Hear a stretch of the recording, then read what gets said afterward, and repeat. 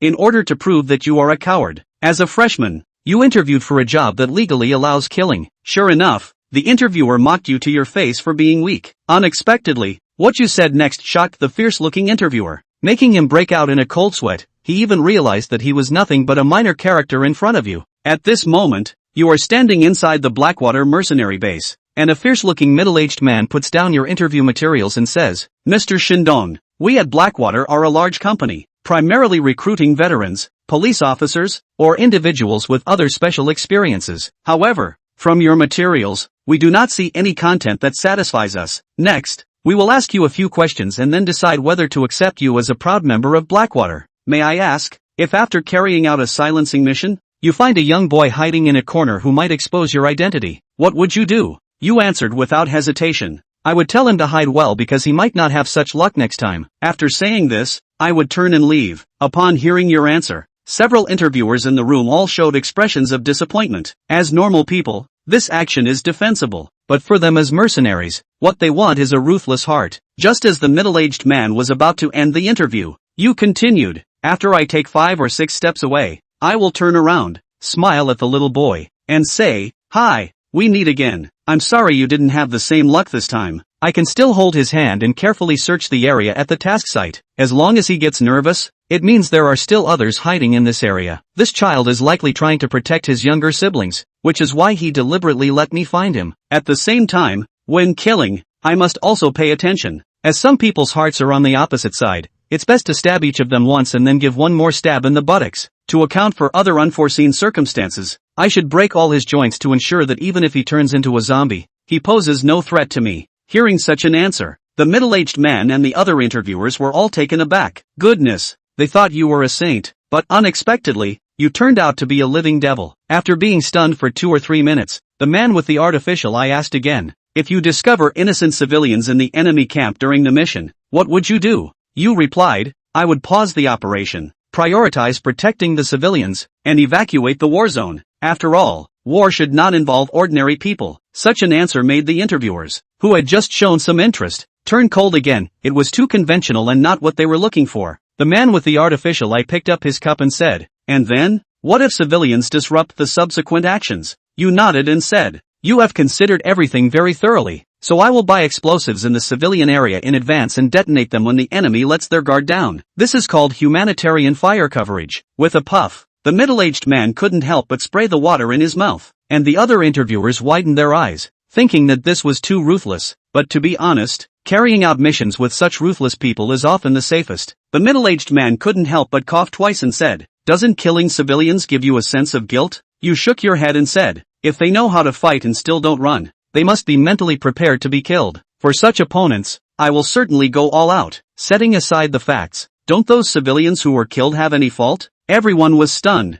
wondering why what you said seemed so reasonable. One of the interviewers asked with a curious expression, "If teammates have internal strife due to personal grudges during a mission, how would you handle it?" This question is not on the interview list. The reason it was asked is that he encountered such trouble during his last task, which has become a mental block for him, lingering in his mind for a long time. You replied, "I will mediate conflicts and ensure team cohesion. After all, cooperation leads to victory." The interviewer showed a hint of disappointment. He had done just that, but the final result was not satisfactory. Before he could ask again, you continued, "If they don't listen to advice, I would tie the troublemaker to the enemy sniper's line of sight, solving the internal issue while delivering a surprise package to the enemy. As long as the sniper fires, it can also help us determine the enemy's position for a bombardment." Everyone was stunned again, and the questioning interviewer was the first to react. He suddenly kicked over his chair, his neck veins bulging. Yes, how did I not think of that? Whether he is really an internal traitor or not, when he affects the task due to emotions, he is more detestable than a traitor and should be dealt with directly to ensure the safety of the entire team.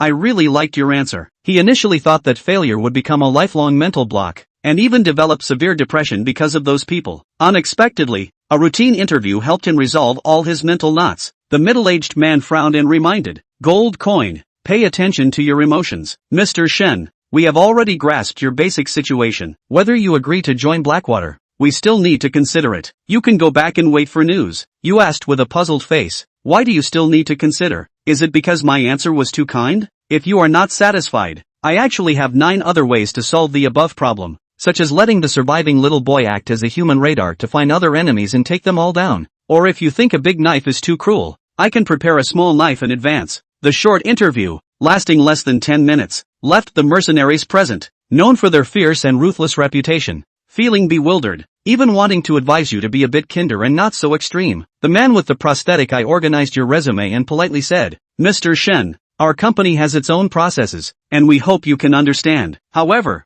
I personally have no objections to you and am very satisfied with some of your ideas, which have opened the door to a new world for our industry. Please rest assured, we will consider it seriously." You took the file bag and said, "All right, before I leave, can I ask you for a favor?" The interviewer, previously referred to as Gold Coin, said, "Sure." You took out an application form from your backpack and said, "I want to buy a gun. The staff at the gun shop told me that I need either a gun license or a guarantor with a gun license. I would like to pay one of you to be my guarantor." The thought of a man from China wanting to buy a gun is chilling. The middle-aged man instinctively asked, "As an international student, why do you need a gun?" You helplessly replied, "Well, the Emperor Yang has just stepped down, and after Volodin took office, the policies have been very extreme. Most people in your country have a very unfriendly attitude towards China, and this situation is everywhere. As an international student, I just want to protect myself, which is reasonable." The hot-tempered Gold Coin nodded, drew the handgun he was carrying from his waist, and handed it over. "This Glock G17 is a gift for you. The magazine is full, and there is one round in the chamber, a total of 18 bullets. Enough for your self-defense. Consider it a thank you for helping me open my heart. You need a gun, so you certainly won't pretend to be polite." You took all the money out of your backpack and said, "Blackwater Federal has not imported Glock handguns from Austria, so this one of yours should have come through unofficial channels. According to the current black market price, a Glock G17 sells for $2,000, which is equivalent to 56,000 rubles now.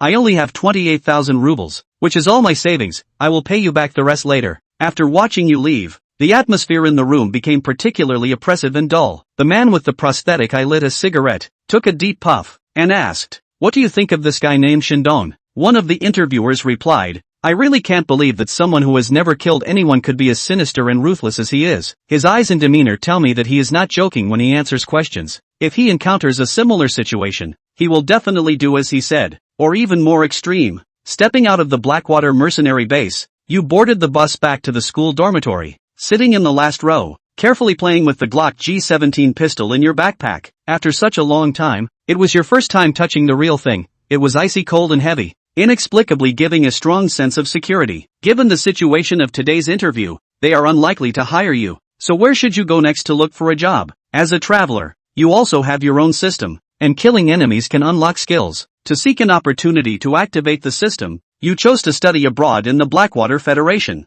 Previously, you had interviewed for positions such as bank security, bounty hunter, prison cafeteria worker, and casino server, but none were successful. Mercenaries are the last legitimate industry you can think of for killing enemies. In your previous life, you were just an ordinary person, living a life that was neither good nor bad, and you never encountered any major surprises until the end of your life. You didn't know why heaven chose to let you traverse, and even gave you a killing god system. Which man doesn't secretly yearn for an exciting and thrilling life? Would you rather be an unknown person, living a stable life and dying in bed with a catheter? Or would you choose to leave a mark in history even if you don't live to be 30, an unknown pawn, or a renowned figure? In your past life, when you heard this phrase in a game, you almost unhesitatingly chose the latter. If you didn't have the chance in your last life, then use this life to make up for all the regrets. Just as Shin Fei was rambling, a loud gunshot rang out, followed by the bus braking sharply and coming to a violent stop on the road. "Ah, what happened? My God, look,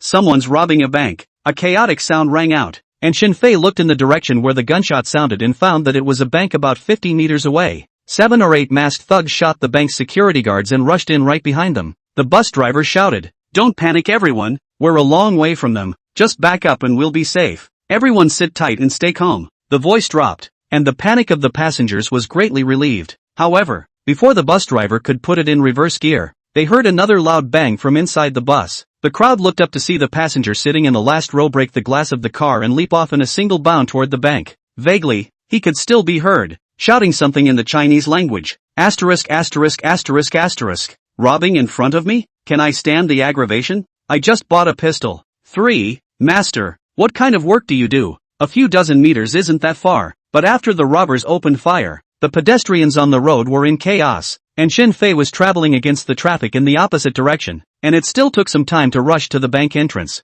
The bandits had all rushed into the bank lobby, leaving only a masked man on guard at the door. Shin Fei gripped the pistol in his backpack tightly and asked, panting, "Master, what do you do for a living?" The robber looked down at the AK-47 in his hand, then looked up at the fine-skinned Shin Fei, and his entire body was confused. What kind of crazy person is that? Shin Fei wanted the moment he froze in his tracks. Without half a second's hesitation, he pulled the trigger across the backpack. Bang! Gunshots rang out and the bandit was shot in the body and slowly fell down. The system beat that had been expected for a whole decade or so did not sound. What the hell? No one's dead? Shin Fei hurriedly fired several shots at the bandit's heart and torso as well as his head, pulled out his legs and rushed into the nearby alley. He utilized the time difference, as well as the determination that the bandits in the bank, who were surely not going to give up on the money that was about to come to them, would instead come running after him. Ding! Finally, the system beat that had been silent for many years sounded in Shin Fei's mind. Congratulations to the host for completing the first kill mission,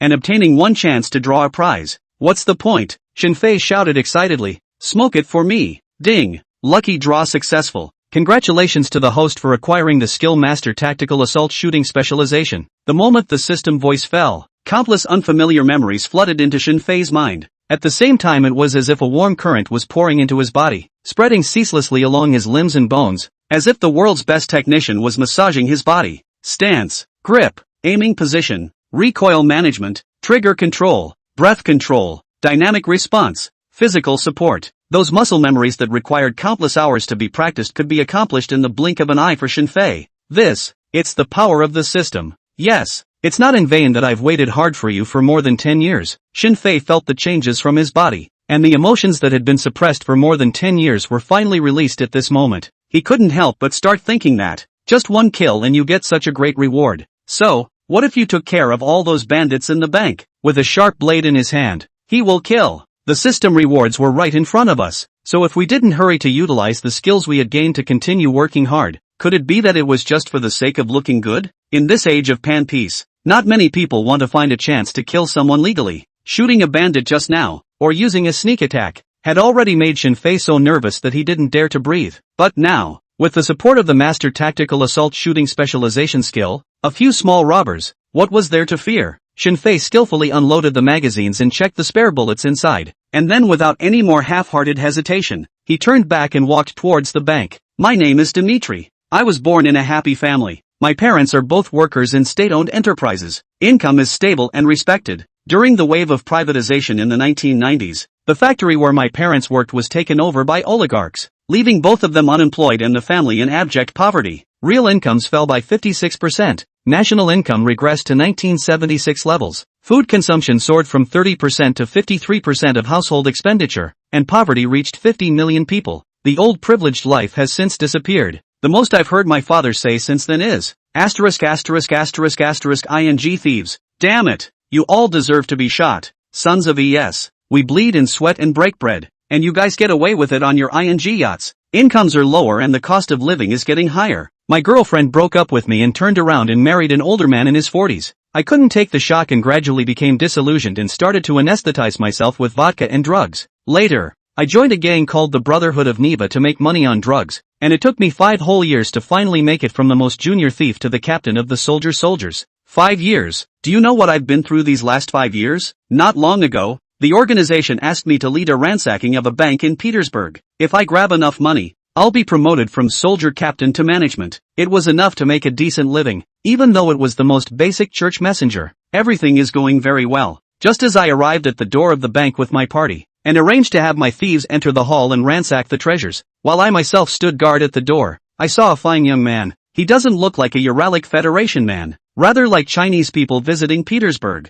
or studying abroad. I didn't pay too much attention to him, and as he passed me, he asked the question that will stay with me for the rest of my life. He asked me, "What's the job?" I swear to God, I've never heard such an idiotic question. Is it possible that I'm not even dressed up enough? Or is the AK-47 I'm holding just a burning stick in his eyes? Just when I thought he was nothing more than a scared foreigner, a gunshot suddenly came from his backpack. A huge force penetrated my body and I knew I was shot. Before I could figure out what the hell was going on, he fired several more shots into my body and then slipped away. Ran away? With the last of my strength, I looked down at the bloody hole in my shirt. One is mine, the other one is mine too. I was dying by and large, but before I died, I still couldn't figure out one thing. No offense, you're not a cop, why on earth would you want to kill me? The robbers in the bank lobby were also confused. They had just rushed in, finished taking care of the security personnel and controlling the staff, and were about to blow up the vault door with explosives when they heard gunshots ringing out the door.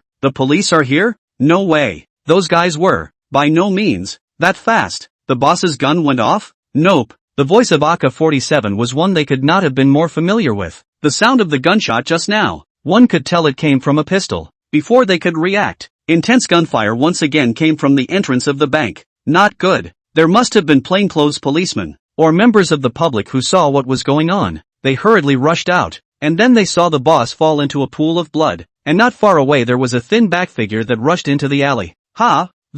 What the hell? What happened, boss? How did the boss die? Is it the police? It can't be, even if it's the police. Why did they just kill someone without negotiating with us? Exactly. It doesn't make sense. What to do? Go after them, avenge the boss, avenge your mom's death. We're here to rob a bank and work for the gang. Hurry back and keep loading up the money. The robbers made up their minds, not even caring about the bodies on the floor, and turned into the hall to continue their robbery. Already delayed by almost a minute. It has to be faster. Otherwise the police will come and the situation will only become more problematic. 5 minutes later, as planned in advance, a black-painted What's travel van slammed to a halt in front of the bank. The robbers who had ransacked the bank rushed out and threw the bags of money in their hands into the car before they were ready to get in and run. And at this point, not far away, in the alley, the barrel of a dark pistol had been aimed at them. Death. Eyes open. Next. Bang. The beautiful sound of a gunshot, exclusively Glock, rang out in the silence of the empty street, shooting at a distance of 50 meters.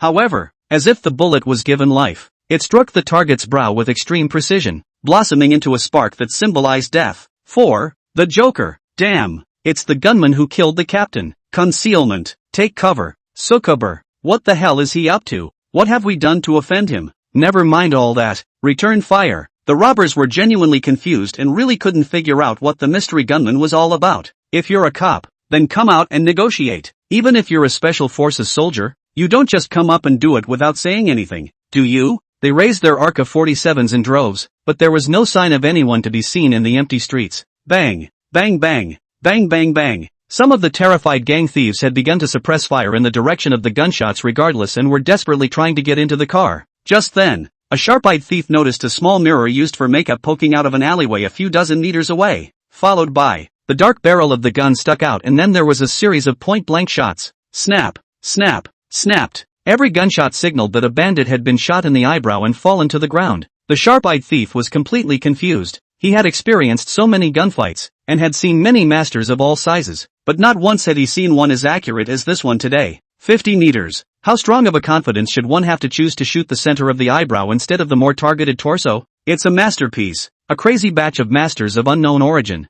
Run, stupid kids. Run. He wanted to shout out a warning, but it was too late as he felt a huge force hit his head before he lost all consciousness. Hey, it didn't hurt at all. Felt nothing. Fun love fun. Play in your next life. In less than a minute's time, the gunfire on the street stopped, and Shinfei's mind followed with the system's beep. The number of Qs is exactly the same as the number of robbers we saw earlier. That also means clean death. Nope, and a driver. But Shinfei's current position did not have a shooting boundary that could be used as a shooting boundary. He quickly sprinted out of the alley and dodged through the empty streets, eventually arriving at the bank entrance. If one was an expert, one could see that every time Shinfei switched positions, he stepped precisely on the blind spot of the gunman's shooting boundary. So what seems dangerous is actually safe. When he came to the side of the van, Shinfei saw the driver holding his head crouching and curled up on the ground, shouting into the phone, "Boss, we have encountered an ambush. The brothers are all dead. He's really only one person, but he's a gue." Snap.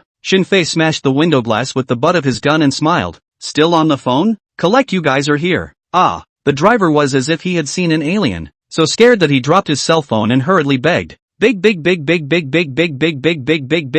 brother, don't kill me. Nee. I'll give you all the money." Shinfei looked at the rubles and gold scattered in the carriage and laughed coldly. "Idiot, killing you. These are also mine." The driver froze. At this point, the middle-aged man's sorrowful voice came from the phone. "My friend, we are the Neva Brotherhood. If you're willing to let my little brother live, You'll be our brotherhood's friend forever in the future. Shinfei grabbed his cell phone and looked at the driver and asked, "What does the Neva Brotherhood do?" The driver replied warily, I. We are gangsters. Gangsters. Petersburg's third-ranked black mob. Scared. Gangster? Shinfei pondered briefly, then grabbed his cell phone and smashed it against the driver's head, saying as he did so, "Isn't that a bunch of ING punks? You got a little Yakuza to bluff me?" Soon, the driver's face was already bleeding profusely. After the man on the other end of the phone heard what Shinfei was saying, he instantly became furious and growled, ********. Dare me to call it a little Yakuza? Asshole, don't you dare tell me who you are? Shinfei picked up the bloodstained cell phone and said, "Scare me? And don't you go ask around the Monosov scholars community who doesn't know me, Uncle Ivanov? Toot. Shinfei hung up the phone without mercy. Although the driver's face was covered in blood and his entire body was in a state of vertigo, his eyes could still vaguely see light. He couldn't help but growl in his mind as he looked at the young man in front of him who was like a god of killing. This ing uncle? Shinfei saw the driver's doubt and spoke out. "No one believes it. I don't even believe it, but it can't be helped. I'm slow to develop, okay?" The driver couldn't help but twitch the corners of his mouth, not daring to say a word. Shinfei sighed and said, "Well, I didn't expect you to be so smart. Actually, I'm not Ivanov. He's the landlord after I came to the Ural Federation. Not only did he deduct my rent and security deposit, when I finally checked out of my room, he came over with a ING lamp to fix the damage. The police came and told me it was a civil dispute and that I should go to court to fight it. Sukuber, your judge lords of the Urals Federation have hibernated on their dossiers long enough to repair the Siberian Railroad 3 times. I lost 30,000 rubles, and that was almost all my savings. I also heard later that old thing had cheated many college students with this kind of scheme, and some of the female students could only accompany him to bed because they didn't have the money to pay him back. Damn, I haven't even slept with a college student. Before I didn't have the power. I had to admit it. Now that I do, I'm not going to get back at him, so I don't have powers for nothing? Driver, God, why are you telling me this? I just want to live. Where are the crazy people from? Shinfei finished talking to himself, patted his shoulder and asked, "You're a smart man, tell me, what's your name?" The driver glanced warily at the body of the boss in front of the bank and replied, Day, Mit, Mile. Shinfei didn't pursue the truth, and said very seriously, "Dmitri, you're a smart man, smarter than anyone I've ever met, and you were very good at listening and not interrupting what I was saying. I like you a lot, and right now, I'm going to let you go, but the next time we meet, we're going to be enemies, do you hear me? Let me go?" The driver had seen countless ruthless people, but when he compared those ruthless people to the man in front of him he realized that those so-called ruthless people were as kind as elementary school students. You can't find it in reality. But to the driver, the man's figure looked like a character from his fantasy world. The Joker, right. He's got the same neuroticism and insanity in him as the Joker. It's a purposeless purposefulness, order out of chaos, taking pleasure in creating fear. His killings are not mere violence, but a performance, a mockery of the rules of society. Sure, this is just for the fictional country Ural Federation in the overhead alien world. 5. It's you stinky old men who make the hardest money. The driver swallowed hard. You're really going to let me go? Shinfei nodded tenderly. Thank you. Bye. The driver opened the car door in a panic and rushed out with a roll. Behind him, Shinfei expressionlessly raised his Glock pistol and then pulled the trigger. Click. The sound of an empty warehouse hanging up rang out. The trigger linkage disengages from the stopper. The firing pin safety lockout casts a prismatic shadow in the rail groove, and the non-slip pattern on the back of the polymer grip creates a subtle 0.3 mm overhang from the tiger's mouth. That's right. In this Glock pistol in Shinfei's hand, there were no bullets, and because of that, he didn't pull the trigger first, or pick up the enemy's gun and shoot the driver. Though even with the enemy's gun, Shinfei was sure of killing the enemy, but then there could be an accident. One accident in a million. It was also something that Shinfei could not tolerate. Not to mention, wouldn't it be even more of a problem if you met a douchebag who was worried that if he died the enemy would pick up the gun and be able to use it straight away, setting the trajectory to the left? But now, Shinfei had plenty of time to calibrate his guns. Casually picking up an AK-47 whose rifling had been smoothed out, he calmly completed a series of operations such as ejecting the bullet,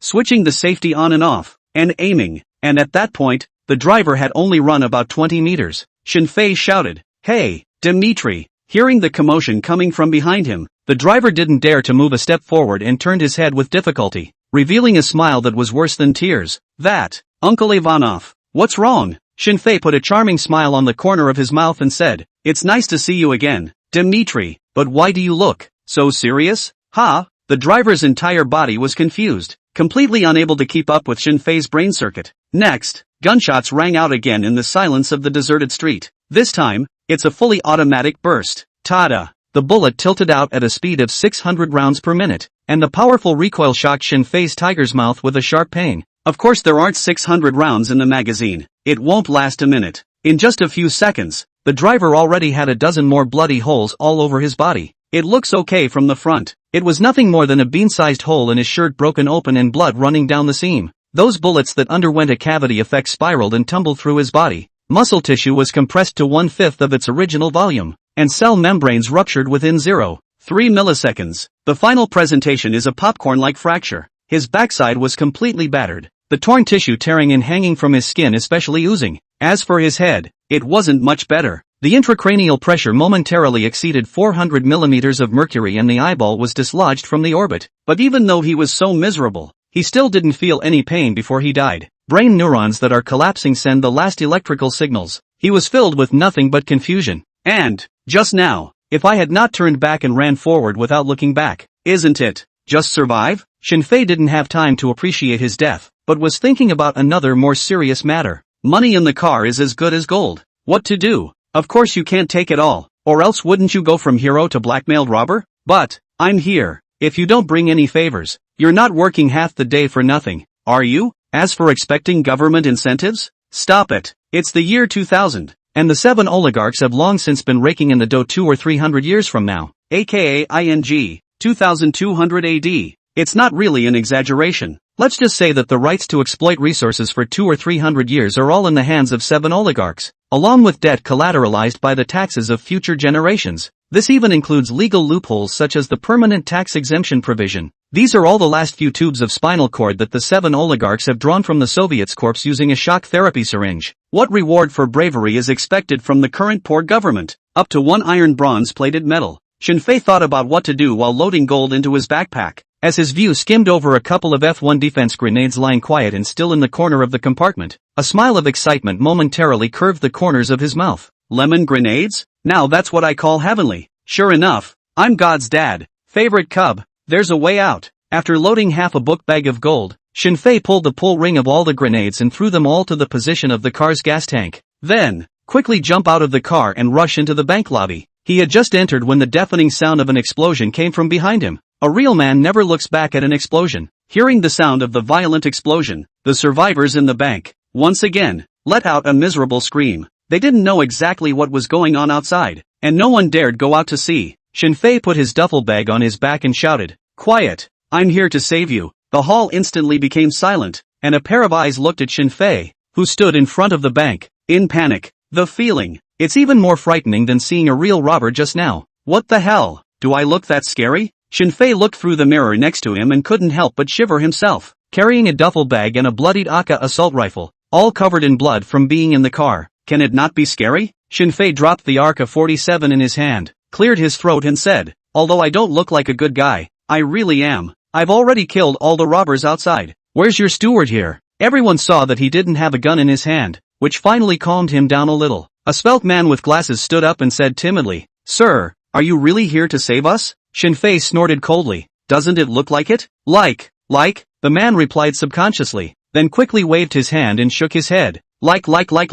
"Thanks. Thank you, hero." On behalf of the entire bank, Shinfei waved his hand and said, "All right, don't be polite. The police will be here later. Is there any water? Pour me a cup of water." He wasn't going to run, and he couldn't. While there wasn't a lot of surveillance in this day and age, the bank was monitored, and his identity could be traced as soon as he was checked. Besides, what's the point of running away when you're justified in what you've done? It was just that Shinfei was thinking about a question. These gold of his own, where should I hide it? There's. The bank manager rushed to bring a glass of water. Shinfei just took the cup of water. His back suddenly loosened, followed by the gold and rubles in his backpack, and all of them fell out with a crash. Too greedy, overloaded, and forget that just now the backpack received a shot. There was already a hole. So much gold of pressure, but it fell out. Moment. The group of staff in the hall, looking at the gold bearing the bank's mark, as well as the brand new rubles, all wore expressions of immense embarrassment. Cough. Ahem. The svelte bank manager coughed twice and reprimanded. What are you waiting for? Why don't you pick up what the gentleman dropped? Also,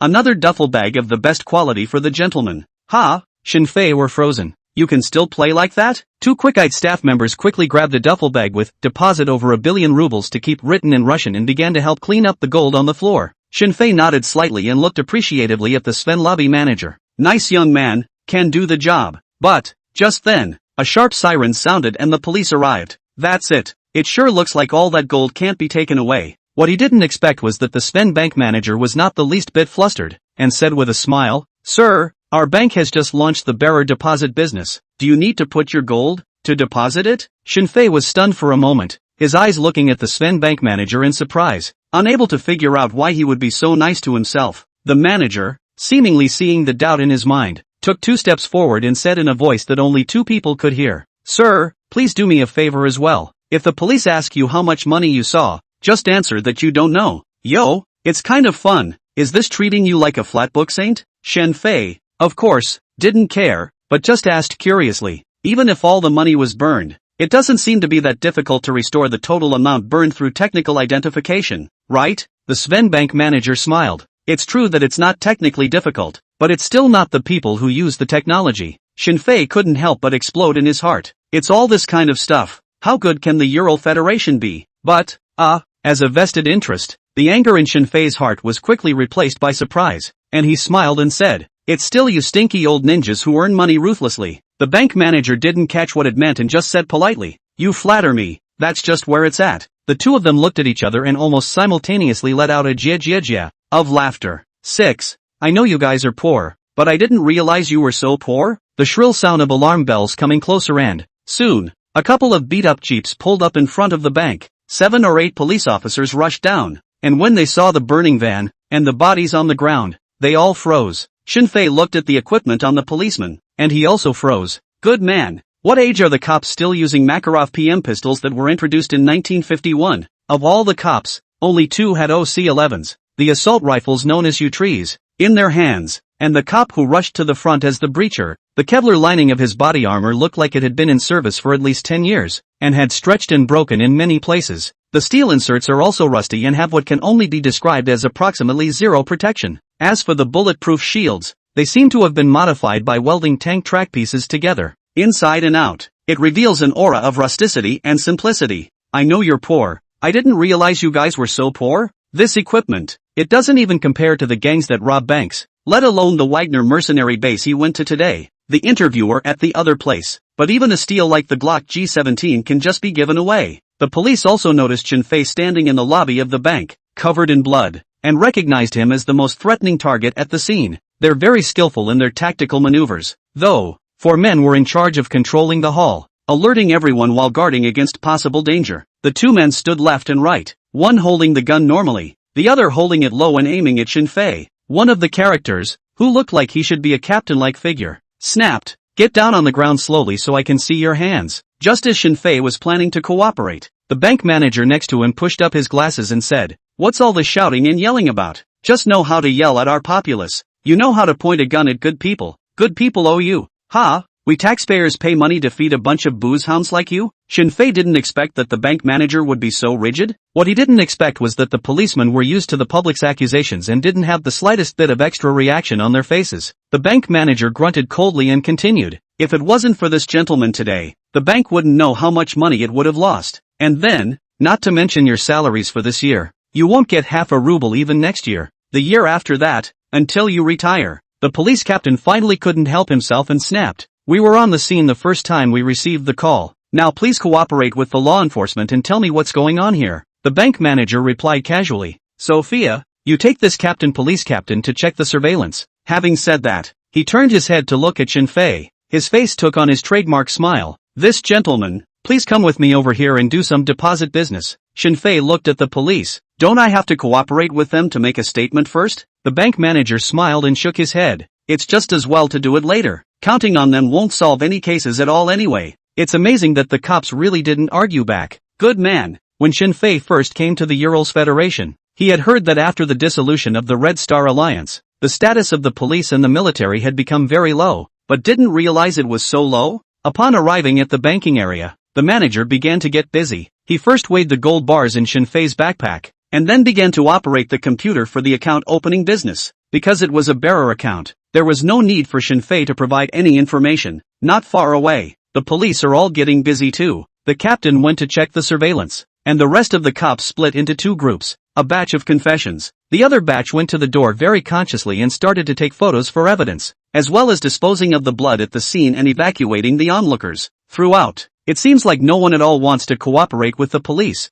Shinfei really couldn't help the curiosity in his heart and asked, "Manager, you all treat the police like this. Is there really no problem?" The bank manager didn't even raise his head. What could possibly go wrong? This bank has been ransacked 3 times this year, and this is the 4th time. Have any of them been solved? Even if the case is solved, that money will be taken from their paychecks and not returned to the bank at all. If it weren't for your bravery this time, the damage would have only been greater. Haven't you heard that one before? The cop is always late. Respecting them is better than respecting the mercenaries who actually sell their lives when paid. Shinfei wondered, what does this have to do with mercenaries? Is it hard to believe that mercenaries will help you investigate cases? The bank manager raised his head, sized up Shinfei, and asked politely, "Sir, you haven't been in Petersburg for a long time, have you?" Shinfei nodded. "No wonder you feel strange." The bank manager continued with the account opening business while explaining, "This country didn't used to be like this, but even if you haven't been here long, you should have heard of shock therapy,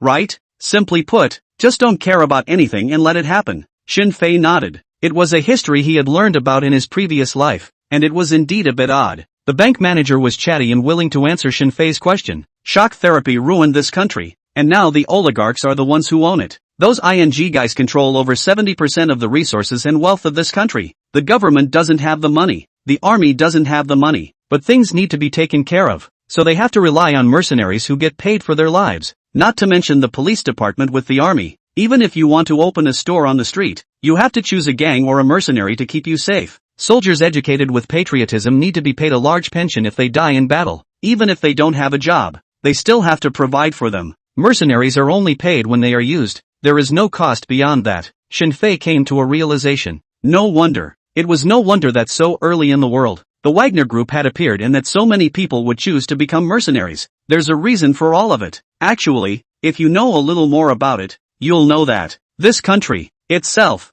has a lot more magic going on. Like even in 2024, there will be recruiting to the death row when the war is on. As long as they survive a month on the battlefield, they will be acquitted when they return home. Don't care what kind of robbery and murder you're in, or some kind of child abuse, assault on a young girl, as long as they survive a month on the battlefield, they are all released. This was in Shinfei's original country. There's no way that could have happened. Shinfei had another question in his mind. Would King Volikan, who had just taken office, let a private armed force develop and grow without any intervention? The KGB wouldn't agree, would they? The bank manager handed over a bearer passbook and said, "Sir, your deposit operation is done. A total of 53 kilograms of gold, and 420,000 rubles. Shinfei nodded and added, "Get me 50,000 rubles in cash." At this time there was no internet payment, and you had to rely on cash to go out. No problem. The bank manager withdrew the cash as requested, handed over a business card,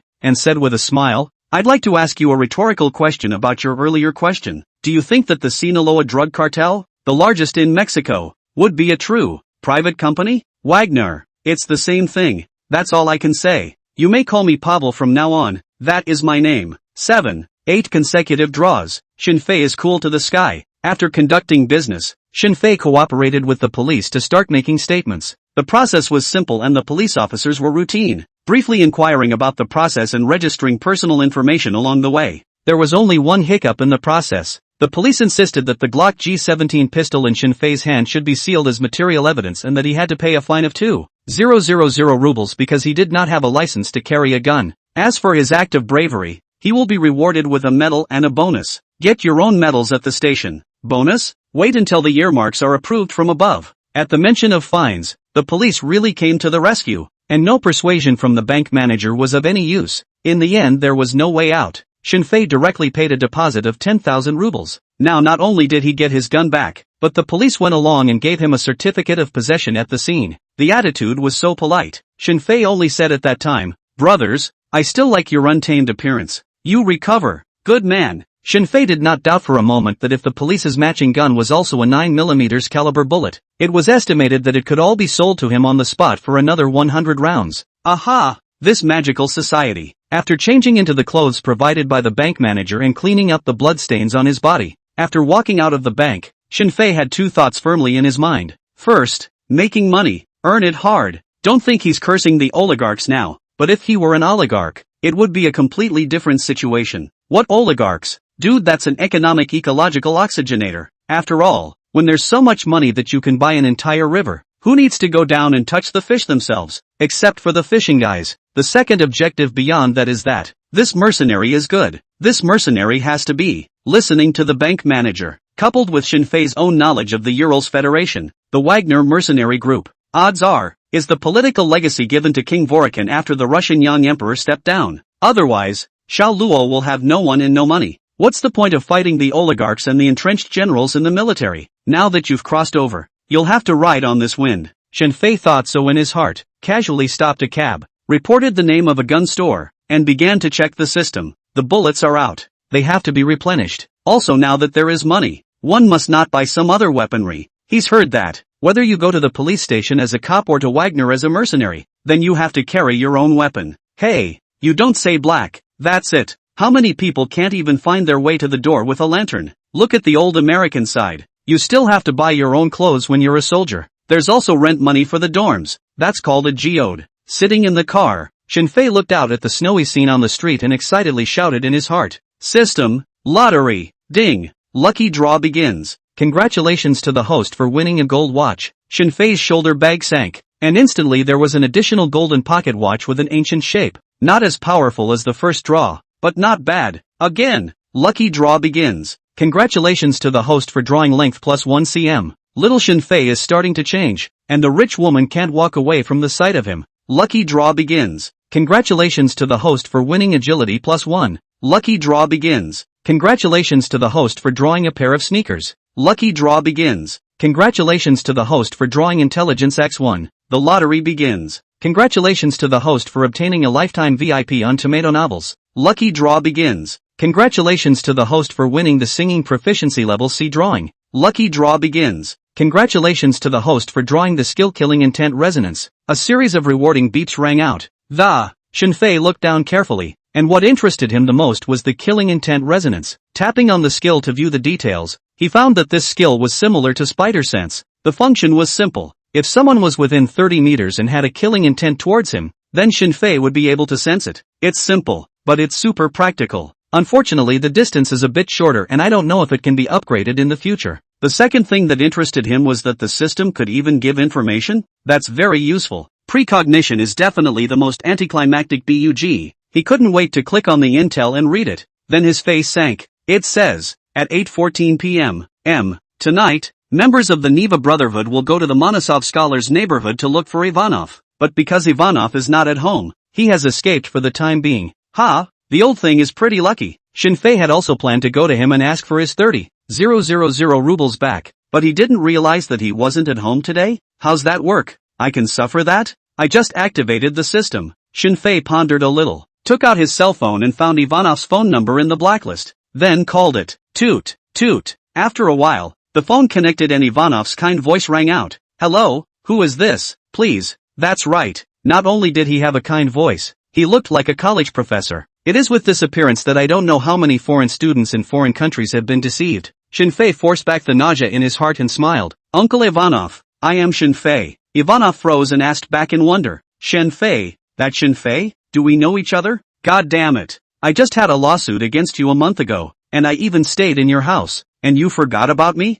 It is evident that this old thing has cheated many people on a regular basis. Forget about the good. Forgetting saves you from having to find another reason. Shinfei smiled and said, Uncle Ivanov, I heard that you have a house for rent at school, and I have 3 people on my side, a boy, a Chinese girl, and a Japanese girl want to rent your house. He remembers it very well. This old man loves Chinese and Japanese women. Actually, it's not just him. A lot of old white men are the same. Always feel that Asian women are gentle and considerate. Bird-like, any beating and scolding not to return the favor. Oh, but then again, it's true that there are a lot of easily girls who, when they meet a foreigner, look as if they are still living in the Qing dynasty. 3. Ivanov pretended to think. But in fact, he was already happy inside, and waited for 10 seconds or so before saying, "Are you guys in a hurry? What a coincidence. I came out to do some errands today and wasn't at home." Shinfei said with difficulty, "It's quite urgent." "I'm fine, but those two girls don't have a place to stay, and they're all so good looking. You know, it's dangerous to spend the night out." 8. Hang a fairy wand in front of you and you'll run faster than anyone.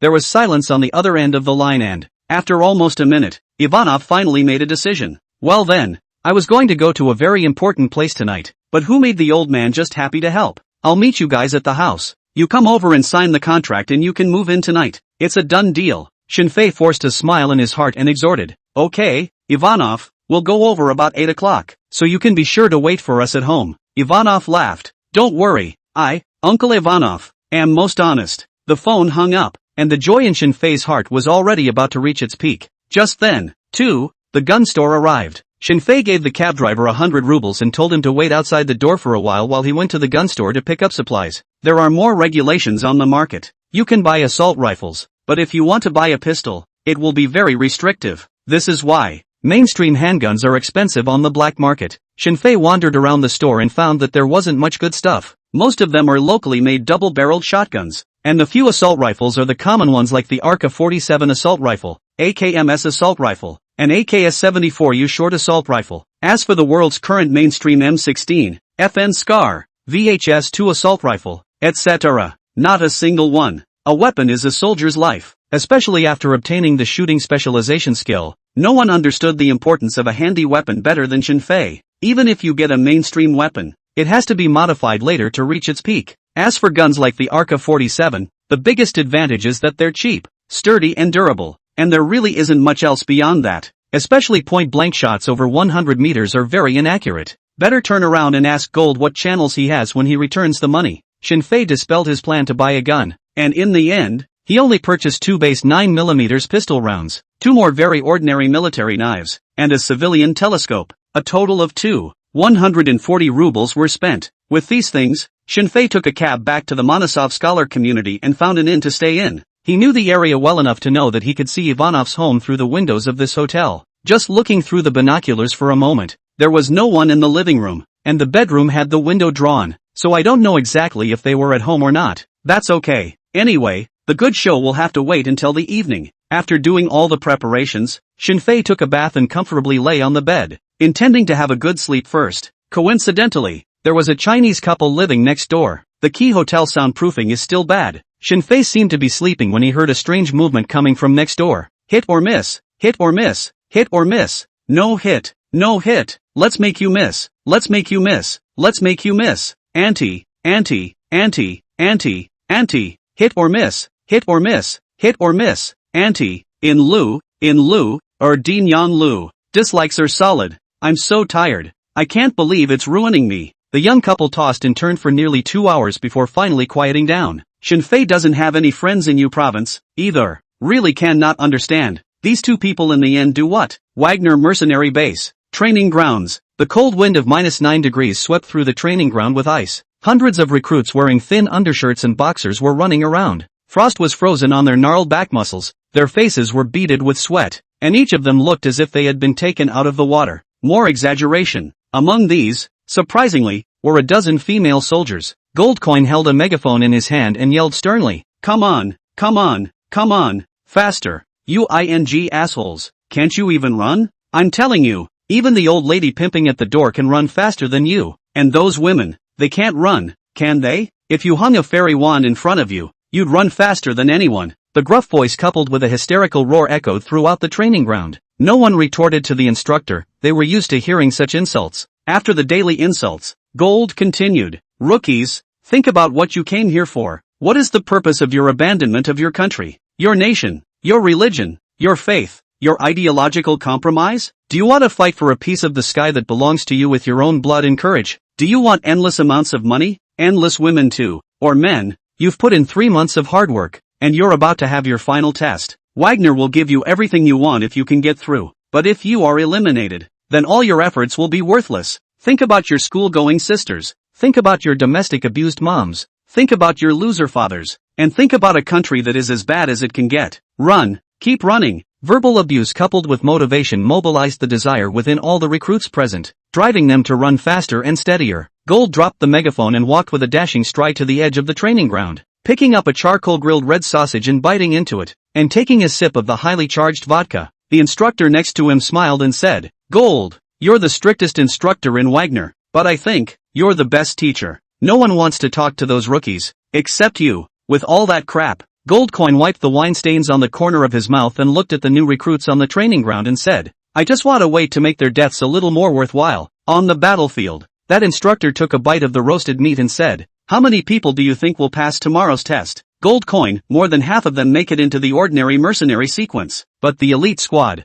not a single one. The instructor was taken aback and asked rhetorically, "Not a single one? Aren't there a few?" Goldcoin interrupted, "They're not good enough. They have to work out for at least a year in a normal unit before they might be eligible for selection into the elite squad. Never have compassion on them. Letting unqualified people into the elite squad will only get them killed, and it will get us killed." The instructor nodded and didn't say another word. Just then, the man with the prosthetic eye in his left orbital socket ran over with a bunch of photos, looked at the gold coins and said excitedly, "I really let your kid guess right. That gun, it went off. 9. You, what the, god damn it." Goldcoin gave a smile of a sure thing and took the photo and looked at it. All of them are pictures of bodies, very gory, but in the eyes of the people around, the standard bloody hole in the corpse's brow was even more beautiful and alluring than the carcass of a beautiful woman. It's simply art. Righteous eye laments. Pistol, 50 meters, 18 rounds, 8 kills, 4 of them double tap. 4 double taps? Hearing this word, even the several instructors couldn't help but widen their eyes. Double tap refers to shooting the same target twice in a row in a short period of time, i.e., 2 rounds hitting a single bullet hole. To be able to play like that on the practice field is considered a marksman. In the middle of a real battle, even they would have a hard time making a shot like that with a pistol. One of them spoke up and inquired, "Is this the work of that troop's soldier king?" Another instructor looked at the shape of the bullet hole and was filled with surprise. 9mm pistol rounds? This is the Chinese student who came to interview today? Good lord. With that kind of precision, he still says he doesn't have any special experience? Hearing this, the instructors present were again surprised. What did they hear? A rookie foreign exchange student who came for an interview with a pistol in a real battle, and shot like this? Are you kidding me? Are all students so good these days? It's almost like playing an FPS game on the fly. After looking at all the photos, Goldcoin slowly raised his head and asked the most crucial question. So, why did he come to the interview today and hide his strength? Just here to trick us into becoming his guarantors for the guns? These corpses, what are they again?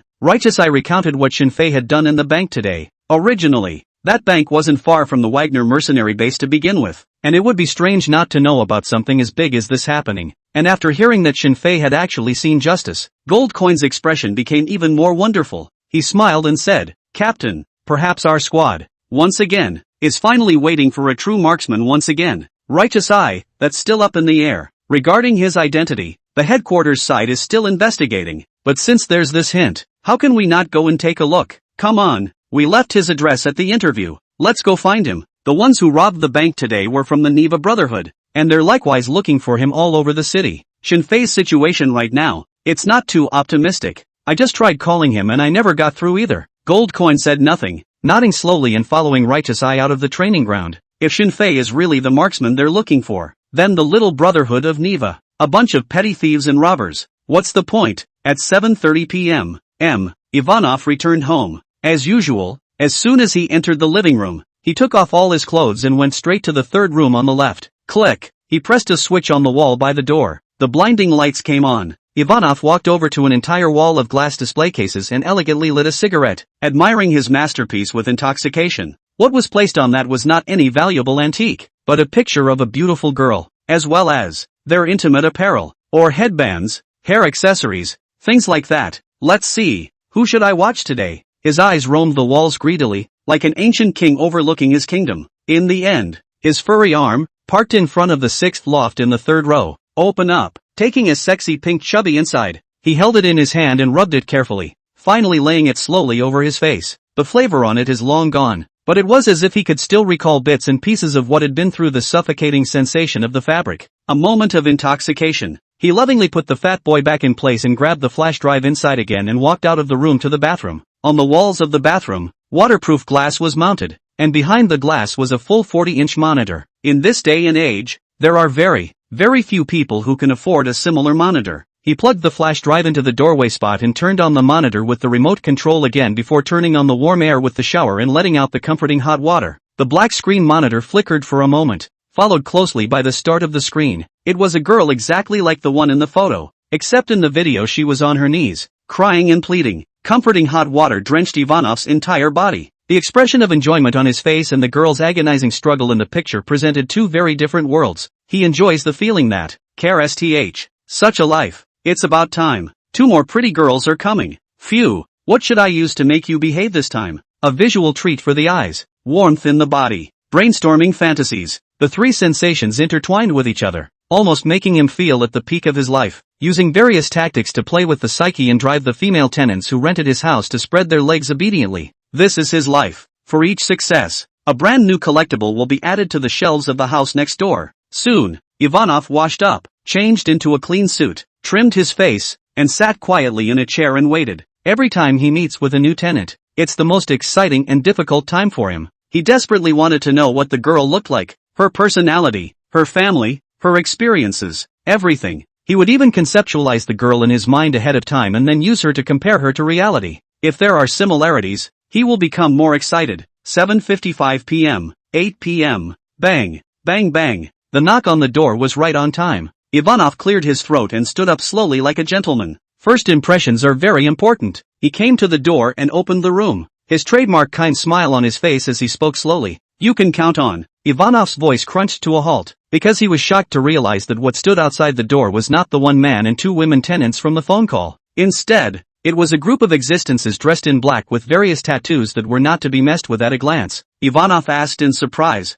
who are you looking for? The leader, a tall, lean man, inquired in a condescending, cold voice. Are you Ivanov? Ivanov shook his head hastily. No, I'm not. Ivanov lives in the building across the street. What he doesn't realize is that Shinfei was in the opposite building, quietly enjoying the scene through the binoculars in his hand. Still trying to lie to me? I've been asking around for half a day. The tall, lean man waved his hand. Asterisk him for me. Who? A dozen men rushed in and grabbed Ivanov without explanation and beat him up. Asterisk Q. Weren't you great on the phone? Where's your arrogance? Dare to offend our brotherhood? You're tired of living, aren't you? Beat me to death. After a fat beating, Ivanov completely lost the gentleman and kindness he had just had. Not only was his face covered in blood, but even a large portion of his teeth had been knocked out. However, when he heard that the other side turned out to be a fraternity, in addition to the physical pain, he was suffering psychologically. He thought about all the people he had sinned against, and really didn't know what exactly he had done to offend the brotherhood. God forbid. He's just an unscrupulous landlord who bullies foreigners. How dare he mess with the local gangs? No one listened to his explanations. The beating lasted nearly 20 minutes. The neighbor next door had wanted to come out to see what the commotion was about, but the door had just opened a crack when he hurried to close it 10 times as fast. In this day and age, the one thing you can't mess with is gangs. After the gang of gangsters tired of fighting, the tall man grabbed Ivanov, who was already sitting on the ground like a dead dog, and said in a cold voice, asterisk it. Give him a piece of paper and a pen, and tell him to write down all the people he's sinned against. Mobsters aren't cuties either. The gangsters are not cuties. Of course they knew that the other person could be anyone, but it would never be Ivanov. Most likely, it was someone Ivanov had offended. But we're here. It always feels like something is missing without a beating. Ivanov's speech became leaky and he was in a trance, but he did not in the least disobey the other's orders and hurriedly wrote. In a few moments, the whole sheet is filled with names of people who have been guilty of his sins. When Ivanov finished writing, the tall man froze at the dozens of names on it, and at the thought of having to investigate them one by one. He couldn't help but roar. You've offended so many people? Old me, a gangster, hasn't offended as many people as you have? God damn it. Fight. Beat all the remaining half of his teeth until they're all gone too. 10. The world's it only picks on honest people. After admiring the former landlord's tragic situation, Shinfei packed everything into his duffel bag, went downstairs to take a taxi, and rushed to the Wagner mercenary base. Just now, Righteous Eyes had contacted him, informing Shinfei that he had passed the interview and would be able to report to work this evening. Obviously, Wagner already knows what happened at the bank today and knows it was Shinfei who did it. This intelligence capability beats the so-called third mob in Petersburg. So what are you waiting for? If you live outside, you might actually be found by the gangsters. Mercenary is indeed a very dangerous job. However, with the addition of the kill and explode skill system, it was undoubtedly Shinfei's best choice at the moment. No background, then fight it out on your own. No one to help me with my ambition. I will tread on my own blood to the top of the mountain. Looking at the street scene that quickly swept by outside the window, Shinfei excitedly clenched his fists. He's looking forward to it with immense anticipation. What heights can one reach in the near future? Will compose? Again. What kind of unbelievable life? Half an hour later, the cab arrived at the Wagner base. Two men, as strong as hills, waited at the main entrance. Seeing Shinfei, they greeted him. Righteous-I extended his hand with a bright smile on his face. Hello Mr. Shin. To reacquaint myself, my codename is Righteous-I, and I'm the captain of Wagner's Estate, Peter's division, Team 7. Gold Coin followed and introduced himself. You can call me Gold Coin, a member of Team 7. Shinfei wore a smile on his face. You all know my information. I don't have a code name, but you have strength. Gold is a straightforward character. Sighing, 18 shots in real life, 8 kills, and 4 double combos. I apologize for my misjudgment of your strength during the interview today. Righteous-I followed suit. Not to mention him, even I, the captain, looked away. To put it mildly, you don't even have calluses on your hands from practicing with a gun. And you're so white that I just can't relate to a precision shooter. Both were quick to say what they had to say. And they were smart enough not to ask Shinfei in the slightest why they hid their strength during the interview during the day. Mercenaries, all have secrets of their own. Shinfei liked dealing with people like this. You guys are too flattering. I'm also just a little more accurate at shooting guns. I'm still weak in other places. May I ask if you have called me here to inform me that I have passed the test? Righteous Eyes nodded heavily. Of course, your shooting skills alone are enough for you to enter the Wagner mercenary unit for recruit training as a specialty. Regular troops? Recruit training? So it seems like there should be other combat units? Shinfei had never been a soldier in his previous life either, and he had even less understanding of mercenaries, and he didn't rush to ask. Sooner or later, we'll get to the bottom of it anyway. Gold Coin looked Shinfei up and down and smiled. Divine Archer, do you mind showing us your strength? If it was just ordinary mercenaries, it wouldn't have been worth digging up for the two of them personally. They were looking at Shinfei's precision rapid fire and wanted to develop him into a part of the 7 teams. Until then, they need to evaluate Shinfei on all fronts. Shinfei nodded crisply. Why not? The trio smiled at each other as they stepped into the Wagner base and walked through the huge training grounds, eventually arriving at the outdoor shooting range. The field is as big as 3 or 4 soccer fields. Even though it's nighttime, there are still a lot of people practicing with their guns. They all straightened up and saluted after seeing the Righteous Eye and the gold coins. It was able to be seen that the two had a high status and were strong enough to convince people. As for Shinfei beside them, or be ignored, either that or just a casual glance. The three came to an unoccupied shooting position, and Righteous Eye inquired, Shinfei, what kind of gun are you good with? Or do you mean, start with that Glock of yours? Although Shinfei had obtained the skills rewarded by the system, he had actually only used Glock and AK-47. Now that you have the opportunity to shoot targets for free, how can you not experience other firearms? Bullets are expensive. Shinfei smiled and said, I want to experience the whole series. Is that okay? Oh, hearing his words, many of the mercenaries beside him cast playful glances. This must be a newbie, because no shooting veteran would dare, at Wagner's range, to say such a thing. Many people had already begun to look forward to the exciting scene of Shinfei being smashed in the nose by the recoil when he used a large caliber pistol later. Righteous Eye nodded slowly. Of course, except that the full range we have here may be a bit more involved than you think. He turned his head to a shooting instructor next to him and said, Captain Kuznetsov, please prepare the full range of firearms. For Mr. Shinfei, the ranks here are the same as the police and the army. Yes, Captain Kuznetsov saluted and left with a few mercenaries. In a few moments, they pushed right in 3 gun cabinets, each 2 meters high, that were specifically designed to store weapons. Open the cabinet door to reveal the assortment of firearms hanging inside. Pistols, assault rifles, submachine guns. With the exception of sniper rifles, it covers almost all of the most mainstream types of firearms in the world today. As for why there are no sniper rifles, it's because the training grounds are different. Usually, the sniper's test is separate from all other firearms tests as well. Such a scene attracted the attention of more mercenaries present. After all, it's been a long time since we've seen anyone challenge the full range of firearms. Gold Coin took a step back and made a gesture of invitation. Mr. Shinfei, you may begin your performance. A gun. It's full of guns. Seriously. Shinfei looked at the 3 walls full of firearms around him. How could his mood not be excited? In his country, after all, the average person may never get a chance to shoot a gun in their life. Even if you chose to go into the military, after 2 years of mandatory service, you'd probably have more opportunities to play with guns in the recruiting company. When I got off the company, I had to take advantage of training days and practice for a few hours. As for that logistics unit, the most opportunity they have for being seconded is to service the guns and press the bullets. Pressure bullets. It's an absolute nightmare for new recruits. Shinfei walked to the pistol cabinet first, and with a glance,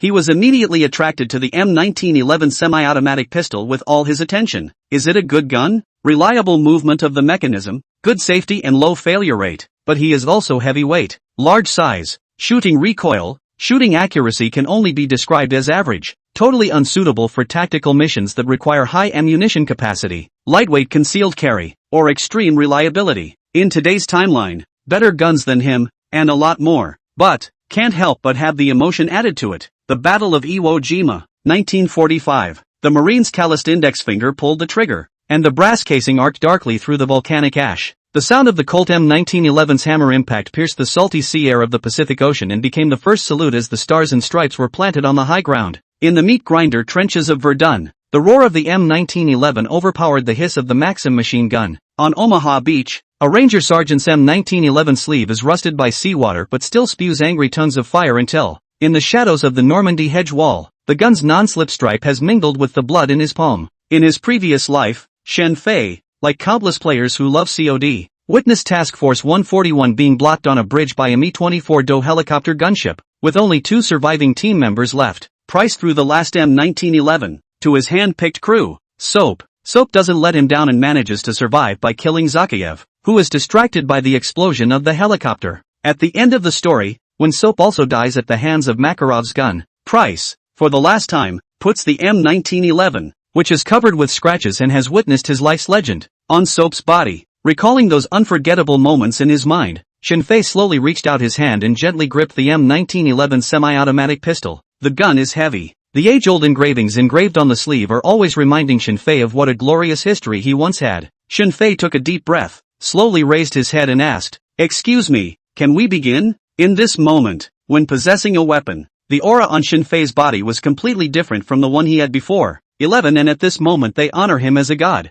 Goldcoin looked at Shinfei at this moment, slightly lost in thought. Daytime, when he saw the bullet holes in the photos of the bodies, it was hard for him to associate outstanding work like that with a thin, well-mannered, 18-year-old, but he knew that Righteous Eye's intel couldn't be wrong. Out of trust in the captain, they began to contact Shinfei and managed to invite him to the Wagner mercenary base. When meeting Shinfei for the second time, although he tried to convince himself, there was still no way he could believe that Shinfei possessed breathtakingly accurate shooting skills. But now, when he saw Shinfei, who was holding a M1911 semi-automatic pistol and standing in front of the target lane, waiting for the command to fire, he finally began to try to believe that inside this skinny body, perhaps there really is a hidden, unbelievable power. More and more mercenaries were attracted to the side. Among them were also several instructors who were by the training ground during the day, as well as several interviewers who had interviewed Shinfei early in the morning. Whispers rang out. "He's Shinfei? Yes, I met him during the interview, and his views on some of the issues really struck me. But he doesn't even have calluses on his hands. Does he really have the ability to hit 4 double taps in a real battle? It shouldn't be a coincidence. Yes or no? The person is here. We'll find out later. So many gun cabinets. He's not really going to try to fight the whole series, is he? Have you guys ever met anyone who played the full series? Maybe the first and second squads have that kind of strength, and so can those ace squads at headquarters, but how are we qualified to see them practicing their guns?" The voices around them grew louder and noisier. Righteous Eyes didn't interrupt their discussion, looked down at the military watch timer on his wrist, and said in a deep voice, 50-meter target, ready, and order. The staff of the range quickly placed a human-shaped target in the target lane where Shinfei was. 50 meters position. All the mercenaries fell silent. 50 meters is already the longest effective range for almost any handgun ever. After all, on the actual battlefield, handguns are usually used for little more than mop-ups or to supplement firepower when conducting CQB operations. It's always faster to change pistols than bullets, and it's faster to use a dagger than to change a pistol. But for the vast majority of people, beyond 50 meters, you have to rely on faith-based shooting, and it's all about luck if you hit. The barrel is that long. There's no way around it. From the 50-meter position, the bullseye 10 ring is a red dot the size of a sesame seed. Even those with bad eyes can't see the red dots of the 10 rings clearly. When the staff retired, Righteous Eye's voice sounded again. "Shen Fei, You have 2 magazines of 11, 43mm pistol rounds in front of you. You can use the first magazine to calibrate the firearm you are using. Shinfei didn't hold his head high. He skillfully replaced the first magazine, turned on the safety, aimed, and fired. Bang, bang bang. A loud gunshot rang out. The M1911 sprayed a dazzling fire, and 7 tracer rounds, their tails glowing red, flashed before people's eyes. Tracer bullets differ from other bullet warheads in that the warhead glows in flight and shows trajectory in low light or dark environments, assisting the shooter with trajectory corrections. It is also used on the range to be able to show the shooter the trajectory and bullet distribution. 7 rounds, 7 seconds of rapid fire. Such a firing speed alone was enough to put many of the mercenaries present, who were known for being fast shooters, to shame. After all, if you're just emptying the mag, 2 seconds is enough. But to hit the target, you have to control the kinetic energy that follows the first shot hit, i.e., recoil management. Shinfei pressed down on the muzzle and turned off the safety. This set of processes can't really be said to add much safety, and the politeness implication is actually a bit stronger. After all, M1911 has a variety of insurance agencies. The manual safety, grip safety, and half-standby strike safety provide good protection against accidental misfires. Plus the magazines are empty. Shinfei was even less likely to make the kind of mistakes that only a novice white person, like Goldfinger, would make. After making sure the gun was not pointed at the target, Righteous Eye murmured, "Fetch the target paper." The staff quickly fetched the target, and the eyes of the mercenaries around them all looked to the location of the bullseye. Shinfei was also looking at the target paper, but was not concerned about the score, but was looking at the ballistic distribution. The first thing to do with an unfamiliar firearm is to test fire it. People need to get used to guns, and the gun. Pick your own masters, too. This relationship was very subtle, and if it wasn't for Shinfei's possession of the system reward skill, it would not have been possible to sense this layer of reasoning at all. Righteous Eye, report the target. The staff snapped. 1 round of 10 rings, 4 rounds of 9 rings, 1 round of 8 rings, 1 round of 7 rings. At first glance, that doesn't seem like too much of an accomplishment, but as a first test firing with an unfamiliar firearm, it was breathtaking enough. The corner of Righteous Eye's mouth sketched a smile as he continued. Shinfei, can we officially begin? Shinfei changed to a new magazine, turned on the safety, aimed at the target on the target lane, and slowly nodded his head. Righteous Eye stared at the timer on his watch and said in a deep voice, 10 seconds to rapid fire and empty the magazine. Bang, bang bang, bang bang bang. The moment the words fell, the shots rang out again, and this time even faster than the last. When the gunfire stopped, Righteous Eye pressed the timer, stared at the numbers on it in shock and amazement, and lost his voice. 432 seconds. Shinfei, you've created a new all-time record. On this range, less than 6 seconds to empty an M1911 magazine? The eyes of the surrounding mercenaries were equally filled with shock and disbelief. But being fast is one thing. Ultimately it comes down to shooting performance. Although in the middle of actual combat, it is about absolute speed,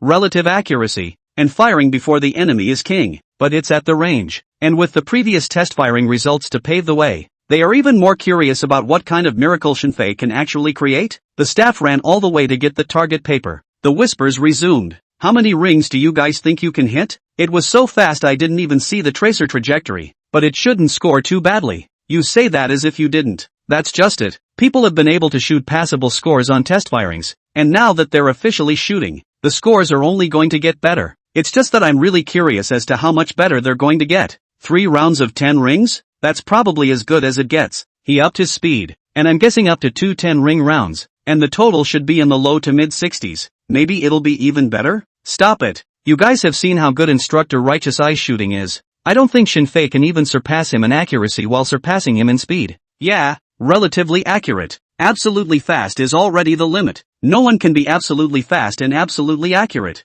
That's something only a demon can do. Amidst a chorus of whispers, the staff ran to the target paper. When he saw the grades on it, he revealed an expression as if he had seen an alien. Frozen and speechless. What the hell? Is it hard to get a bad grade? Many of those present began to speculate. Goldcoin's brow furrowed slightly, and only Prosthetic Eye managed to remain absolutely calm. He said in a deep voice, "What are you waiting for? Report the target." The staff swallowed hard and stammered, shouting, 7 rounds, 10 rings, total score, 70 rings. What? Hearing such an achievement, the mercenaries present all showed shocked expressions, and the sound of sucking in cold air resounded continuously at the range. It's true what they say. If you don't know how to shoot, facing such an achievement is like a frog in a well seeing the bright moon. But, for the average mercenary in the room, and even some of the average instructors, they knew how to play with guns better than the average person. At this point, they see such an achievement. It is nothing less than a mayfly seeing the sky. Pistols. 50 meters. 5 seconds less than 6 seconds of rapid fire. 7 rounds of ammunition. Ring 70. When this single piece of data surfaced in their minds, what was exchanged was a gaze that looked at Shinfei with shock and disbelief. When I first arrived, no one takes Shinfei too seriously. Just think of them as foreigners visiting for pleasure, or friends of one of the instructors, or maybe they were sent by their employers to talk business and come to the range for fun. At this moment, they honored him as if he were a god. The signing was a success. Boys. 12. The hardest thing for a wasp to compress when they get a gun is not the recoil, it's the corners of the mouth. 70 rings? A perfect score? How the hell did he do that?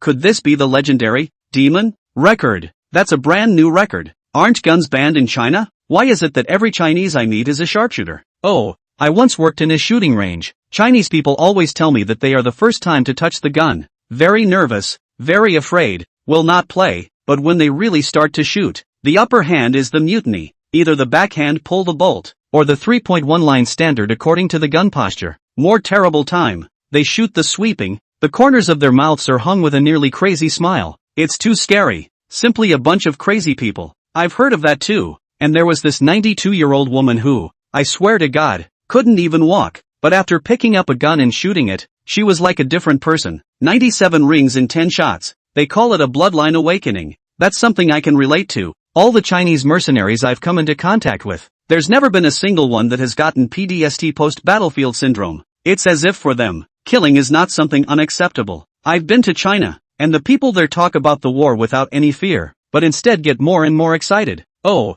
all Chinese have the MAOA warrior gene. They are a fighting people. Whoever dares to keep them out of the ground, they will plant whoever they want in the ground. After the shock, the mercenaries at the shooting range chatted from Shinfei's performance all the way to the issue of genes and bloodlines. Gold coin and righteous, I didn't stop them and let the discussion go on. Shinfei is the future seed of their 7th team. The stronger he is, the stronger Team 7 is. With having honor, how is this Shinfei's achievement alone? Distinctly their 7th team score. By the time a couple of other teams get back from their missions, let them feel the fear of being dominated by a demon. Good gun. Shinfei pressed the magazine release knob with his left thumb to make sure there was no excess residue, and then used his left hand to pull open the sleeve to complete the last step of the chamber clearing operation. By the time he returned the gun to its original position, the entire training ground was instantly silent. Everyone's eyes were all focused on him alone. Everyone was looking forward to what weapon Shinfei would choose for his next hand, and what kind of heaven-defying shooting standard he would display. That's the effect Shinfei wanted. Obviously having strength but hiding it and waiting for the opportunity to play pig in a poke. That was not his style. He had to make Wagner understand that he had a use for him. Only then. It was only then that he could have more chances to kill the enemy, gain system rewards, and become more powerful. Next. Who's next? Shinfei's gaze swept through the cabinet full of pistols. He skimmed over the Glock series, and skimmed over smaller caliber pistols like the Beretta M92F, and the Sig Sauer P226. They work great. It's one of those things that doesn't have anything too notable about it and simply works well. What he's looking for now are guns that aren't common on a regular basis, or that other people wouldn't use. Soon, Shinfei's eyes were drawn to the corner of the gun cabinet, a model Colt 1873 single-action, 45 caliber revolver. Military fans generally refer to him as SAA. This gun is well known in two places. One is the period of the Great West in the United States of America, when revolvers were almost standard issue for cowboys. Arthur Morgan, the main character of the Wilderness Dart, uses this gun. Also, in the first installment of the Daredevil movie series, Stallone used the same revolver. Shinfei picked up the revolver, looked up and asked, "Can you prepare some 45 caliber cold bullets for me?" The M1911 he had just used was actually firing a 45 round, but the two rounds were not interchangeable. One is 45 Colt, the other is a 45 ACP. It can simply be understood that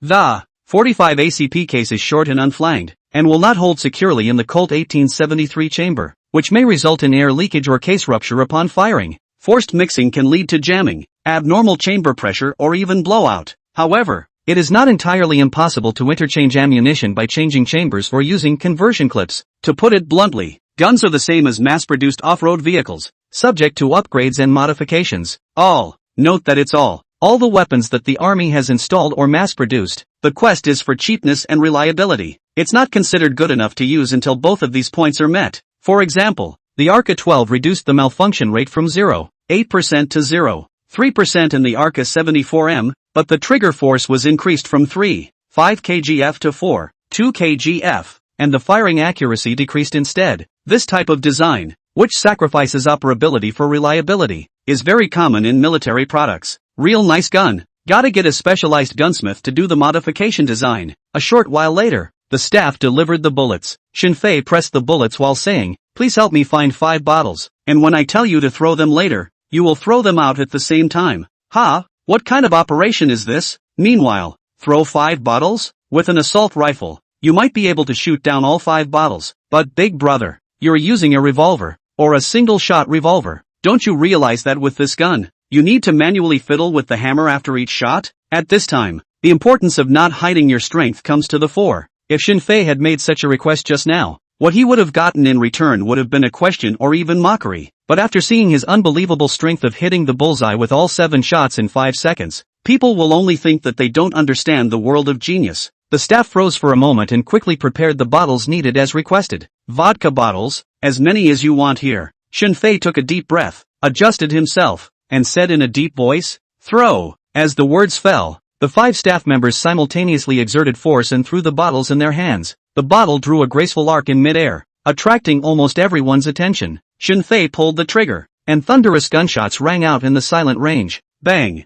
bang bang, bang bang. Almost the instant the gun went off, the 5 wine bottles in midair burst open, turning into countless glass shards that fell to the ground. Unsurprisingly, there was another gasp of surprise and the sound of cold air being sucked in. What did they see? Single-shot revolver. 5 shots a second? It's ing. What the is this? How does the key do that? Ha? Am I dreaming? No. Shinfei was just tapping the hammer with one hand while the other hand was constantly pulling the trigger? That's okay? Sukuber. This level of shooting is good enough to stand out in our division, isn't it? Oh, you all missed it. It wasn't his other hand that was constantly pulling the trigger. It was the index finger that only was snapping at the first shot. Then it didn't lift, and the rest of the subsequent bullet strikes were practically all by tapping the bullet fired from the firing hammer. Come to think of it, that seems to be a common shooting technique used by cowboys in the West, called revolver triple shooting. People are shooting in 5s. I really don't know how long you have to practice to reach that level. Instructor, I want to learn this too. Oh, I'd love to learn. Why don't you teach me? For the next nearly 3 hours, Shinfei was changing all kinds of firearms, accomplishing one after another near impossible shooting tasks. M16A4 Type 3 round recoil? Doesn't exist. HKG-36 baseline high bat aim? People shoot 100 meters at speed, 280 rings in 30 shots. Stare August shell throw port location may not be lefty friendly? People shoot left and right-handed, in a completely unscientific shooting position that perfectly circumvents this question. The point is, people can press 2 M249s with 2 hands at the same time, and at a range of 100 meters, the streak deviation is less than 6 feet. One by one, the records were refreshed, and the huge screen that stood at the southeast corner of the range all became blank with names and a brand new record behind them. The reason why the name was blank was simply because Shinfei hadn't come up with a code name yet. What the? Is it really something that people can do? And are they really not dreaming? Righteous I walked to Shinfei and said with a heavy sigh, "Shinfei, you amaze me too much. You are simply a sharpshooter trained by God himself. I'm afraid if you keep fighting, the guys are going to go crazy. I'm afraid they'll all be on their knees at the door of your room tomorrow morning, begging you to teach them to shoot. Come on, let's change places and talk about treatment." 13. A random person came and wiped you guys out, and you're still holding up your bodies? Shooting for 3 hours in a row. Shinfei was indeed a bit overwhelmed. High-precision shooting is very physically demanding. This area is his shortcoming. If it wasn't for the overly powerful skills rewarded by the system, his subsequent shooting accuracy would have definitely dropped by a large margin. However, looking at the guns in the gun cabinet that hadn't been used yet, Shinfei actually wanted to try again. QBZ-97 hasn't been used yet. It is all said that this firearm, which is a foreign trade version, inherits the lightweight and compact design of the Type 95.5, 8mm assault rifle, while offering high precision and reliability. But without really trying his hand, Shinfei couldn't make a judgment. Forget it. Anyway, it's a long time coming, and there's always a chance to play it later. Not to mention the fact that his real interest in the QBZ family is not the current 95 line. Instead, they should be in the development stage by now. The QBZ-19X family of guns. That's what represents the peak level of Chinese manufacturing. Toolless layout, proven and reliable guided air automatic principle, piston short stroke automatic mode, flared birdcage type flame arrestor, dual guide chamber design, upper and lower magazine structures. What's more, the modularity is versatile and compatible enough to hang on to any firearm currently on the market. Change the caliber with a barrel swap. Issue integrated optical sights. It's exciting to think about. Shinfei put the assault rifle in his hand into the gun cabinet, nodded and said, "Okay, let's go then." The trio headed out to the range. The mercenaries had a strong admiration in their eyes, and the crowd automatically made a path wherever they went. When he walked to the door, Goldcoin suddenly spoke out, "Shinfei, Captain, you guys wait a little." The two men stopped and looked at him quizzically. Goldcoin grabbed the megaphone on the table next to him, turned it on, and roared, "Asterisk asterisk asterisk asterisk. What are you mother asterisk asterisk asterisk asteriskers waiting for? You're all holding up there? Usually bragging about how awesome their service experience is and how tactically proficient they are. And now some random guy." Speaking of this, he looked at Shinfei, his small eyes blinking, obviously signaling him that he's going to blow an awesome one so he doesn't care. Shinfei didn't care about these things in the first place and signaled him to do whatever he wanted. Goldcoin took a deep breath, and with an air of confidence, he continued to roar, "A random young man less than 20 years old will exterminate all of you? When I first entered Wagner, I was no match for anyone. Prosthetic eye." He coughed softly twice. "If you say you're good at blowing, you're good at blowing. Can't you blow a little less?" Goldcoin skimmed his mouth and said in a deep voice, "All right, too lazy to talk nonsense with you bunch of rookies. Tomorrow is the day of the test. Those who can't pass will have to get the hell out of here and go home. I'll remind you one last time. Don't forget why you're here." After saying that, Goldcoin handsomely threw the megaphone onto the table and took a step outside. Shinfei and Righteous Eye exchanged glances and followed. The time was late at night. It's a beautiful day with a moon and stars. Dots of stars hang in the dome of the sky, and when you look up, you can even see the seven-colored aurora borealis twinkling. It's just a little chilly. Shinfei tightened the clothes on his body and asked curiously, "Goldcoin, you guys who are instructors, do you have any assessment indicators? Pass rate or something?" Gold shook her head. "No, why are you asking this all of a sudden?" Righteous Eye said from the sidelines, "People probably think that you're kinda hot for those rookies." Goldcoin looked up at the firmament and said, "I just want them to be on the battlefield and die a little more worthwhile." Shinfei didn't say anything. He could tell that Goldcoin was definitely a man with a story. It's a load of crap, actually. Who could run away to become a mercenary and take a life for money that doesn't have a story of their own? Don't even think about a prosthetic eye with only one eye next to it. His eyes, surely, are a piece of the past as well. However, through today's understanding, it was able to clearly see that Goldcoin was a sentimental one and a qualified and good instructor. The three of them traveled along and ended up in the dining hall on the first floor of the instructor's accommodation building. Even though it was evening, the cafeteria was still staffed with people waiting. Instead of a big pot of food, you need to order it. Gold swiped his card and asked for some food, which was delivered by the staff not long after. Russian beet soup, Moscow grilled fish, salad olivier, Russian pancakes, and a plate of black caviar. Goldcoin pushed the caviar in front of Shinfei and said with a smile, "Caspian Sea specialty, try it. When I was a kid, this was only available to those who were officials. The sons of ES make us scrimp and save, while they themselves put caviar in cans of herring, sneak it out of the country, and supply themselves with the money they make for their own enjoyment. What a bunch of ing scumbags." This matter Shinfei did hear about it. Initially, there was also a lot of public discontent, and the authorities also said that they would crack down. No follow-up when you call and call. The Red Star Alliance, which was sunsetting by then, was completely rotten from the inside out. Even the day before the dissolution, he still had the most powerful army in the world, but it still couldn't stop his downfall. As for Emperor Yang, who later ascended to the throne, he is also nothing more than a professional manager employed by the 7 oligarchs to provide political assistance in the privatization of state assets. When you look at his life, the best thing he did was to choose to abdicate early and cede the throne to King Balakan. The man. It can also renew another shot in the arm for a nation in turmoil. Only according to Shinfei's memories of his previous life, the population of the Urals Federation did not appreciate Volodin. Shinfei had never eaten such high-grade food and tried a bite. That's all. It wasn't fishy, but it was also a bit salty and not as flavorful as I thought it would be. The three ate and chatted, gradually opening up the conversation. Shinfei asked, "I would like to ask what process I need to go through if I choose to join Wagner." Righteous Eye replied, "Normally if you are accepted, you need to undergo no less than 1 month and no more than 3 months of intensive training in a boot camp, then take the test, and after that you can enter the General Army for service. 5,000 rubles a month. That's right. Mercenaries who fight and die every day are actually paid that much. Not to mention now, even if it's a latter day 2024 when the war is being fought, The monthly income of an ordinary mercenary was only equivalent to more than 10,000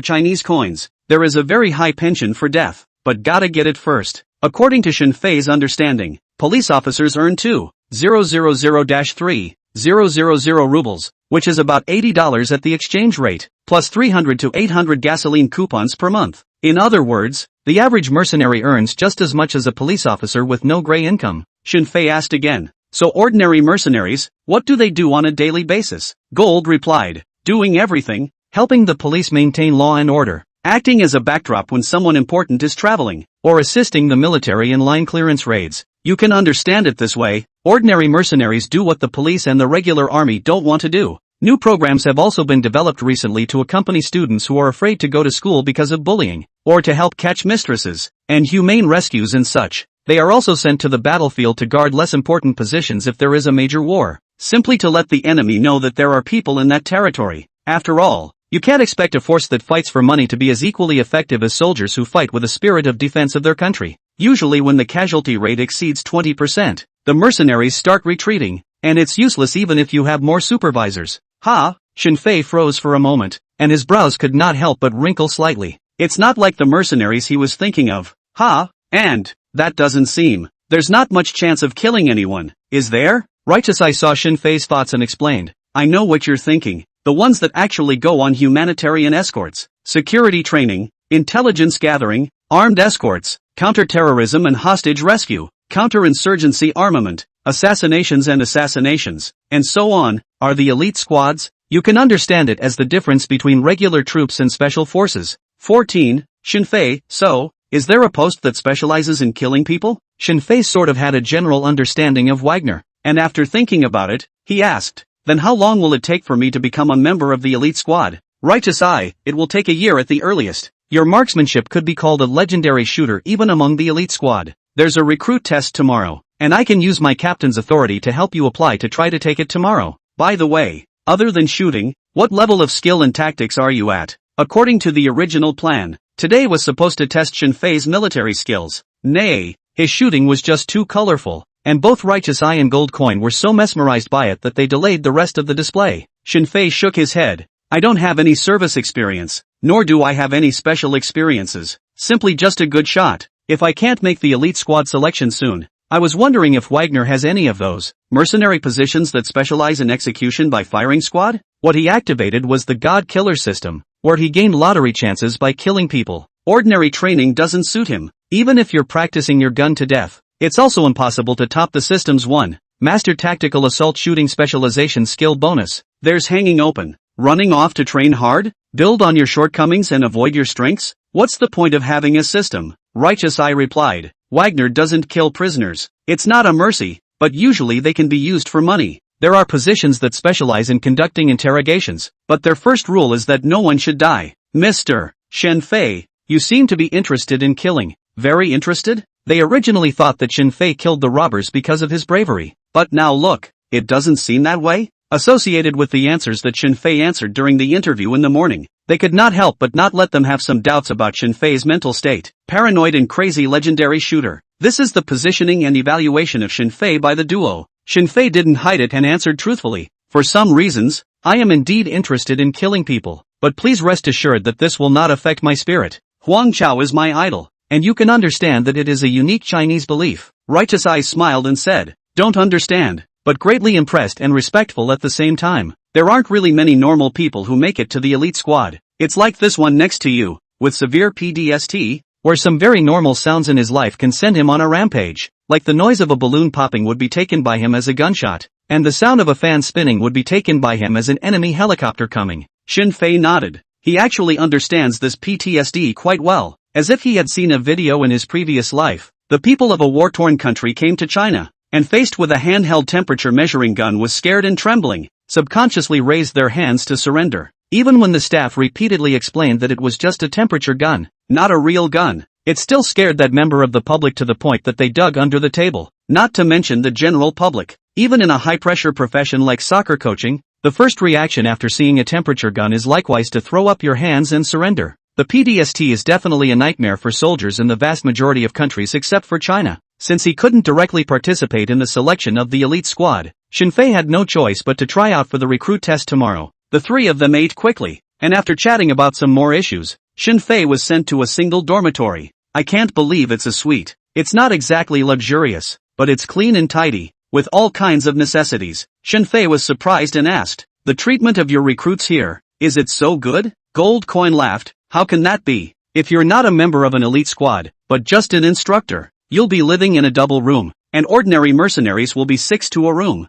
As for those recruits who are training and waiting for the test, they can only live in tents." Shinfei pointed at the room in front of him and asked, "So, this is preferential treatment for me?" Righteous Eye shook his head. "That's not true, Mr. Shinfei. You don't know Wagner, so you don't really know what kind of horrible things you've done today. You broke almost every firearms record at the range, and it won't take a day for the story to spread to all the Wagner bases. As the new record holder, you're entitled to over-the-top treatment. The stronger you are, the better you are treated. It's both for the strong to get stronger and to inspire the weak to rise to the occasion." Very reasonable. Shinfei accepted it with peace of mind. As he sent the two away, Shinfei spoke, "Captain Righteous Eye, although I know it's unlikely, I still want you to help me apply for the elite squad's examination. Please believe that I will only get stronger the more people I kill. As far as those routines go, it's really not for me." Righteous Eye nodded and replied seriously, "Please don't worry. I'll report your situation truthfully." When the two left, Shinfei simply washed up and lay down on the large comfortable bed,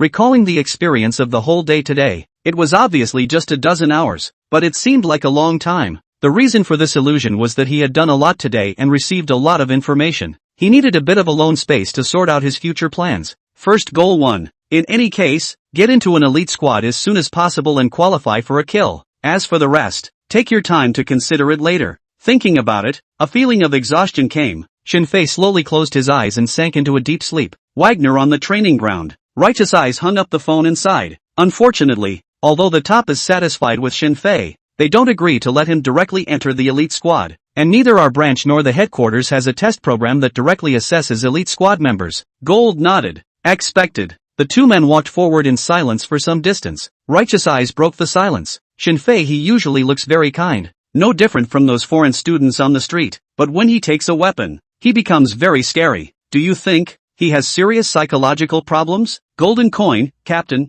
you can't ask a mentally ill person about the condition of other mentally ill people, because that would yield a very outrageous answer. Righteous Eye laughed. Tell me about it and I'll hear how outrageous it is. Gold Coin turned back, looked at the dormitory building where Shinfei was, and said after a moment of silence, "I think what Shinfei said is true. He can really get stronger by killing people." Righteous Eye froze. He didn't expect Gold Coin to give such an answer. Isn't that a joke? The main thing in the acquisition of strength is undoubtedly talent. But this world is not a world where only the gifted are worthy of survival. Others can just as well enhance their abilities through hard training and strong willpower. If you can get stronger by simply killing people, so isn't a gold finger plug-in for the game? Gold Coin knew what Righteous Eye was thinking, and after a pause, suddenly added, "The American drama screenwriting line has at least one twist every 15 pages, or the audience will change the channel." Alfred Hitchcock also said that the audience can guess the beginning, but must not guess the middle or the end. So, we all felt that Shinfei would make a big splash in the recruit examination, successfully enter the ordinary mercenary unit, and then make a splash in the subsequent mission,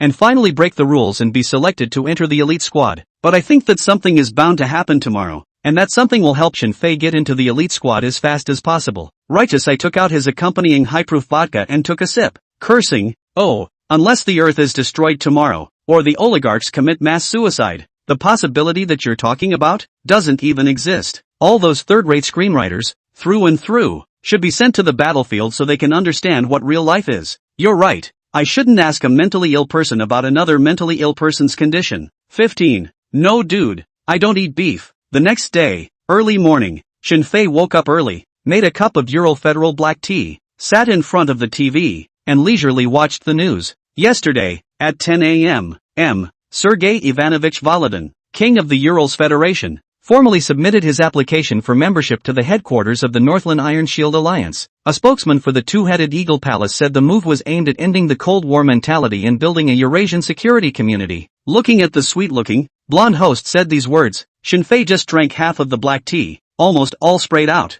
The so-called Northland Iron Shield Alliance. It was very much like the North Atlantic Treaty Organization in Shinfei's previous life. The Euro Federation's desire to join the Iron Shield Alliance is akin to a bear trying to squeeze into a hunter's tent. It ends either with the tent being torn to shreds or the bearskin being made into a rug. A smile appeared at the corner of Xin Fei's mouth and murmured, "Sure enough, even when Xiao Luo went to the other world, he couldn't forget this, his fantasized white moonlight." In the West, apart from emotion, Xin Fei didn't have too many other feelings. Since he had decided to become a mercenary, no country, no nation had anything to do with him anymore. It's all negotiable. You can love them all, equal treatment, or even if you can pit hundreds of thousands of people to get hundreds of thousands of draws like Bai Chi. What about this country and that country? No dude, I don't eat beef. Bang, bang bang, there was a knock on the door. Enter. The door to the room was pushed open, and Gold Coin stood in the doorway and said, "Shen, one good news and one bad news. Which one do you want to hear first?" Xin Fei, good news.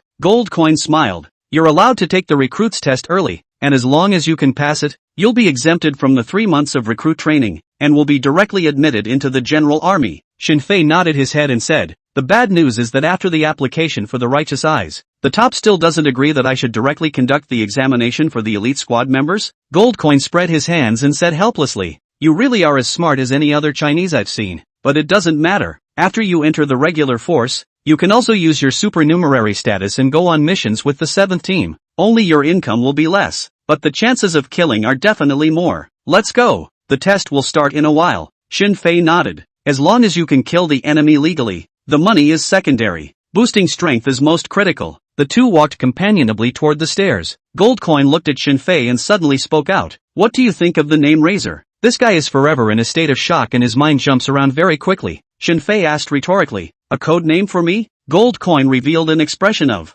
I knew you understood me, and said excitedly, yeah, I've been thinking about it all night. Xin Fei thought about it and said, okay, then let's use this first. It's just a code name anyway. Goldie shouted excitedly, Razor. Xin Fei pulled out his ears and said, keep your voice down. Your ears are deafened by you. Gold haha laughed twice and nodded again. If the new mercenary were to see this scene, he would definitely be shocked to the point where his pupils would quake. The gold coin instructor known as the toughest in the Wagner division. When did you become so nice? 10 minutes later, Xin Fei came to the Wagner mercenary training ground with gold coin. As far as the eye can see, 40 to 50 mercenaries waiting for the test were dressed in uniform and arranged in a neat square formation. It looks kinda imposing. After getting closer, Xin Fei realized that among this group of people, there were actually 7 or 8 women. On the way here just now, there were quite a few female mercenaries. Xin Fei asked in a puzzled manner, Gold Coin, why would so many women choose to become mercenaries? Gold Coin casually replied, the Euro Federation has been through so many wars that the men have pretty much fought it out, and even the women have to rely on their own abilities to survive. Don't you know that the country of Avalon,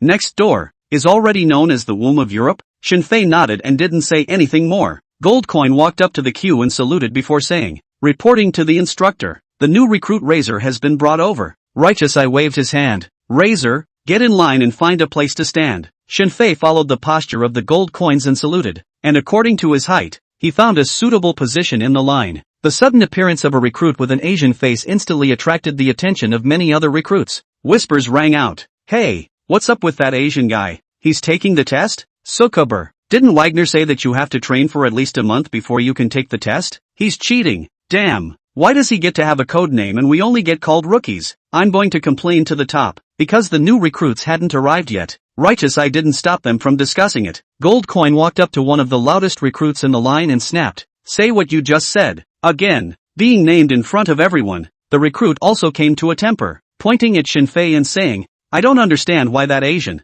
who didn't go through recruit training, can participate in the examination with us. It's not fair. It's not fair to all of us. Gold Coin's gaze went cold as he looked at the other recruits and inquired, is there anyone else with this rookie, who has the same idea? No one spoke, and the queue fell into a dead silence. After waiting for half a minute and seeing that no one still spoke, Gold Coin snapped, rookie, you're eliminated. Pack your things and get out of here. The recruit's head exploded with disbelief as he asked rhetorically, on what grounds? What did I do wrong? Hardly. Is it because I questioned fairness and justice? Ha ha, ha ha ha. Gold Coin couldn't help but let out a laugh, and then the sound got louder and louder, even making it a bit creepy. After laughing for nearly a minute, Gold wiped the tears from the corners of his eyes with the back of his hand and said teasingly, idiot thing, what kind of job do you think you're going to do? You're going to be a mercenary. Why don't you think about it? Why should you have to protect the offspring of those rich people? Why is it that those women can get money and status just by spreading their legs, and you have to put your life on the line to protect them?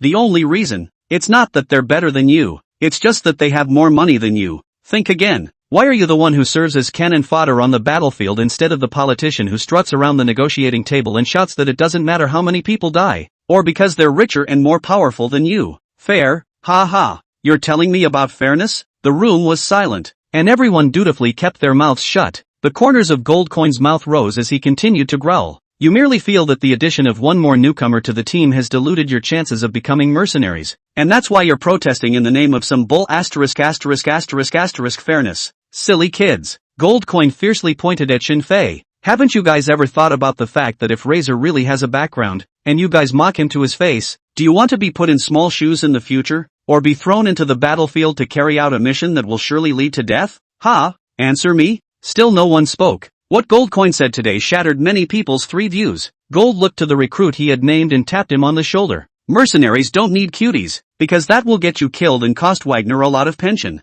Go, take your training allowance from the last few months and get a new job. The recruit gritted his teeth, struggled for half a day to say anything, and could only turn around and leave the training ground. Goldcoin says it bluntly and realistically. He was speechless. Many of the other recruits were secretly happy to see this scene, because the guy who was just eliminated had a very good record in their batch of recruits. He's gone. It's the same as an extra spot. Righteous Eyes glanced at the military watch on his wrist and spoke slowly. Well, the farce is over. I now declare the Petersburg chapter of Wagner. New recruits. Before he could finish his sentence, it was not far away that he saw coming over 7 or 8 men in black, straightened suits. The leader was a man who was only about 160 tall, obese, and wearing a dark coat with a cigar in his mouth. Seeing his appearance, the gazes of Righteous Eye and Goldcoin all fell on Shinfei's body. Actually, no need for them to remind me at all. When those people approached 30 meters, Shinfei's heart shook and the hairs on his body instantly stood up. This was the killing intent resonance skill, which produced an effect. That means that people are coming for him. And it came with the intent to finish him off. The intense intent to kill. 16. Disgrace to the crotch of a whore? Such a strong killing intent. Seems to be from the Brotherhood? It's a bit of a pain in the ass. Shinfei frowned slightly, not moving as he scanned his surroundings. Surrounded by open space with no cover, an SUV was parked on the side of the road about 100 meters away. Fire situation. Shinfei carried a Glock G17 pistol with a total of 18 rounds of ammunition, as well as 2 spare magazines. After gathering all the information, Shinfei's tension eased by more than half. Not much of a problem. If you can't, take out the gang members. Kidnap Humpty Dumpty. Grab a car and run. Goldcoin walked to his side and said in a voice of only 2 people. The one in the overcoat is the military commander of the Neva Brotherhood, codenamed Anvil, and is supposed to be here to trouble you. Shinfei nodded slowly. He had a very good impression of Goldcoin, but that didn't mean he trusted him completely. As Goldie himself said, mercenarism, by its very nature, is a profession steeped in moral quagmire. Its filth does not come from the stench of smoke and blood, but is rooted in the chaotic whirlpool of human nature and interests. The muzzle can be turned around if the check is thick enough. Anvil walked over and opened his arms, revealing a mouth full of yellow teeth, and smiled. Hey, Righteous Eyes. I heard that your Team 7 encountered an ambush in Nochien and suffered heavy casualties. I didn't realize you were still alive. That makes me so happy. I heard that there's still coming a kid in Team 7 who was a self-sacrificing Yugoslavian, and that kid was screaming for his mommy when his intestines came out? There is another name known to the world by which Nachkian is known, Chechnya. Goldcoin drew the saber on the outside of his thigh and charged straight up. Next, Goldcoin's knife was on Anvil's neck, and he said in a morose tone, "What turn is it for, you street-scavenging wretches? To judge our captain? Dog-like things? Even Nokian is worse than a whore's shroud." Anvil sneered. Righteous Eye, is this the way to welcome old friends when they meet? Oh yeah, forgot to tell you, the Neva Brotherhood just made a deal with your base, and Mr. Colonel might have a hard time if he kills me. Righteous Eye took a deep breath. Let him go. Goldcoin put away his saber. Anvil looked at the queue of recruits and finally locked his eyes on Shinfei's body. Anvil's pupils contracted into pinpoints in his pupils, his killing intent even stronger than before, and he said in a deep voice, "You are Shinfei? That, the guy who killed 9 of my brothers? What?" Hearing Anvil's words, many of the recruits present couldn't help but stare in disbelief. They all thought that Shinfei was relying on connections to be able to participate in the examination directly, but they didn't realize that people already had 9 kills before they came. Another thought came to mind. Shinfei seems to be the mysterious master who set many new records in firearms at the shooting range. For a moment, the gazes they looked at Shinfei were filled with awe. However, there were also quite a few people waiting to watch the fun, wondering how Shinfei would solve the predicament at hand. Shinfei replied, "That's right, it's me." Anvil looked Shinfei up and down and said sternly, "You caused the Brotherhood to lose a lot of money and lose face. This matter needs to be explained. I'll give you a choice. Get down on your knees, lick the snow off the tops of my feet, and call me Godfather again. Perhaps I will consider Wagner's face and let you off the hook. Kneel?" The corners of Shinfei's mouth spread into a playful smile as he took a step forward and said teasingly, "What if I don't? You rob a bank. I do what's right, and now you want me to apologize? Is there such a thing as truth in heaven? A third-rate gangster. Do you really think you're the mafia?" Anvil grunted. "Don't think that just because you're relying on Wagner that you'll be alright. You're just a recruit in training. Leave Wagner's base and the Brotherhood has a million ways to get you killed. When I nail you to the drill bit of the Korra Ultra Deep Drill, you'll learn that the hot air of hell is a lot warmer than this." The atmosphere became saber-rattling. Shinfei had already begun to think about the question of where to exit the country after killing and robbing the car. He doesn't have to stay in Wagner. The world is a big place. Where can't you kill people and explode their skills? Gold Coin walked over to him and whispered in his ear, in a voice only two could hear, "Razor, I suddenly have a bold idea. It'll both let you kill people and let you join an elite squad in a week. Do you want to hear about it?" Shinfei nodded. Gold Coin spoke slowly. After Shinfei heard this, he looked at the gold coins with a slight surprise. "I didn't realize that. He even has this brain?" Sure enough, stereotypes in the minds of men are a mountain. People merely have PTSD, mental illness, but not cuties. Shinfei nodded and said, "Although this mission is crazy and dangerous, I am willing to try." "I knew you would say yes." Gold Coin's eyes lit up, as if there were little stars twinkling in his golden pupils. He walked over to Righteous Eye and, again, he went over his plan. Righteous Eye froze for a moment, and after hearing that Shinfei had already agreed, the corners of his mouth couldn't help but rise slightly as he walked to the side and made a phone call. Anvil, who was ignored by everyone, only felt incredibly embarrassed at this moment. He was originally here to talk business, but just happened to know that Shinfei was hiding here, and in a fit of anger wanted to come and find a scene. "How does it feel now? Cold in the back?" After 3 long minutes had passed, Righteous Eye hung up and gave an okay sign. Gold Coin couldn't help but whistle and looked at Anvil and said, "Hey, Mr. Anvil, you want to save face, don't you? I have a plan here that will take out Shinfei. Do you want to hear it?" Anvil looked at the gold coins, then at the Righteous Eyes not far away, and finally his gaze fell on Shinfei. Obviously, he's here to make a scene. How? A feeling of being duped? More to the point, if he says he doesn't want to hear it, that it's not a disgrace to the horse pants? 17. Who says that God is not hospitable, and sends one person in the wind and snow? Does Anvil want to take out Shinfei? That's for sure. But once he realized that Wagner was behind the other side, he didn't think so. Bullying is how they survive. The point is, he's on the rack now. If you don't dare to listen to even one piece of advice, how can you get along in the future? Who still serves him? You have to take the plunge even when you know there might be a trap. Anvil gritted his teeth and said in a cold voice, "A man of the Neva Brotherhood never bows his head in front of a campfire." "Gold, you better not be kidding me." Gold shrugged and said, "Wagner doesn't like jokes. My plan is simple. For the next 3 days, you can use all the resources of the Neva Brotherhood to hunt Shinfei down and kill him. And if he dies, it's his bad luck. But if he survives, it means God wants him to continue to exist. That makes you all look good whether you succeed or fail, doesn't it?" "What?"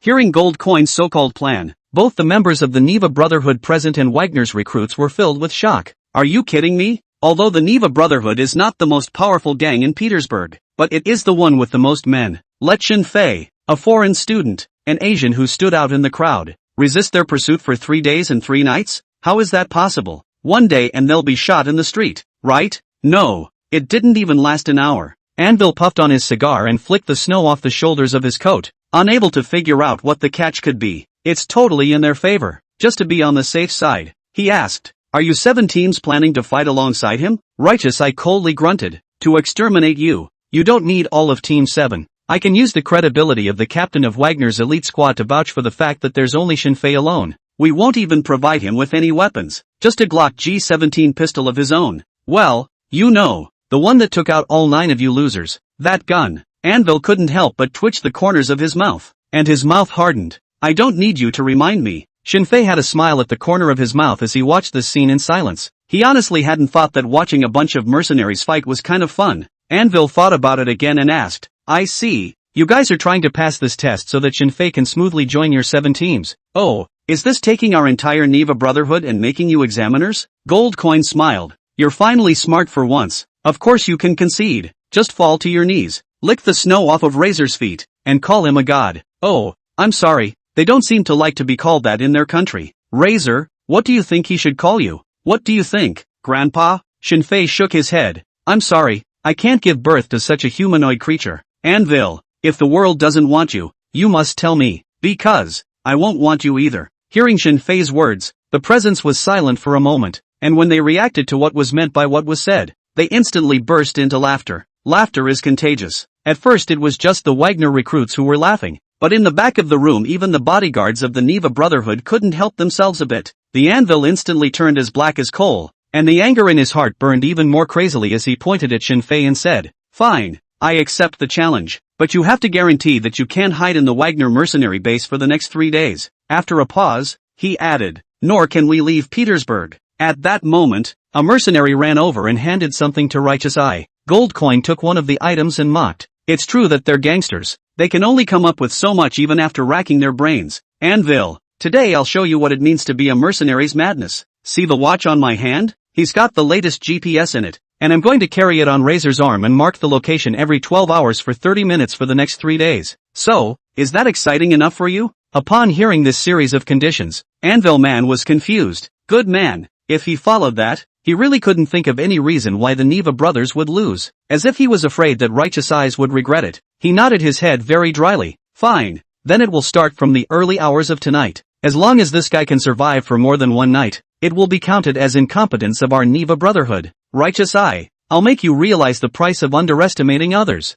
Razor, huh? I hope you don't cry for your mommy when you see your guts coming out. Let's go. Anvil led a group of minions and left the training ground in a huff. When they walked a bit farther away, Goldcoin whispered, Razor, you know, the higher-ups won't agree to you being in the elite squad if the difficulty isn't increased to an outrageous level. And that way, for 3 days, the members of the Neva Brotherhood are yours to kill. Of course, I've thought of other ways for you to retreat. While it's still early in the morning, I can arrange for Wagner's convoy to take you out of Petersburg. The appraisal is indeed outrageous, but Shinfei also knew very well that if he wanted to be treated ultra-specifically, he would have to perform ultra-specifically. Still, if he died on the way up, it would only prove that he, Shinfei, was just such a man. Under the gaze of everyone on the training ground, Shinfei took the positioning watch and put it on his wrist without the slightest hesitation. The corners of Goldcoin's mouth sketched out a crazy smile and said, Good, I really didn't look at the wrong person. You can go back to your dormitory now and rest and think about how to spend the next 3 days. Or you can just leave the Wagner mercenary base. Shinfei nodded and said playfully, Goldcoin, you weren't just thinking of code names for me all night yesterday, were you? Goldcoin haha laughed and didn't say anything. Regardless of how it ends, I love this stage you've helped me set. Leaving these words behind, Shinfei turned around and walked towards the gate of the Wagner mercenary base. At this point, heavy snowfall from the sky. Shinfei's thin figure walked alone in the snow, gradually covered by the wind and frost. Righteous Eyes looked at his back and muttered, The people from the Neva Brotherhood, who would suddenly appear here today, have something to do with you, don't they? What a crazy plan. Aren't you afraid of Razor's wrath? Goldcoin shook his head. Not afraid. He needs a chance. Wagner needs a reason to make him an elite member, and the Neva Brotherhood needs a face. I'm just them setting a stage. Remember what I said about Razor the first time? What I sensed in him was the most primitive human desire to kill. Not only does he not get mad, but he actually recognizes me. Righteous Eye sighed and asked again, So you're not afraid that Razor won't survive? Gold shrugged. Plans are always subject to all sorts of surprises, and if he dies, it will only prove to be God's will. But I have a feeling that he's definitely not going to die, and instead he's going to surprise us even more. Righteous Eyes shook his head. Actually, you're the one who's more suited to be captain. Gold smiled. I can't, I'm mentally ill, but Razor can, and he's less ill than me. Hurry up and get on with your training. I want to remember Razor's back well. Righteous Eyes nodded and began to preside over the recruits. Goldcoin stood amidst the wind and snow and waited until everyone had left. Then he muttered, It's true to the Chinese saying, who says that God is not hospitable? Sending one person in a blizzard. 18. To every day of living. The day passed quickly. Evening. The mercenaries' recruit assessment is over. Those who were eliminated left the base in dismay, and those who passed the selection sat paralyzed on the ground, enjoying the joy of advancement. Just by entering the Wagnerian General Army, you get 5,000 rubles a month. In today's Urals Federation, it is enough to feed a family. Not to mention that if you're in a special operation, there are other grants available. These newly promoted mercenaries chatted with each other, and the topic was quickly brought up to Shinfei's body. You guys said, that Razor guy, can he pass the test? How could he pass? I even feel like he must have offended Instructor Gold. He doesn't even have a place to hide. He's a very conspicuous presence wherever he goes. After all, he's an Asian, but he's a pretty good shot. A handful of Glocks dry humping the mob. You think you're in a movie? You mustn't forget that Razor's location is announced every 12 hours, which means he could be facing a new hunt before he's even hidden. Even if he can fight, he'll always get hurt, right? There's always a time when he's exhausted, right? Certain death. As we talked, we basically came to a consensus. Righteous Eyes walked over and said in a cold voice, all rise. Swish. All of the mercenaries who passed the test all dragged their tired bodies to get up and stand. What they didn't expect was that Righteous Eyes changed his previous coldness and said in a tone that wasn't too harsh, congratulations, from now on we'll be co-workers. For whatever purpose you wish to become a mercenary, you must remember the tenets of Wagner. We make a contract with our employer, with our country, with our conscience. Do not fear life or death. Do not dishonor your mission. As the voice fell, all the mercenaries neatly followed suit. We make a contract with our employer, with our country, with our conscience. No fear of life or death. No dishonor. 20 or 30 people shouted with all their might, almost breaking up the roiling wind and snow. Unlike the military, they have no faith, but they are willing to use this rotten life to fight for a future for themselves and their families. Based on this premise, they have to be even purer than soldiers. Righteous Eye straightened his body and gave a standard military salute. Click. 20 or 30 people straightened up and returned the salute neatly. Righteous Eye, the cafeteria has prepared a sumptuous meal, and the doors of the brand new dormitory are open for you. Tonight, Wagner belongs to you. Go for it, wolf cubs, and order. 20 or 30 people let out a shout at the same time and charged in the direction of the cafeteria. A jeep pulled up beside him, and Gold Coin, the main driver, shouted, come on, those guys have been in the hospital long enough. We need to take them out and let them loose. Go, said Righteous Eye, opening the car door and getting in. The heavily modified jeep drove through the snow at breakneck speed, splashing 2 boiling waves of snow. Petersburg, branch of the Neva Brotherhood. This is a 5-story building on the street level with an address about 3 kilometers from the Decembrist Square. On the 3rd floor, in a dated conference room, Anvil looked up at the clock hanging on the wall and inquired, how's it all arranged? The henchman next to him reported, the men have been spread out. We've got men on all 8 blocks. Patriarch Gray told me to tell you that he'll make sure that the 4 neighborhoods of the Iron Anchor District, Leaded Glass Alley, the Kazan Station Tunnel, and the White Knights Red Light District are secured. As soon as Razor shows up, 5 minutes our men will be there. It's just that the boss isn't here, so if we just mobilize all our men like this, isn't it? Anvil said with a cold snort. After Vorokin ascended to the throne, he didn't just suppress those oligarchs, he also wanted to clean up the gangs as well. Boss is very busy. What he does is a matter of life and death for us. There's no need to alarm him about this little matter. Just the right opportunity to let those damn guys in Petersburg know. We of the Neva Brotherhood are not too old to pull the trigger. The henchman nodded and stopped talking. Anvil twisted the dark brown cigar in his fingertips, toasting it with candlelight before finally igniting it and inhaling deeply. Snow-white smoke, rising up, outlined the shape of a skeleton. Anvil walked over to the window and puffed white air into the frosted glass, where snow was covering the base of the bronze knight statue in the Decembrist Square. He tapped his knuckles on the window pane, and ice rustled down. It's true that times have changed. A bunch of hyenas who feed on war and hit the streets too. Wagner, right, you may know more about war, but on the streets, the mob will always be your godfather. Since you want to step on our Neva brothers to get to the top, I'll make sure you understand too. Boy, you picked the wrong opponent. Petersburg, National Power Medical School, 3rd floor, carrying 3 bottles of vodka disguised in 4 bags. Gold Coin kicked the door of the room open with a sharp kick. Dogs, your Slavic old man is here with painkillers. Bang! The sudden sound alerted the 3 people in the room instantly. When they heard the sound of gold coins, they relaxed and at the same time, they couldn't help but curse. In bed number 1 was a white Frenchman, his left leg dangling in mid-air, cursing in Russian interspersed with French.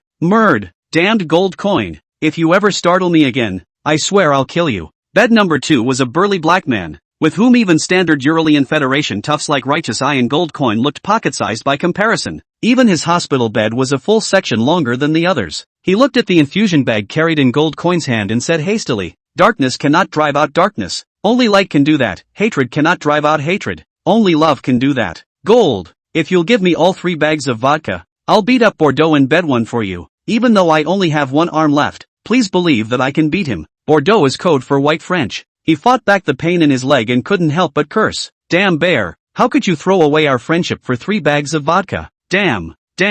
And can you stop reciting your damn Luther King slogan? He's dead, killed by a white racist. Bear, the code name for the black man in bed too, interrupted Palando and said, so, I hate white people. Palando was speechless for a moment and said, but I'm not a racist. Bear disliked back. Racists never admit to being racist. Palando, well, you win. Goldcoin laughed and dropped 2 of the infusion bags with vodka in them off of Bear and turned to Palando again. Palando, you should be grateful to Bear. At the time, that VOG-25 modified grenade landed only 10 centimeters away from Palando Jr. If Bear hadn't thrown him out, you'd never have heard more than a leg. Palando looked at one of Bear's empty arms and fell silent. Bear took the vodka, took a big gulp, burped comfortably, and laughed joyfully. In the end, it's not the attacks of our enemies that we remember, but the silence of our friends. Although that's not how it should be interpreted, I want to say it. Who here has not snatched each other's lives from the hands of death? The crowd looked at each other as Righteous Eyes poured everyone a glass of vodka and smiled.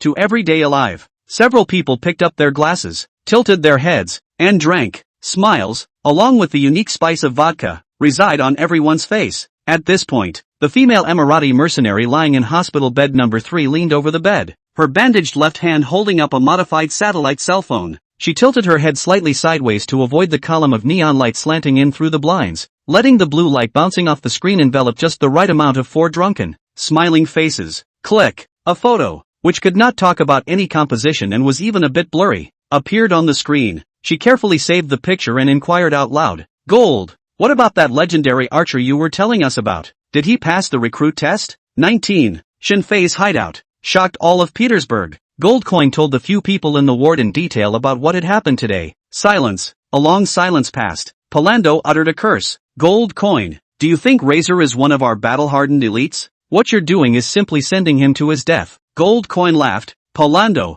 I appreciate your shamelessness the most. Razor's marksmanship, it's much better than yours. Even the enemy knows that on the battlefield, where you aim is absolute safety. Palando cursed. Fark, I'm going to fight you one-on-one. Goldcoin took 2 steps back and opened his arms. Fine, you'll win if you can just walk to me. Palando looked at the leg hanging in midair, in a cast, and once again fell silent. The room erupted in laughter. Righteous Eyes looked to the female mercenary in sickbay 3 and asked, Nefertus, what are you thinking? Nefertus glanced at the clock on the wall and voiced, it's getting close to midnight, and I'm wondering where Razor might be hiding, and what a way for him to escape the mob for 3 days and 3 nights. Gold asked, what about the results of the thinking? Nefertus shook her head and said, I can only think of places to hide myself, but not for Razors. I noticed 2 extra SUVs downstairs today and they've been parked for almost 5 hours. If I'm not mistaken, this is also the location where the mob focuses on prevention. Righteous Eyes walked over to the window and peered down. This is the 3rd floor, and below is the turnoff by the hospital wall, beyond which is the very famous Moika River in Petersburg.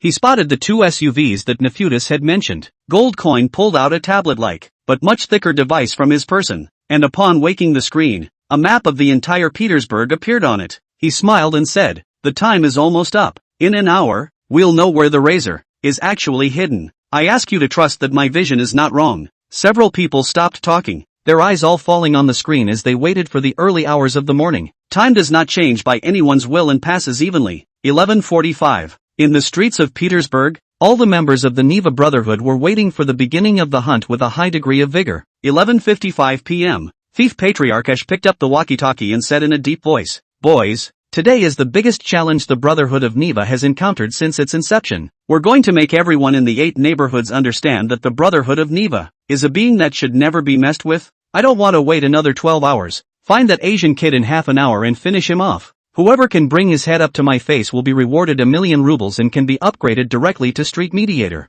Heavy rewards will be rewarded. The already excited gang members became even more excited. Money, honor, everything. As long as we can take out the Asian kid later, we can have it all in our arms. How can this not be exciting? 11:59 p.m. Petersburg, branch of the Neva Brotherhood. On the 3rd floor, in the obsolete conference room, the smoke was so thick that it was almost to the point where you couldn't open your eyes. The gazes of everyone in the room were all glued to the conference table, a tablet-like device. They know, in a few dozen seconds, it will show the location of the Asian man. The battle for honor is about to be fought. The air in the room, which was obviously full of people, seemed to have frozen. so silent that even the sound of breathing seemed extraordinarily slight. Tick-tock, tick-tock, tick-tock. Only the pitch-black clocks hanging on the walls made a ringing sound that represented the passage of time. Ding! The three hands of the clock converged on the 12th position at the same time, followed closely by the annunciator hatch opening and a bird poking its head out. Meanwhile, the map on the tablet changed and a small,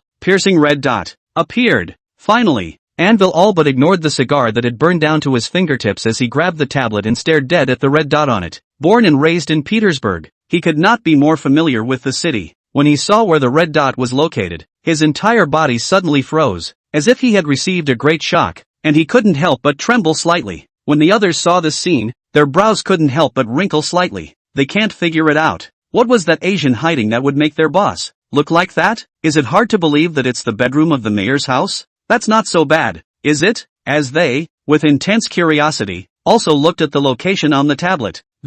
On their faces, the exact same expression as Anvil's also surfaced. How is that possible? How can he? How dare you? Anvil was the first to come back to his senses, dryly drawing the Tokarev TT-30 he had on him and shouting sternly, "Damn it, don't even stand still. Notify everyone to rush back. The rest of you search for me. It has to be as fast as possible." Click. Before he could finish his sentence, a clear voice rang out and the entire 5-story building fronting the street was instantly plunged into pitch blackness. Petersburg, National Power Medical School. When the red dot representing Shinfei's hiding place lit up, the 5 mercenaries in the room also fell silent. They had thought of all the possible places before, except Shinfei dared to go directly to someone else's branch? Good man. What kind of operation is this? Gold Coin exclaimed. Well, I like this twist. Even I, a mental patient, wouldn't dare to be so crazy. Don't be ridiculous. Polando frowned, though it does seem like an unexpected place, and there shouldn't be too many people in their branch. But you mustn't forget that all the gangsters can be at the Decembrist Square in less than half an hour.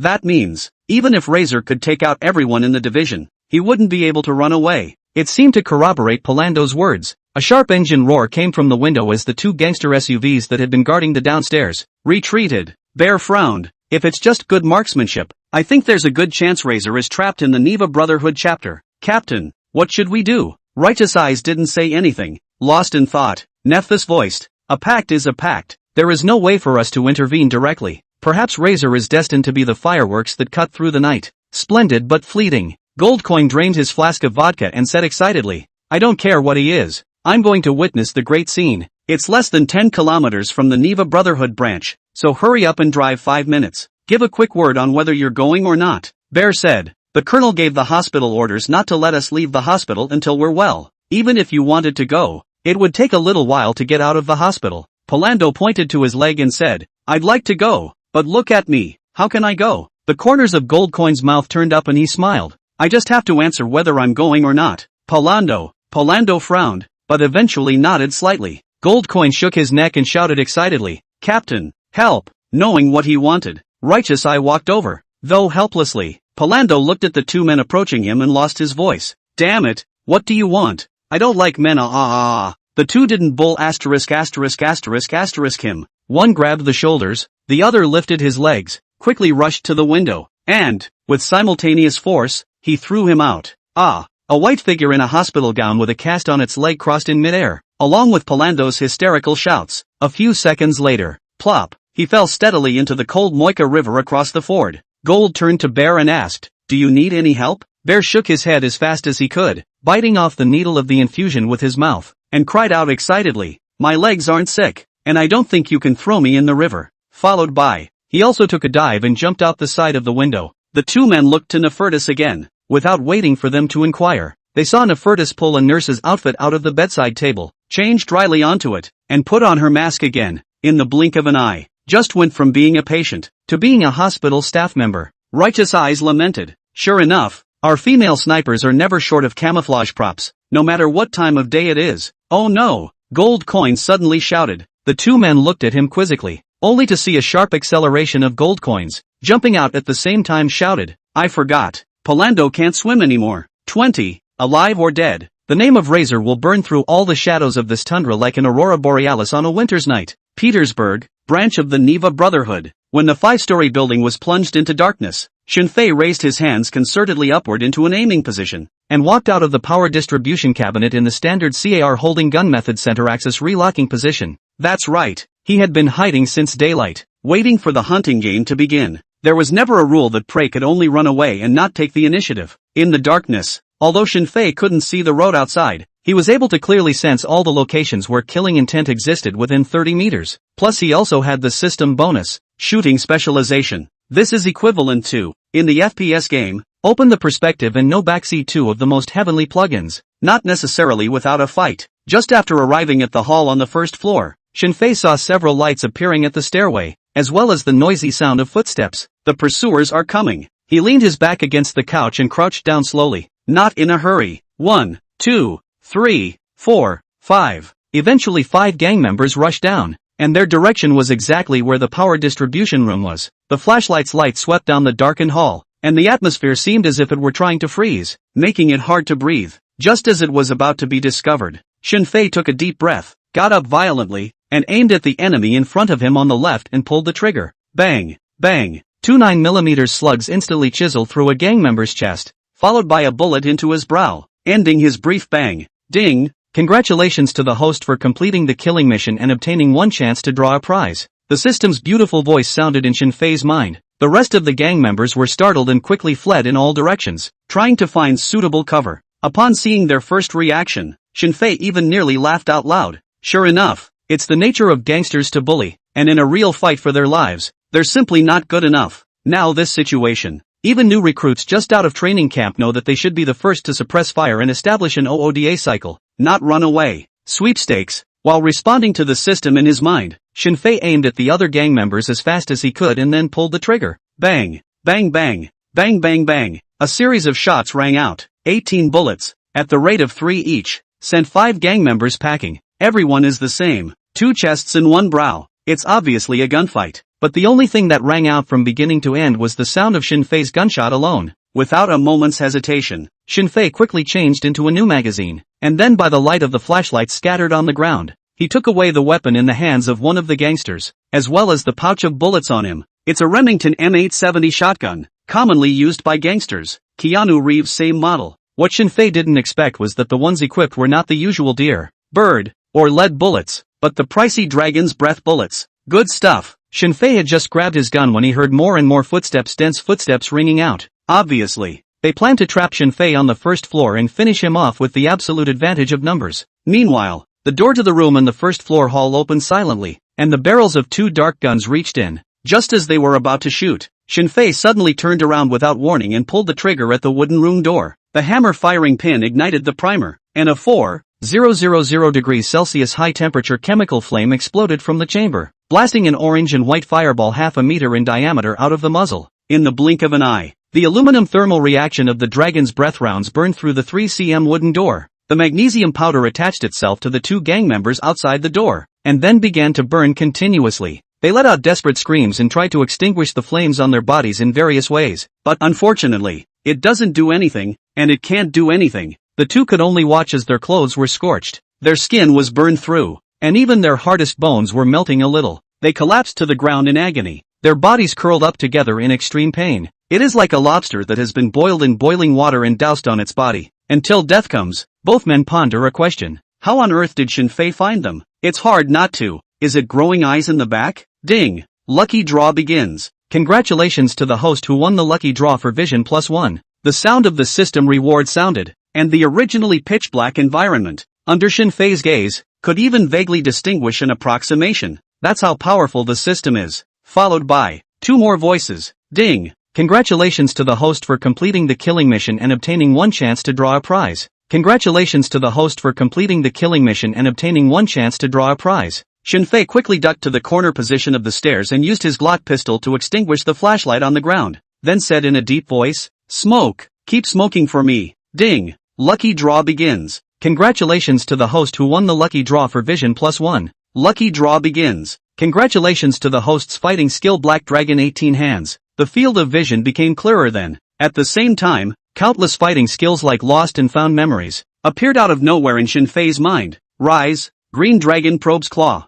Dragon Lady looks in the mirror. Anaconda turns over, stealing peaches from the bottom of the armpit. Breathing, arm strength, wrist strength, stance, finger strength, countless techniques that needed to be practiced day and night, as well as the hardware requirements for the body. Shinfei met almost instantly. That feeling, how can I describe it? At this point, the gangsters upstairs had actually gotten to the corner where the second floor meets the first, but none of them are cuties. No one wants to be first in line. It was clear that they had the absolute advantage, but both sides were unexpectedly caught in a short stalemate. Is it that gutsy? Shinfei took out 2 Dragon's Breath shells from the bullet pouch and reloaded them into the Remington M870 shotgun. While raising the gun and following the gap in the stairs, he pulled the trigger without mercy. Bang! Bang! Accompanying the sound of 2 loud gunshots were 2 outbursts of fire that lurched upward. These 2 shots, besides opening the way, actually had a hidden flashbulb effect. The system's voice didn't go off and that means there were no casualties. But that's okay.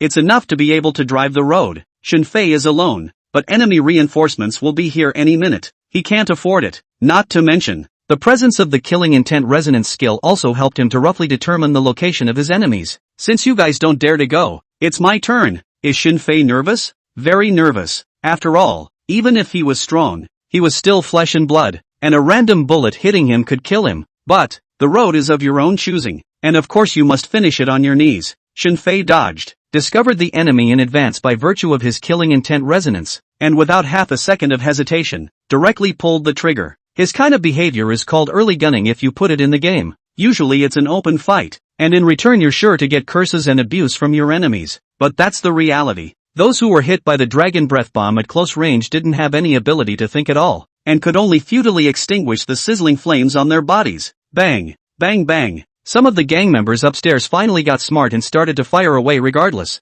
The bullets that covered the sky not only hit where Shinfei was, but also rebounded and splashed twice. There's no way around it. Shinfei could only retreat to the corner again. He's got a pretty big tactical problem, actually. Who made him only a legendary archer, but without the skill bonus of a legendary CQB. But, if you kill enough people, you'll have everything in the future. Snap! A ricochet bullet in the darkness coincidentally hit the position of Shinfei's shoulder. Shinfei only felt that there was a red-hot iron bar poking violently into his body, and the pain made the whole person confused. Good thing, mobsters don't seem to be trained to alternate fire. Expressed in actual combat, it means either shooting together or changing bullets together. The shooting window is exposed all at once. The opportunity is not to be missed. Shinfei gritted his teeth, and regardless of the injury on his shoulder, he raised the Remington M870 type shotgun with one hand and kept pulling the trigger at the location where the enemy was. Bang! Bang! The magazine was emptied of 7 rounds, but Shinfei didn't have time to reload. He slammed the shotgun and threw it at the mob, then drew his Glock G17 for alternate fire. In the blink of an eye, the enemies that were originally on the second floor had also been cleaned up by him. The house became silent once again. Meanwhile, inside his head, the system's voice also sounded again. Congratulations to the host for completing the killing mission and obtaining 1 chance to draw a prize. X8. 8 consecutive voices indicated that Shinfei had just finished off another 8 enemies, plus the 2 at the door just now, and the 5 that rushed downstairs. It amounted to him taking out 15 enemies with only 35 pistol rounds, and 9 Dragon Breath rounds. Such an achievement if word gets out. Enough to rock any military field in the world. Phew. Shinfei sensed through the killing intent resonance that the enemy upstairs had no intention of rushing down, and seemed to be planning to defend. He didn't rush to attack either, and shouted to the system, God killing system, give me a draw, smack me hard, side killings, side upgrade. Although there was a danger of death, this feeling of adrenaline spiking simply made Shinfei intoxicated by it. Shinfei listened to the system reward voice that kept ringing in his head, and at the same time, he spread the gunpowder from a disassembled bullet on the shoulder wound, and then ignited it with the lighter he was carrying. Jab! A stench of burning flesh and skin raced up his nostrils, sweat flowed like a stream, and intense pain spread from his shoulder to every corner of his body. Shinfei clenched his teeth and muttered, after tonight, there will only be 2 legends in Petersburg, either my tombstone or your broken blades, dead or alive. The name of the razor will finally burn through all the shadows of this tundra like an aurora borealis on a winter night. A great man is born as such. 21. Is it not heard that the sky is the limit? Lucky draw begins. Congratulations to the host for winning agility +1. Lucky draw begins. Congratulations to the host for winning the adrenaline potion X1. Lucky draw begins. Congratulations to the host for drawing the system reward storage space. Note, this space can only be used to store system reward items. Lucky draw begins. Congratulations to the host for obtaining the CQB specialization, elementary, skill. Lucky draw begins. Congratulations to the host for winning singing proficiency level B in the lottery. Lucky draw begins. Congratulations to the host for winning a roll of toilet paper. Lucky draw begins. Congratulations to the host for winning the physical +1. Lucky draw begins. Congratulations to the host for drawing M39 Grenade X4. Cutting the pie to clear. Emergency response process. Omnidirectional alert. Threshold assessment. Failure to fire method. Hook break-in. Hot zone/cold zone. CQB0. Along with the fall of the system voice, countless knowledge about CBQ was integrated into Shinfei's memory, in the blink of an eye. He has then grown from nothing to a qualified entry-level CQB level player. It's hard to tell exactly how strong, but used in conjunction with other skills, it was more than enough to deal with the situation at hand. Moreover, after this system reward, Shinfei found that there was an additional piece of the virtual template similar to the location of the game warehouse, in which some physical rewards were stored. It wasn't like before, where it would be rewarded into the backpack he carried. Without half a hesitation, Shinfei took out the adrenaline injection in the warehouse and quickly glanced at the introduction on it. No different from real-life potions, they are used for short and strong first aid medications that can quickly increase heart rate and blood pressure. The only difference is that the adrenaline rewarded by the system has no side effects at all. So what else is there to say? Use. The pain in my shoulder was unbearable. Although I hadn't reached the limit of my physical abilities, Shinfei was wondering, too, why is it that when I was seriously injured in my previous life, I didn't feel any pain for a long time? You don't even feel itchy and sore until you leave the operating room and wait for the anesthesia to wear off. But in this life, the sensitivity to pain is obviously greatly increased. Maybe it has something to do with increased fitness? These questions won't be answered for a while and shouldn't be thought about now. The sharp needle pierced the jugular vein, and the dark red medicinal fluid spread like a living spider web across the vessel wall. Phew! As the liquid was injected, Shinfei only felt that the muscles all over his body contracted violently in an instant, and the indescribable feeling of oppression prevented him from even breathing normally. The roar of pumping blood in his eardrums covered all the noise, as if he was the only one left alone in the entire world. Gray haze at the edge of the retina, a sign that the systolic blood pressure has exceeded 160 millimeters of mercury. If he had been wearing a tactical watch, he would have realized that. His heart rate spiked from 142 to 187. A few seconds later, the world became clearer than it had ever been before, and the blood oozing from the penetrating wound in his left arm was no longer a viscous red, but a layered dark and bright red. This is due to the sudden high pressure in the body, forcing plasma as well as arterial blood to seep out together. Without the previous burns to stop the bleeding, it would now be using blood, possibly even spraying, and it would take less than a minute at most to pass out from blood loss. So, that's what an injection of adrenaline feels like. Shinfei took a deep breath and kept adjusting his state through rapid breathing. The enemy up there is stirring. Light footsteps sounded. What used to be an inaudible sound was now unbearably shrill. Even without using the killing intent resonance, Shinfei could accurately locate the position of the enemy's location in the cut corner. Strengthening complete. Time to get down to business. Shinfei took out two M39 grenades that looked like eggs from the warehouse, removed the pins, and pressed the delay fuse. This grenade has a delay of 7.5 seconds and works like a Type 43 grenade, with a fuse held in place by a threaded knob and a conical cap, which needs to be unscrewed to funnel out the pull cord coil before pulling it violently. Of course, being a commonly used World War II grenade, it was also equipped with a multi-chime delay fuse. Typically blue represents a 4.5 second delay, red represents a 1 second delay, and gray represents instant fire. 5, 4, 3, 2, 1. Shinfei counted 5 seconds silently in his mind, and then quickly threw the two grenades towards the upper floors. Snap, snap, two M39 offensive grenades, knocking into the corner wall while eating two banks of rebound, end up at an almost bizarre angle at the feet of the gang members hiding in the corner. Grenade! Run! There's a grenade! Run! The gang members were all of a sudden confused. They really couldn't figure out how on earth the two grenades had been thrown. Less than a second to detonate had been too late for them to react in any way. Boom! Boom! Loud explosions rang out, and thousands of shrapnel exploded in all directions, creating a strand of 3 meters. A cloud of dust filled the entrance to the building, so close to the explosion, but Shinfei's mind did not ring any system draw beeps. Humans are so mean. For the pursuit of kills, the biggest role of offensive grenades on the battlefield is to maim. Shrapnel pierces into the body, even blowing off arms and legs, but it doesn't kill anyone for a short time. In this way, can greatly increase the cost of rescuing the enemy, as well as the cost of caring for them. Typically, guaranteeing the retreat of a wounded man from the battlefield consumes 2 living forces. The cost of subsequent treatment is astronomical, and the return of those disabled soldiers enhances the civilian fear of war, even enough to deter recruits from going into battle. There is an extremely complex principle behind this. This idea of wounding rather than killing with one blow is gradually being applied to the design of bullets as well. 2000 onwards. How many troops are using full power ammo other than in the civilian shooting arena? Very, very little. While the smoke hadn't dissipated, Shinfei picked his toes and grabbed a handful of AK-47s scattered on the ground, opening the magazine to check the ammo and reloading in one fell swoop. After doing these necessary operations, Shinfei rushed towards the upper floors without hesitation,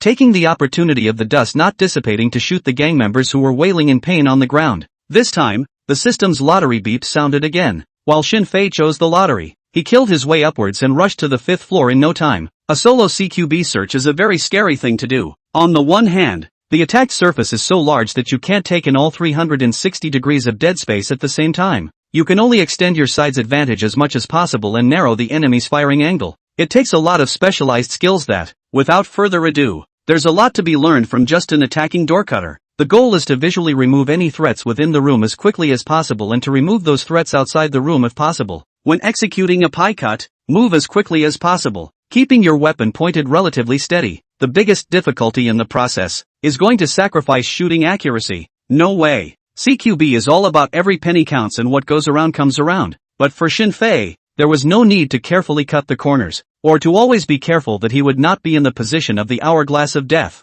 The reason is simple. He's got hang-ups. Just by getting within 30 meters, you can tell if there is an enemy in the room by virtue of whether or not there is a killing intent present. The 5th floor was quickly searched and, next up is the 4th floor. No enemies were sent throughout. Come to think of it, he had attacked and suddenly, and the gang members were so numerous that they would inevitably choose to concentrate their forces on him in the face of such a situation. Who would give up their life and hide in a room waiting for a chance to sneak up on them? Shinfei came to the 3rd floor, ignoring the pile of corpses on the ground, and carefully walked forward. And this time, he quickly sensed a distinct killing intent in one of the rooms that looked like a conference room. A rough estimate puts the number at about 5. Shinfei quickly came to the left side of the room door, leaned against the wall, and pulled the trigger against the door lock. Bang! Bang bang! A loud gunshot rang out as the wooden door lock crumbled open and a hole about the size of a fist broke through the door. Bang! Bang bang! Bang bang bang! There was intense gunfire from the conference room, and in the blink of an eye it had punched holes in the wooden door.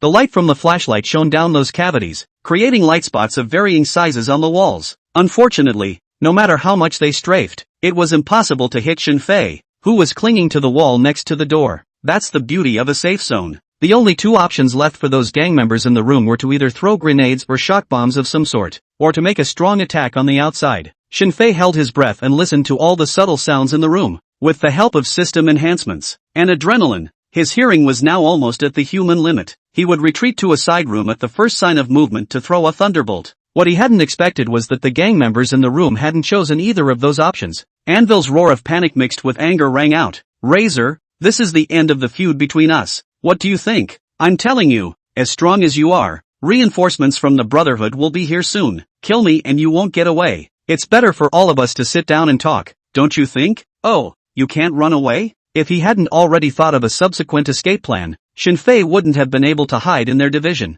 From the system storage, he took out the last two M39 offensive grenades and grunted coldly as he opened the fuses. Ha ha, don't you hear that the sky is the limit? As long as I want to go. The time for the delay fuse is almost up. Shinfei aimed at the wall directly in front of him and viciously threw the grenade out. Snap! The grenade hit the wall and bounced back a second time before making its way into the conference room along the loophole in the wooden door that had been shattered by countless gunshots. It's safe and dangerous to throw mines this way, because if it wasn't thrown into the room, it was Shinfei himself who was blown up. However, for Shinfei, who possessed superb physical reflexes, such an operation was nothing at all. Boom! There was a loud explosion. This time, it's a more lethal airburst. 22. You're not the devil yet? Decembrist Square. About 100 meters from the Neva Brotherhood on the side of the road. In a heavily modified jeep. Bear frowned. Captain, the shooting has stopped. Are we really not going to do anything? A gunshot means Shinfei is safe, but it's the quiet now. As if nothing has happened.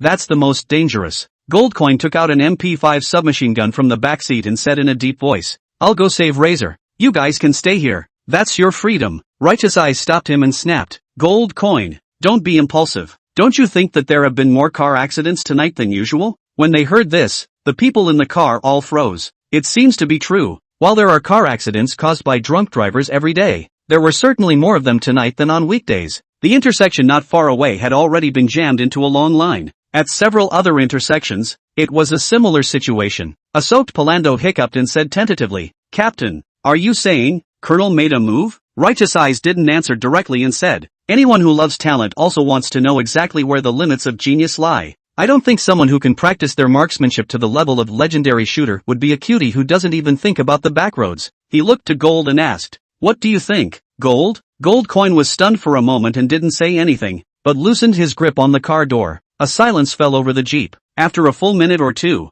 Bear broke the silence. "But, I can't think of how else to escape when I'm in such a desperate situation no matter what. This is the difference between mortals and geniuses," Righteous Eye muttered. "It's like top players like Crow, Maradona, and Ronaldo will always put the soccer ball into the net in a way you wouldn't expect." Neva Brotherhood chapter. 3rd floor. Boom. The conference room became an instant mess after two M39 offensive grenades exploded. Shinfei replaced the magazine of the AK-47 and loaded it backhandedly, not waiting for the dust to fall, kicked open the doorframe, and carried out a frantic strafing. Ta-da, da-day, da-da-da. After a round of bullets were fired, all those middle-ranking Neva Brotherhood members who were originally lingering on were turned into cold corpses. They didn't even have time to scream. Blood flowed down the bullet hole onto the ground, gradually gathering into a puddle of blood. "It's like a hell on earth." Shinfei dropped the assault rifle and replaced it with a pistol, and in the standard CAR holding method center axis relock position, he searched the room to see if there were any more chances to increase the draw. Don't kill me, please don't kill me," a miserable and weak voice rang out. Anvil, who had been scared out of his wits, crawled out from the front of the conference table and looked at Shinfei in panic. His position was directly across the room from the door, a sort of leader's seat. Because of this angle, it was miraculously surprising that he didn't get hurt too badly. There were bullet holes, but at least the body was still intact. Unlike those bodies, bombed and then swept, many of them have been reduced to a piece of the east and a piece of the west. Shinfei smiled. "It's okay, I'm not a devil, and we don't have deep hatred. It's okay if I don't kill you." Anvil froze and subconsciously looked at the bodies all over the ground. "Good man, you're not the devil yet, are you? Satan has to have your name tattooed on his back." 23. Besides rubles, I have a beautiful wife. It's all yours. Shinfei crouched down and said playfully, "If I don't kill you, do you have to thank me? Tell me, do you have any stash of money in your branch? Gold is fine. Drugs won't do. I don't have a way out. If you really don't have any, something else that's worthwhile and easy to carry will do." The pursuers would come at any time, and Shinfei didn't have time to scavenge the loot. The thought of all that wealth that belonged to him, but he couldn't take with him, made his heart ache. Anvil hurriedly replied, "2, there used to be, but a few days ago, Godfather all put away. But don't worry, as long as you spare me, I can take you to get the money. I'll give you 2 million rubles. No, 5 million. Bang. Shinfei pulled the trigger and hit Anvil's left leg. "Don't bull asterisk me. I want what I can take now." Anvil let out a desperate scream and roared low with all his might. "There's no there really isn't. And killing me. Aren't you afraid of being hunted down by the Neva Brotherhood? Razor, you just want to join Team 7. We can concede defeat so you can achieve your goal and get 5 million rubles as a thank you. Why not?" Shinfei fell into deep thought. Anvil thought that he was thinking about his words and hurriedly crawled on his knees and took 2 steps and said, "Razor, you're right, we don't have a grudge. We can be friends. From now on, I'll be all yours. Besides rubles, I have a beautiful wife. It's all yours." "Ha, a human wife?" Shinfei returned to his senses and said with a smile, "I'm sorry, I was thinking about something else just now and didn't hear what you said earlier. Any other questions?" Anvil subconsciously asked. What are you thinking?" Shinfei stretched out a finger. "First of all, the first question. I'm afraid of death, but I'm more afraid of being poor. I agree with what an old man told me. When he was young he thought money would solve 99% of his problems, and when he got old he realized that it did. I don't hate gangsters, but you're a step up the ladder for me, so you're going to die." Anvil couldn't help but twitch the corners of his mouth, and his face went pale. Shinfei stretched out his second finger again and said, "The second question I was just thinking about. You are the first small boss I came to this world and encountered. What kind of action should I use to solve you? You know what? I have a lot of friends who have beautiful execution moves. Price liked to use custom serrated daggers, with the blade slashing horizontally across the enemy's throat, and the cigar in his mouth always stayed the same length every time he killed. The apparition would first drive the tip of the blade into both shoulder blades of the enemy, wait until the enemy's mouth opened to cry out from the excruciating pain, and then raise his right knee and slam it into his abdomen to force silence. And Thorpe, soap and so on. My favorite character's name is Zimmer, and he's a very educated Chinese. Before each execution of the enemy, a polite tap on the shoulder, then a slam on the lower third, and finally a sharp slash to take the enemy away. Anvil had absolutely no idea what the man in front of him was talking to himself about. The fear from death made him subconsciously move his body backwards. It's as if being a few meters away from the muzzle of a gun makes you safer. There! A smile appeared at the corner of Shinfei's mouth as he drew the dagger he bought at the weapon store from his thigh and slowly threw it into midair. After the dagger reached its highest point, it traced a crescent moon trajectory in midair and quickly descended. Shinfei turned violently, raised his toes, and drew the hilt of the falling knife in the air. The blade turned into silver lightning and went straight for the throat. Pus, blood spurting out. The vitality in Anvil's eyes suddenly dimmed. His body shook violently, and blood seeped out from the corners of his mouth, quickly turning into a stiff and cold corpse. Meanwhile, the red light of the locator watch goes out, signifying that the GPS time is up. But the danger wasn't lifted. It was because Shinfei saw through the window of the third floor that a large number of unidentified gang members, from all directions, rushed towards him in a running manner. So many people, not to mention the fact that he was injured. Even in his peak state, it was impossible for him to fight. So, how to escape from life has become the most critical issue at the moment. 23. Slight gore. Don't read it during dinner. Down the street, in the jeep, Righteous Eyes looked at the gang members pouring in from all sides and frowned. The gunfire has stopped for a full 5 minutes. Why hasn't Razor run out yet? Is he hurt? No one answered his question, and the only sound echoing in the car was that of keyboard tapping. Polando asked curiously, Nefertus, what are you doing? Nefertus said without looking up. The Glaz Svestoket, Eye of the Star Whisperer, that Gold uses. The tracking device has voice recognition along with a life detection template. Both functions can be turned on as long as you have access to the corresponding Sputnikvok, Satellite Wolf, tracking system. Gold froze for a moment and asked in surprise, it can still be like this? How come I didn't know? Nephthys glared up at him and scolded him unmercifully. Just because you're a damned fool who didn't know and didn't disclose your plan to us ahead of time. It caused me to spend almost half an hour without finding the Eye of the Star Whisperer that corresponds to the Razor. Damn! How many people are those KGB assholes spying on with this thing? People's science for the benefit of all mankind. Those assholes in grey ratskins are tarnishing what was once the Red Alliance. Gold Coin didn't move and averted his gaze, no longer speaking. Once again, there was a dead silence in the jeep. Righteous Eyes looked at the gang members who had already assembled at the entrance of the branch, ready to attack, and asked, if you encountered this situation, how would you solve it? Polando shrugged. Smart people don't let themselves get surrounded, and I'm not going to let myself get caught up in a situation like this. Not a chance in a million. The corners of Gold Coin's mouth rose, conjuring up a crazy smile. What's there to run for? Install explosives in the entire building, let them all in, and finally take them all with you to God. I think that Razor must have been thinking the same thing. The three men looked to Bear. Bear scratched his head with the only arm he had left and said, I'll listen to you guys. If you want to run, I'll follow. If you want to die with the enemy, I'll plant the dynamite. Gold Coin patted him on the shoulder and said,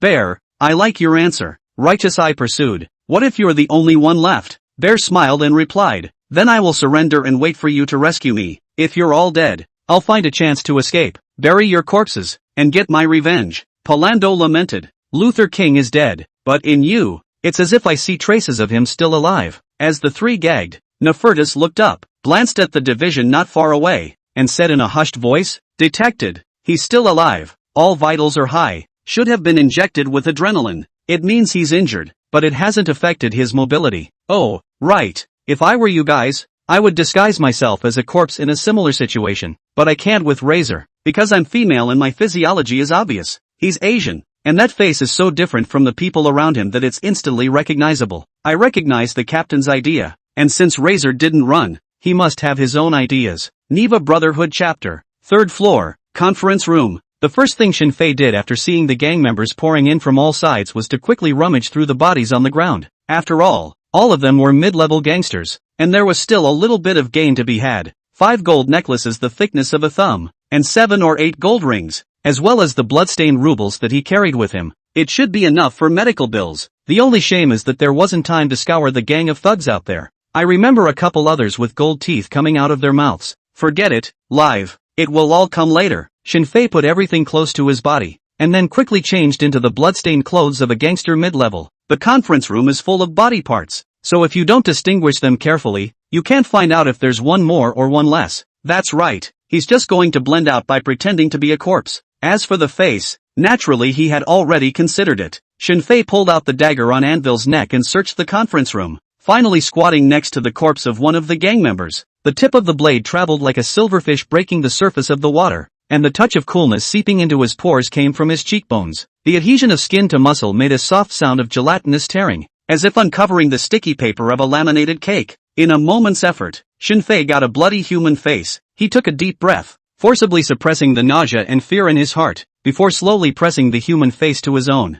The subcutaneous fat is greasy and uncomfortable to the touch, and this face is too big to do a tight fit. But that's okay. Blood and hideous wounds will cover up all deficiencies. Shinfei topped someone else's face, reloaded the magazine for the Glock G17 pistol, and found a place to lie down with the most corpses. It's a combo. Even if the gang members noticed the disguise, Shinfei was also able to hold the other party's leader hostage by virtue of his proximity. All it takes is a chance to get in close. After all, in the absolute realm of 30 meters, he is purely technically rolled over invincible. Outside the first floor door, a large number of gang members had assembled, led by Ash, the second in command of the Neva Brotherhood. The people around them were making calls, but all they could hear was the ringing from the silent branch building, but no one answered at all. This situation, it's very bad, and there's only one explanation for that. It's quite possible that Razor killed everyone in the building on his own. Attack, or not to attack? Just as Ash hesitated, the street mediator beside him hung up the phone and said,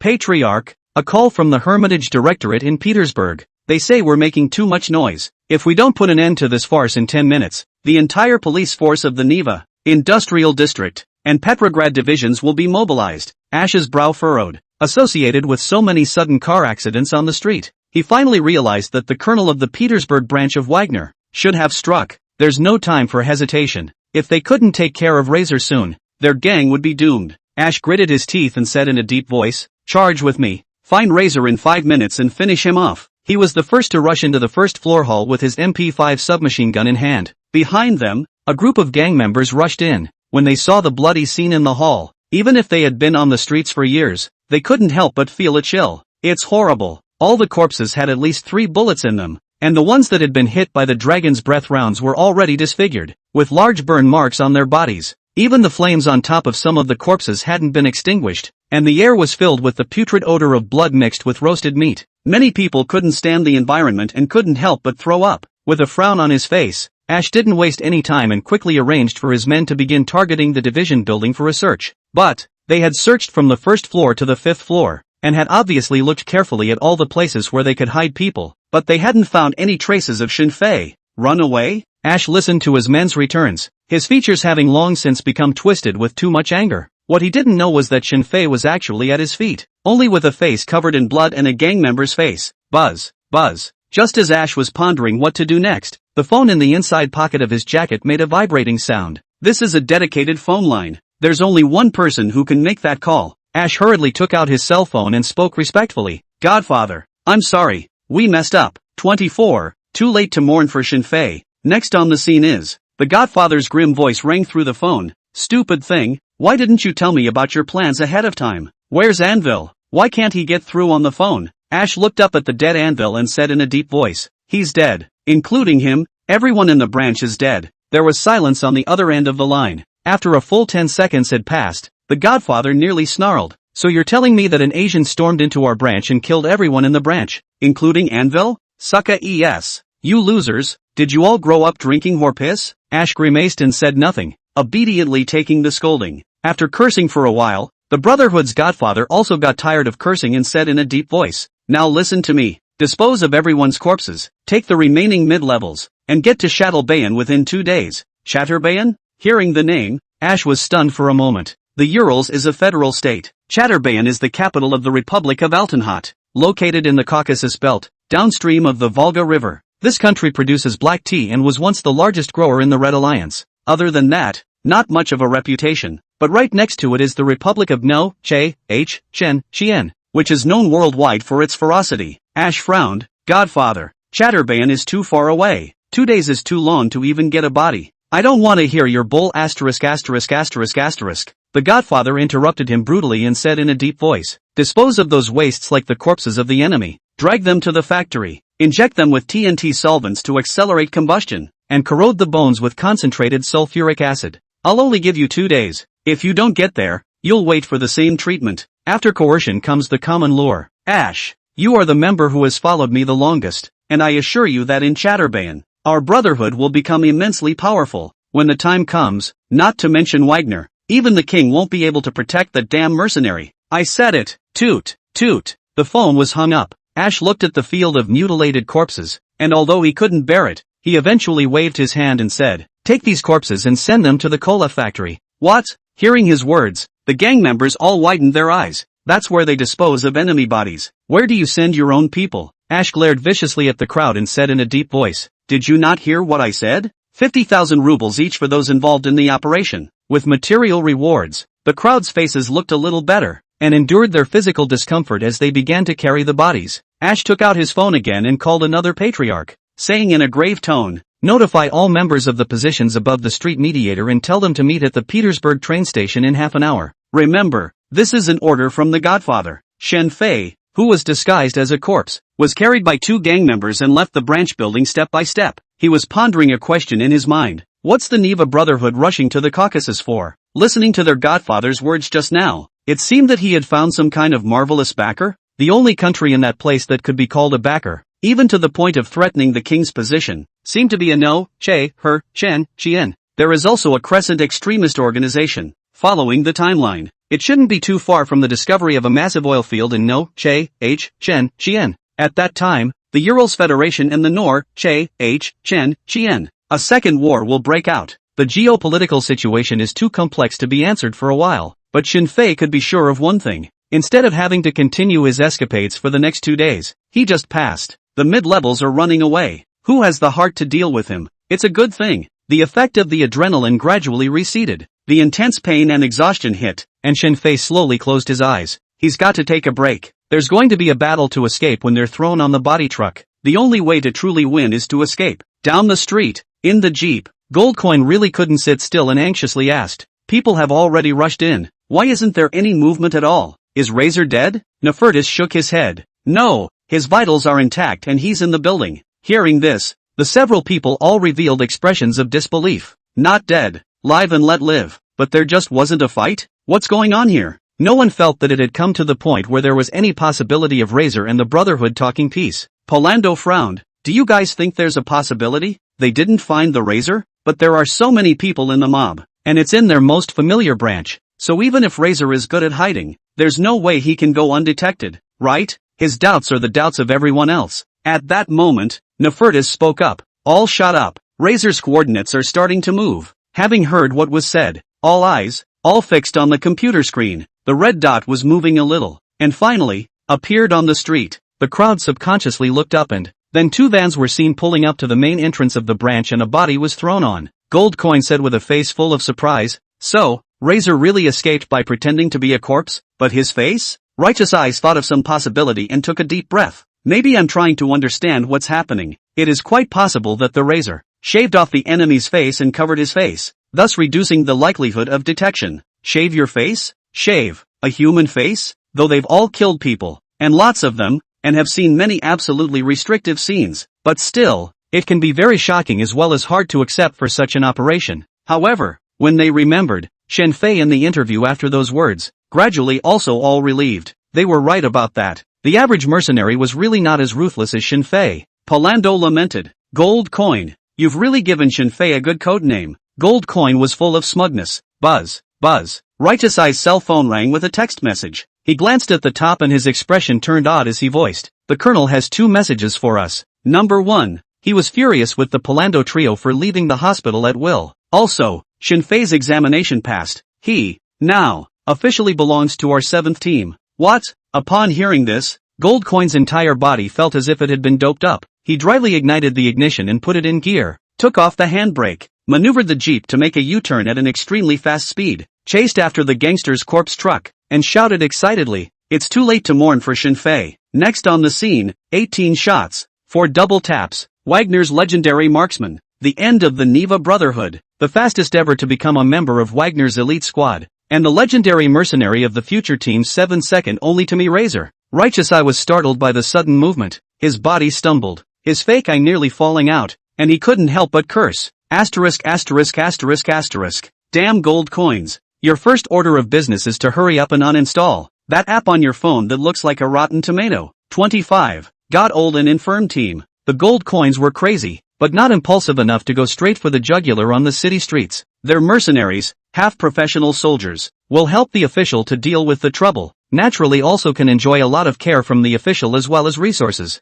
There are more restrictions in the city than in the mob. He drove the jeep, following the van carrying the bodies, all the way out of town, waiting to travel to the unpaved road. Goldcoin slammed on a sharp brake and the jeep drifted across the middle of the road. The driver of the truck transporting the body was instantly enraged at the sight. Can you drive? If I can't bully Wagner's mercenaries, I can't bully you? The driver cursed and grabbed the Uzi he kept by his side and charged down. To express his anger, he couldn't wait to pull the trigger on the sky just as soon as he got out of the car. Bang bang bang, the Uzi's gun went off, spewing a flurry of flames from its muzzle. The driver rushed to the jeep and pulled hard on the door. Finding it in a locked state, he raised his gun and cursed, "Bunch of inges, your mama didn't teach you." The window that was affixed to the privacy glass slowly came down. The driver was shocked to realize that sitting in the front of the car were two mercenaries in Wagner uniforms. An MP5 submachine gun and a P99 pistol were already aimed at his head. Driver people are scared silly. How could he have never imagined that a random don't car encountered on the road would also be an existence that he absolutely could not afford to mess with? Polando, who was sitting by the window, glanced disdainfully at the Uzi in his hand and said with an expressionless face, "Nice little toy, bring it to me to play with." The driver had long been stunned and froze, not daring to move. Polando reached for himself, snatched the gun out of his hand, and suddenly growled low, "Bang! Ah!" The driver was startled and crouched on the ground shivering. Don't kill me, I'm just passing through." Polando had a mocking smile on his lips. "Mon Dieu, your trembling fingers would be better suited for carving cheese than for holding a gun. Now, get down on the ground and let me see your hands." The driver rushed to do as he was told. Goldcoin got out of the car and held his gun on guard, while Righteous Eye and Bear slowly approached the van. Even though there seemed to be no danger around them, they still didn't let their guard down. For mercenaries, carelessness is more deadly than anything else. Wagon. Hearing the sudden gunshot, Shinfei opened his eyes violently. It was dark as far as the eye could see, and the air carried the strongest possible odor of blood. Knowing that you're in a body van and can't see is actually a good thing. Just need to control not to go crazy brainstorming. Shinfei's left hand gripped the Glock G17 pistol tightly, and his right hand clutched the gold necklace, gold ring, and some bloodstained rubles in his backpack. Viewing through the killing intent resonance, Shinfei did not find anyone within 30 meters of his surroundings who had a killing intent towards him. But the van did stop, and there were gunshots? So, what the hell happened? Shinfei maintained the position of lying on his back, carefully moving the corpses that he could catch, slowly moving them to his side. It's gross to the greasy touch, but it's a natural sandbag. Followed by, he aimed for the back door of the van and quietly listened for movement outside. Click! The door of the van was slowly opened. A beam of flashlight light shone in, and Shinfei's emotions were tense to the extreme at this moment. Righteous Eyes frowned at the bodies stacked like pork in the compartment and voiced, "Razor, are you still alive? A prosthetic eye?" Shinfei sighed in relief and slowly sat up. Ka! The sound of a bullet being loaded rang out. Shinfei tore off the human face plastered on his skin, wiped the crushed flesh at the corner of his mouth with the back of his hand, and said with a smile, "What? Were you guys turned by the Brotherhood?" Although the 7 teams had fought before that, Shinfei was able to escape. The probability was that he had plastered an enemy's face. But, when this scene really appeared in front of their eyes, especially when combined with the corpses on the left and right of the carriage, it still gave the two men the illusion of a chill down their backs. Righteous Eyes exclaimed, "Davarish, you are definitely the most otherworldly rookie mercenary I've ever seen. Ever." Big Bear followed suit and lamented, "I prove that what the captain said is true. Gold coins in front of you. It's all like an elementary school student. That. Razor, can you still move it? I'd love to help you, but the clothes I'm wearing are quite expensive." Shinfei nodded, got up with difficulty, and climbed out of the carriage. His body was stained with layer after layer of blood, making him look like a harsh ghost crawling out of hell. Righteous Eyes rubbed his nose, wanting to say something,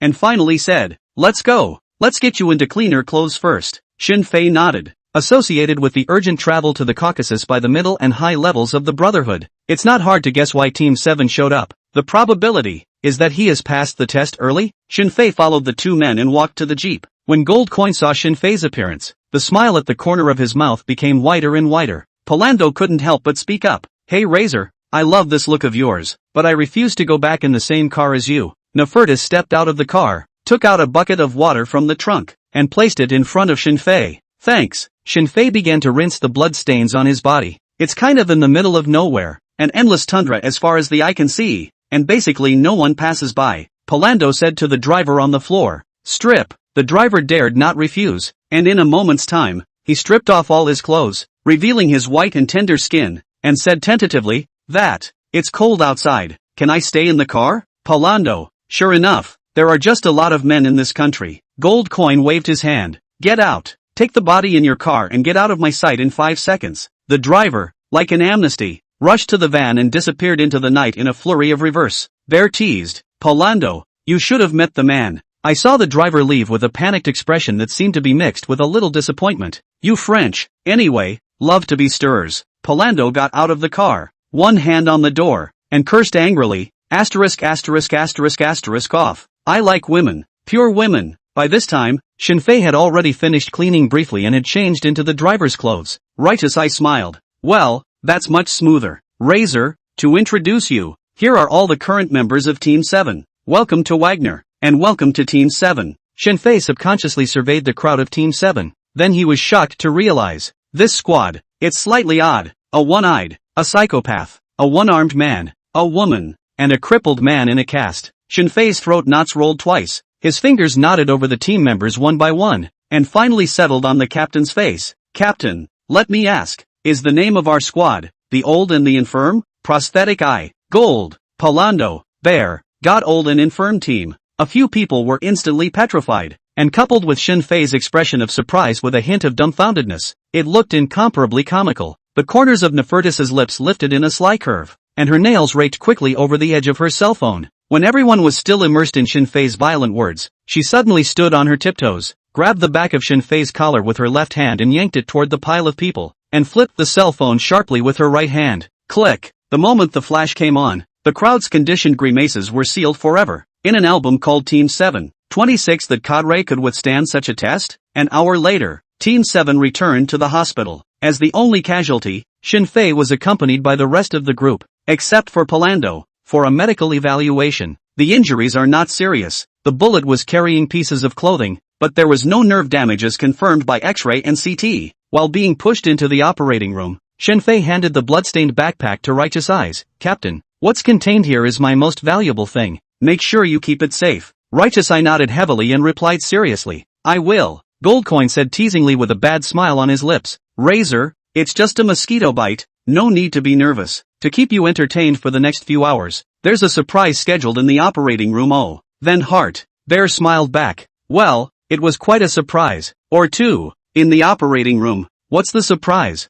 Looking at them with that look, Shinfei always felt that his back was hairy, as if he was being stared at by colorful wolves. Without waiting for him to ask, the nurse had then pushed the hospital bed and brought him into the operating room. Waiting for the door to the room to close, Goldcoin surveyed the duffel bag, stroked his chin, and said, what exactly do you guys think is in there that would make Razor so nervous? Bear guessed, it should be a family photo. Chinese people value family as much as we do. Righteous Eyes shook his head and said, I don't think it's what's inside that's important. Maybe the duffel bag was given to him by his first girlfriend. The trio looked to Nefertis, waiting for her guess. Without speaking, Nefertis dryly reached out and unzipped the duffel bag that didn't have any protective locks. Oops, it's not nice to peek at people's stuff. Yeah, not so good. Can you guys be a little professional? The three said so, but their eyes had long ago glanced at the duffel bag. Even Nefertis froze when they got a good look at what was inside. The corner of Righteous Eye's mouth couldn't help but twitch as he reached out and took out one of the gold necklaces, saying in surprise, if I remember correctly, that day when Anvil came to pick a fight, what he wore around his neck was this necklace, right?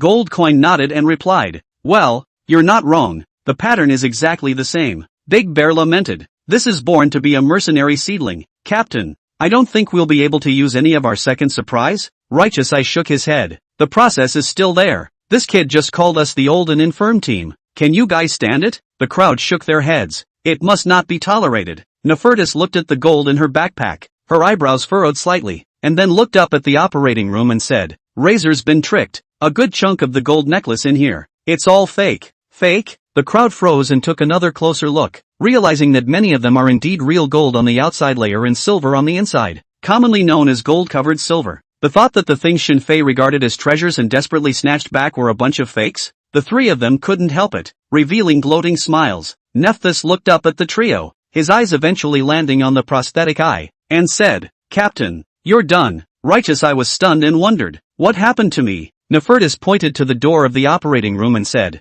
think of his answers during the interview, and then think of the way he dealt with the mob. What if the gold was real when he said he gave it to you? He, is a man who gives up his life and not his fortune. Even if you take a loss, you'll make it up from somewhere else. You promised to keep them safe for him, so to avoid even more trouble, I suggest you go procure some gold now. Prosthetic eye. In hell, what kind of senior captain comes up and offers his players a bribe? A bag of gold. How much does it cost? However, thinking of Shinfei's extreme character, Righteous I was worried that this kid would do something irrational, and there was no shortage of money for them, the members of the elite squad, for the sake of squad cohesion, in order not to create a gap. This gold, gotta buy. Righteous I gritted his teeth and turned around with a forlorn expression as he walked towards the outside of the hospital. Gold Coin laughed, ha ha, Razor is really good at choosing people. Our captain attaches the most importance to promises. If I were to sell it, I would not be able to do so unless I was beaten to death. Nefertus looked at Righteous Eye's back and added, have you ever thought of another possibility?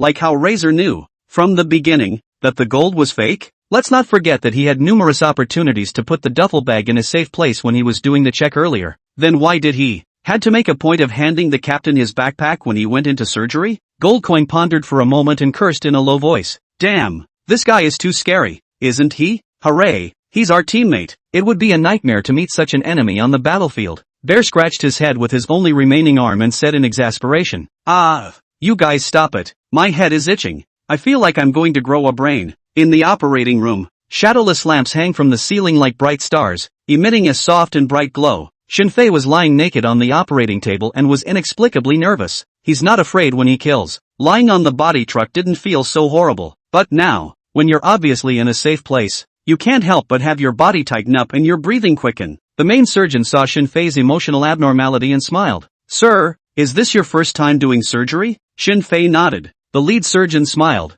You don't have to worry. I'm the best surgeon in this hospital. Local anesthesia has been successfully injected, and you will not feel any pain during the entire procedure. And your team members have thoughtfully prepared some entertainment for you. Entertainment? What's the point of being entertained in an operating room? Without waiting for him to ask, a slight tremor came from the mattress under Shinfei, accompanied by the rhythm of gear rotation. The support board below the waist remained static, but the upper half of the bed lifted up at an even speed, finally settling at a 47-degree angle. It's basically the same as going from lying down to leaning back and sitting. The surgeon pushes a button on the operating table, and the adjacent surgical tunnel slowly opens. 7 or 8 sexy beauties in bikinis with alluring figures and different skin colors walked in. I'll be damned. That leg isn't a leg. Every step was full of power, practically a taut bowstring, and every knee lift defied the laws of gravity. That big thunder, rippling in sharp breaths and heart-stopping crests. That arse, with 20 active volcanoes hidden in its taut folds,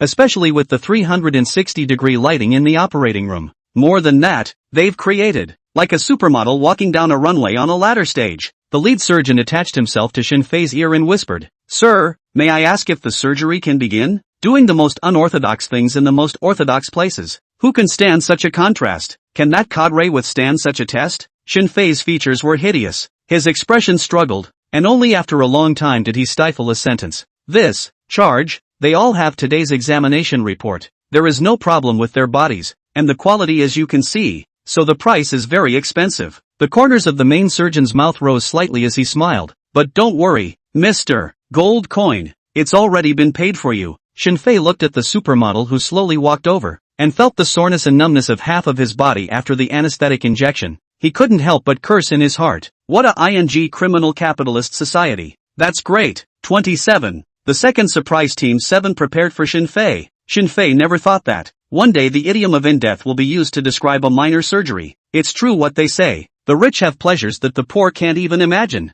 As he lay on the hospital bed, enjoying the fully automated services of the doctors and nurses, he couldn't help but murmur in his mind, money's good. This money still has to be earned. Just one elite mercenary has this kind of treatment. So if you become an oligarch, the body is extremely happy, the mind is incredibly relaxed, and the originally tense and boring surgical process ends in a fit of laughter. The nurses put on their bikinis and kissed Shinfei goodbye in turn. The lead surgeon held up his glasses and said, Sir, your friend has a second surprise for you. Because it's a bit exciting, we need to do some safety measures for you. And the surprise? Shinfei waved his hand and said, Alright, I'm quite tired today. How about another day? Despite the words, His body honestly didn't move a muscle. The first surprise. The doctor didn't even mention the excitement. Not experiencing the experience. It's hard to sleep. Shinfei wasn't the kind of boy who, after ordering a technician and being dissatisfied, wasn't willing to change it, and could only have his heart ache for money while enjoying a massage service that wasn't really satisfying.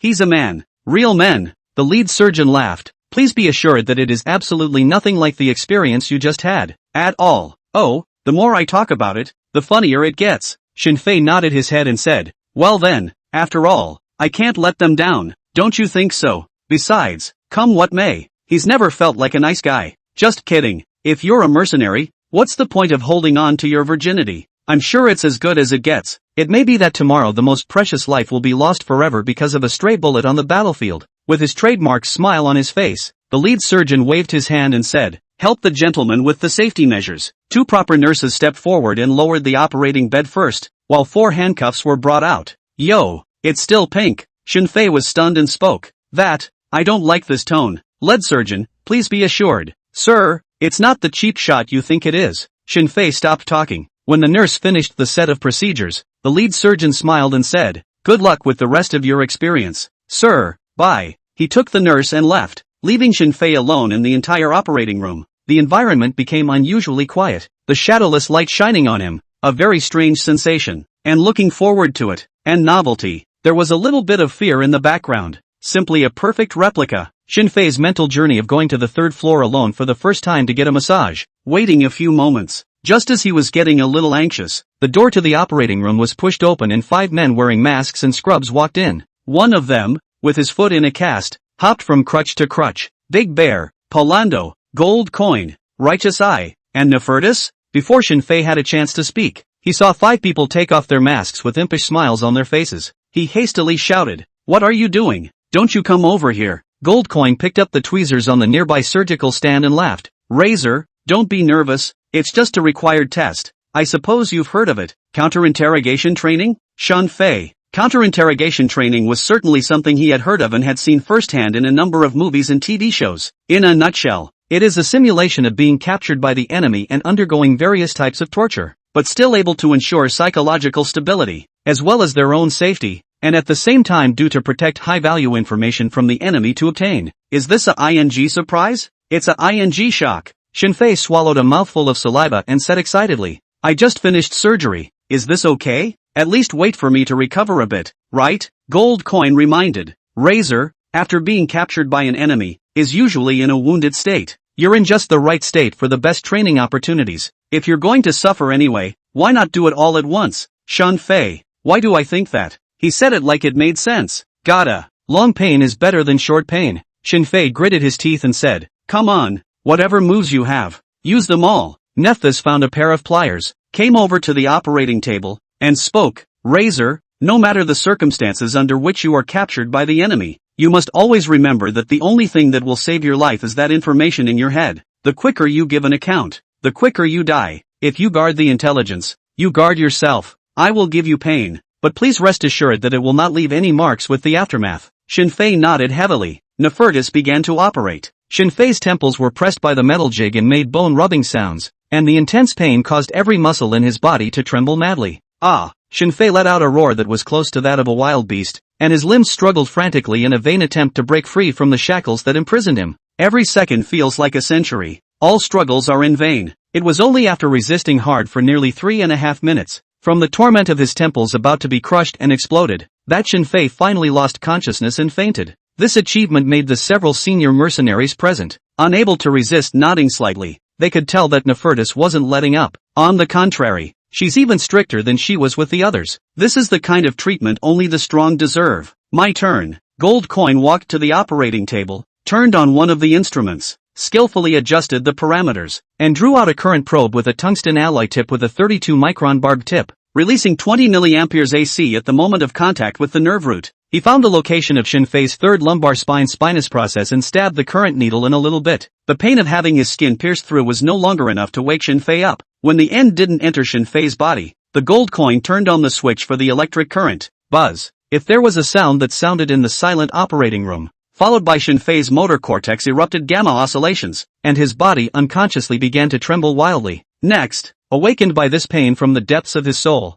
He cried out hoarsely, "Kill me! Asterisk asterisk asterisk asterisk it! Kill me! Gold coins! Kill me! Otherwise when I regain my freedom, I'll be the first to kill you! Asterisk asterisk asterisk asterisk your mom!" The instrument next to it showed that Shinfei's sympathetic overexcitation caused the iris sphincter to spasm, and the pupil dilated from 4 mm to a critical 9 mm. This means that he can be played at any time. Listening to his tirade, several people in the room were expressionless, neither angry, "It doesn't hurt," either. They've all been through similar training. Or rather, no one who wants to be a member of an elite squad can escape anti-interrogation training. The current continues to increase. Under the effect of tonic muscle spasm triggered by autonomic nerve disorder, Shinfei's fists were clenched tightly, and because of too much force, blood had already seeped out. The pain has reached critical mass. Shinfei was on the verge of not being able to feel the existence of his body. He's quieted down. No more cursing, not moving a muscle. It's like a cold corpse. Seeing this scene,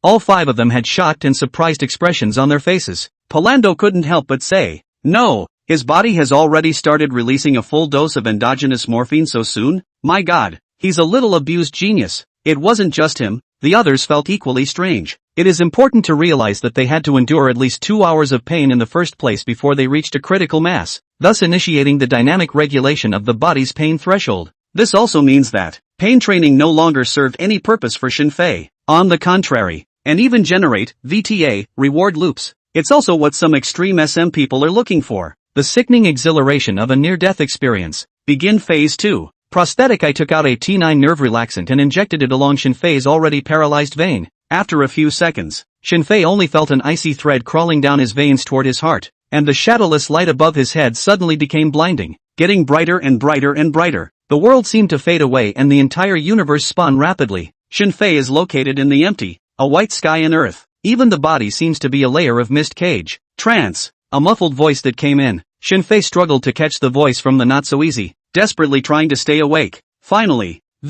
he finally heard what the icy voice was saying.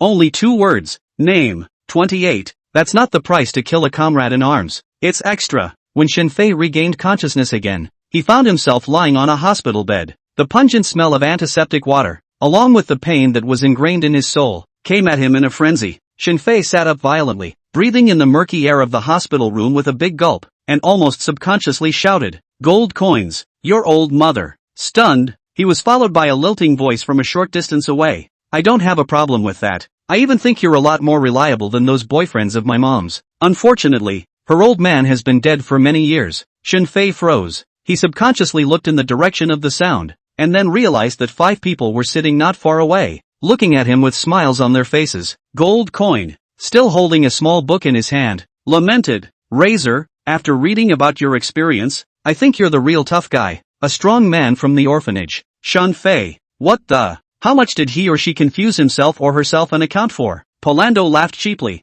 "Razor, you only have one flaw, and you know what it is?" Shinfei shook his head. Polando laughed out loud. "You're actually still a chick. Ha ha, an 18-year-old fledgling. Do you realize? How incredible is this in our country?" The rest of the group laughed along. After all, it's amazing that there are people who haven't experienced something in 18 years that, in their minds, they should have done before middle school. It's pathetic. The only one who didn't laugh or speak was Nefertis. On the one hand, because she's a woman. The second aspect is because she is from the UAE. If I had a Glock right now, I would definitely kill you guys. Shinfei cursed and asked, "How long have I been unconscious? Damn it, why didn't you guys let me know in advance if you were going to do interrogation training?" Righteous I looked at his watch and said, 62 hours, less than 3 days. So long? Shinfei froze. Righteous Eyes explained, "I injected you with T9 neurorelaxant, and with the fact that you were so tired yourself, it's not at all surprising that you would sleep for so long. Don't blame us for not giving you advance notice, because the more sudden it is, the better the training will be.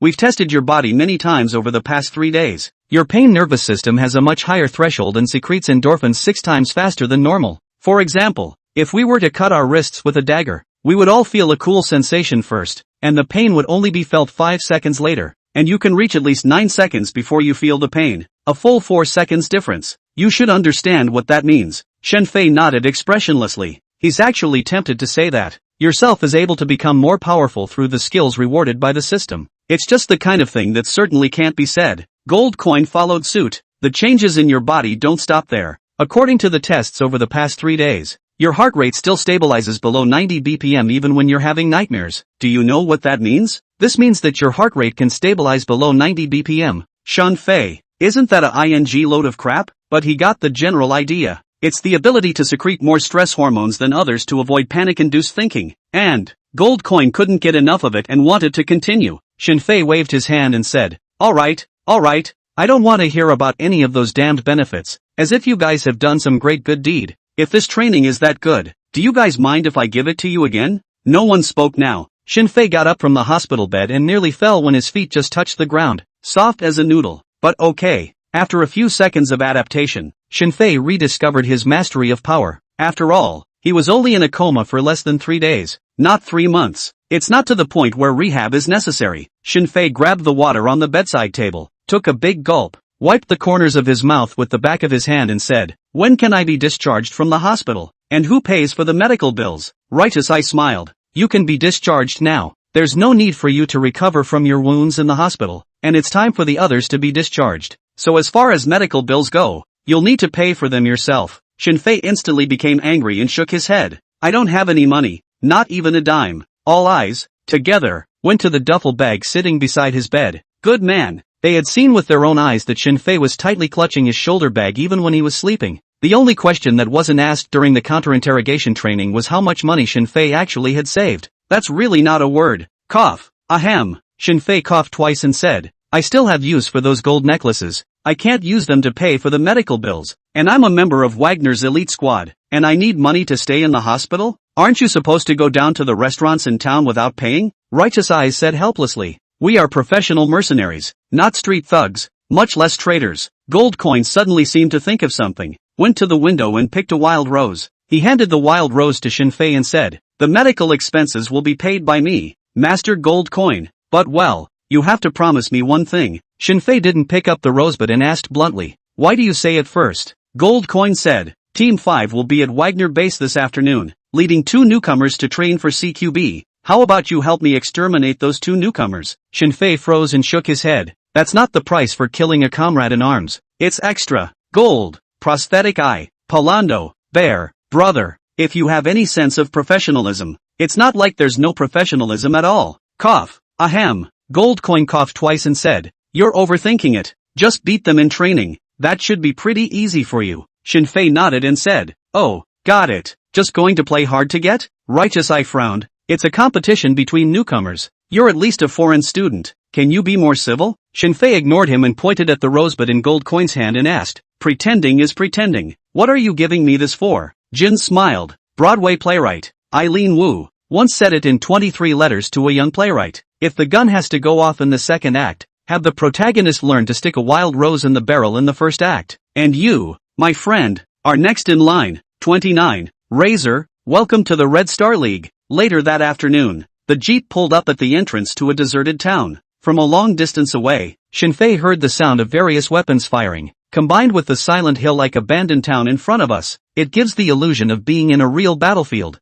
The crowd got out of the car. Righteous Eyes introduced. This used to be a model workers' town in the Red Star Alliance, which was deserted in '86 due to a groundwater contamination incident. Lieutenant General Golovko, commander of the Petersburg garrison, converted it into a CQB training ground for the training of various units. This is a complete Red Star Alliance-era complex containing an underground nuclear bunker system. Razor, welcome to the Red Star Alliance. Shen Fei raised his head and looked at the mottled slogans everywhere on the wall. The alliance of workers and peasants is invincible. Labor is glorious. He lamented. The Red Star Alliance is truly remarkable, leaving behind an industrial legacy and energy reserves that still support the economic lifeblood of multiple countries. Gold Coin teased, but he left a lot of trouble behind. It's like the king said, not missing his heartlessness, but wanting to return to the brainlessness of his time. A few people looked at each other and smiled. The entrance was heavily guarded, and before entering, one had to strictly identify oneself and pay an administrative fee at the same time. When he heard that Shen Fei did not have an identity, the expression of the guarding soldiers became very serious, and the gazes of the surrounding sentries all instantly locked onto the location of the entrance. The slightest hint of wrongdoing and the weapons in the hands of the soldiers around them would be aimed at them. The atmosphere became oppressive and serious. Shen Fei thought he'd run into some kind of trouble. I didn't expect the guard soldier to say, in an authentic northwestern dialect of the Ural Federation, no, that's not in order. It's More money. 50,000 rubles. Don't counter-offer. I hate haggling. Okay. More Red Star League now. Goldcoin had no choice but to shell out an extra 50,000 rubles, and the group rode in a special bulletproof vehicle within the town, rushing to the area where the break-in training was taking place. At every place, the prosthetic eye would give Shinfei a detailed explanation. By the time he had almost reached the designated area, Shinfei also had a rough understanding of this abandoned town. Multi-story apartment buildings, factory warehouses, abandoned supermarkets, schools, hospitals, churches. Any scenario that an alley fight might touch, it's all here. The barricades, scrap vehicles, oil drums, sandbags, concrete blocks, and other shelters were also very well set up, almost the equivalent of a real battlefield. High altitude and underground combat zones, hostage rescue zones, interactive training systems, operationalized obstacles and challenges, demolition and IED simulations. There was no shortage of training subjects that Shinfei could think of here. Could take an abandoned town and make it into what it is today. That LT. Gen. Golovko is supposed to be a CQB in his own right. Of course it also had to do with the fact that the town's infrastructure was solid enough to withstand day and night shooting training. Let's just say, Red Star Alliance is still too comprehensive. The destination was a 7-story, reinforced concrete high-rise. The mottled appearance and the dense bullet holes silently tell of its once glorious history. At the entrance stood 3 heavily armed mercenaries, staring intently at the large screen in front of them. Goldcoin pointed to one of the taller ones and said, "That's the Captain Gambler of Team 5. You don't need to know the rest of the two. The 2 rookies that are training in the building right now would be the 2 rookies from Team 5. Shinfei nodded and did not say anything. Righteous Eyes led the way, opening his arms wide and saying, "Hey, Gambler, I heard you guys used GPS to navigate to Rosny and ended up leading a stampede into a kindergarten?" The Gambler turned back, his gaze sweeping over each face in turn, finally settling on Shinfei,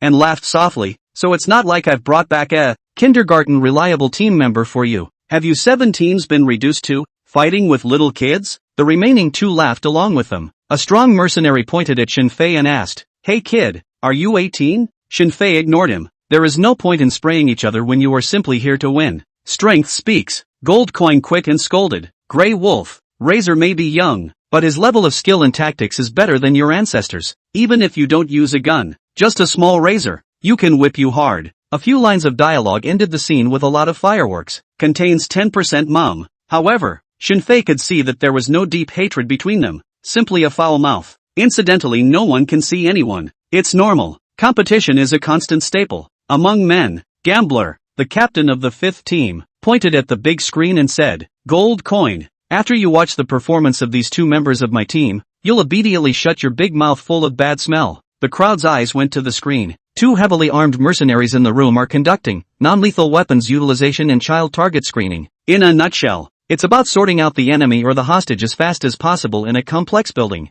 It's not easy. In case of misrecognition, you can kill the hostage or lose the chance to fire before the enemy and be hit by a shot from the enemy. Shinfei glanced at the settings in the upper left corner of the screen, and the recognition time was 0.6 seconds. In other words, the 2 mercenaries in the building have to distinguish whether the fast-bouncing spring-loaded target machine is an enemy or a hostage within that time. Spring-loaded target machines may appear at any angle, in any position. According to the specialized knowledge in Shinfei's mind, being able to control the compression time at this level and achieve a 95% recognition rate should be equivalent to the entry test for the KGB's 7th Operations Directorate, Team of Special Operations Squad. Oh, by the way, Team A has another name known to the world. Alpha, a bunch of agents, trained the only top-notch specialty squad in this country. Aha, the world is a giant strawman. At the end of the subject training, the average recognition time for the 2 people in the building was 0.54 seconds, with an accuracy rate of 97%. In fact, if it weren't for one of the female mercenaries, who had missed a shot,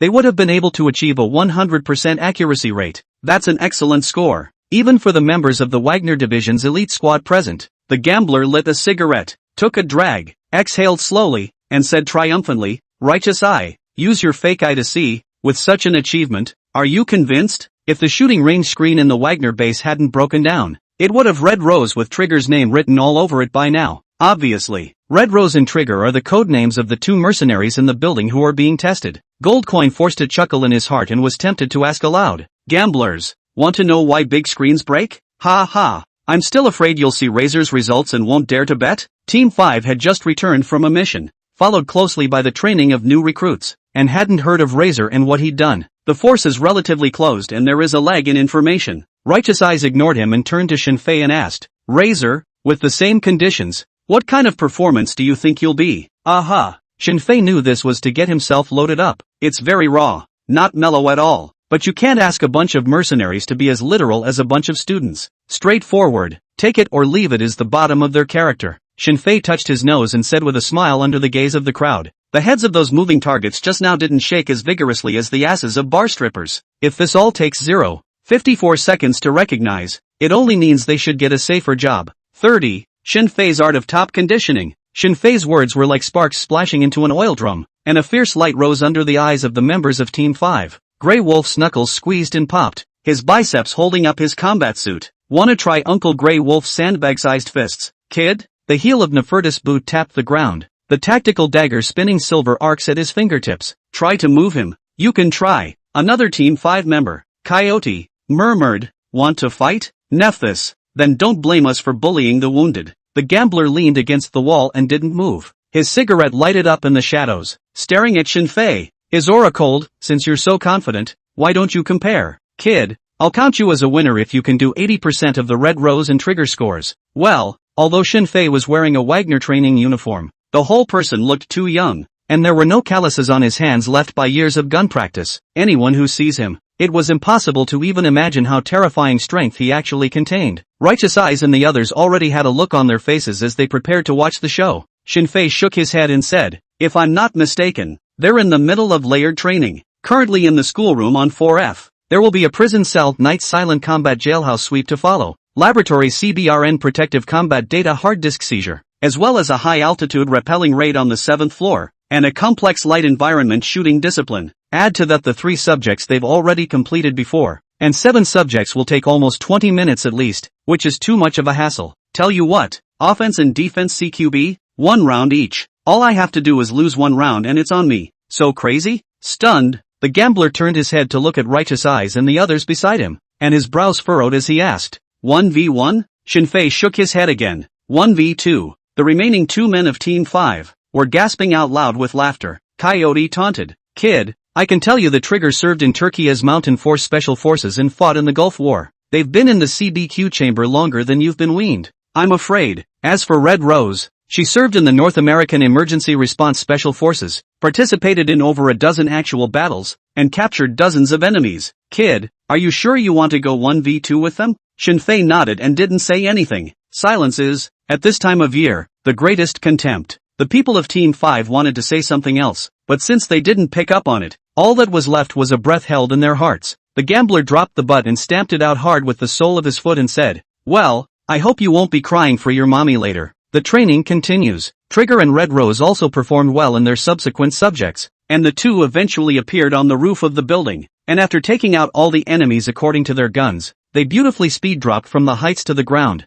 Both men rolled and unloaded at the same time, jogging all the way to the gambler, straightening up and saluting. The whole thing's running on fumes, right up there with the Red Beret and the JTF2 title. The gambler returned the salute, and without any nonsense, pointed at Shinfei next to him and said, this guy said to engage in a CQB attack and defense battle with you guys, and that he would beat the 2 of you by himself. 1 offense, 1 defense, just win 1 round and count him out. The 2 men looked at Shinfei with surprise in their eyes. It's still the same problem. Shinfei was too young, and coupled with his iconic oriental looks, he didn't look any different from a student in school. In fact, he was originally a student. Trigger inquired, Captain, may I ask if he is Wagner's CQB expert? The gambler said with a cold snort, just like you guys. He's a rookie on Team 7, a cocky, arrogant kid. I have 1 order, beat the out of him later and feed it to him. The 2 men straightened up and snapped, yes. The gambler turned his head to Shinfei and said, little brat, can we start? Any weapon you want, there's plenty here. Shinfei used the killing intent resonance to feel it,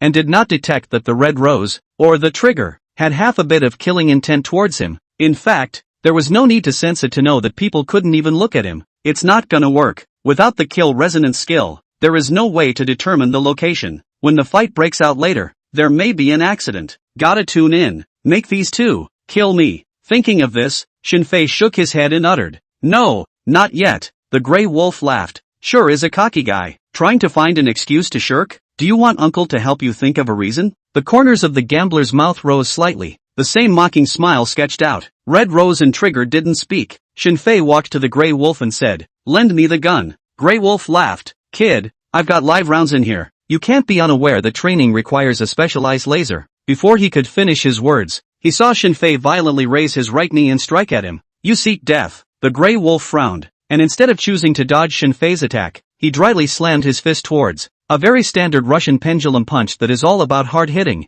In the Grey Wolf's view, his body had an absolute advantage, and he was completely able to finish the other party with one punch before Shinfei's attack hit him. Just moments before their attacks were about to make contact, Shinfei retracted his leg at an almost unbelievable speed and dodged sideways. The Grey Wolf was startled. Before he could react, Shinfei's right hand was in the shape of a claw and violently attacked the Grey Wolf's face. The speed was so fast that the Grey Wolf could only subconsciously parry. What he didn't expect was that the previous two moves were all deceptive. Shinfei took advantage of his efforts to wield, sidestepped to his back, and his fingertips lightly snapped the gun belt, and smoothly took the Colt M4A1 carbine on the Grey Wolf, and got it into his own hands. Moment. The room was silent. Although he had the advantage of a sneak attack, no one had expected that Shinfei had such a body. One move to stop the enemy. What a bizarre move. And they could all see that if Shinfei chose not to grab the gun but to attack the back of the Grey Wolf's neck, then one blow would be enough to kill him, or switch to the in-teasing leg. And it's not uncommon to break off a child or grandchild.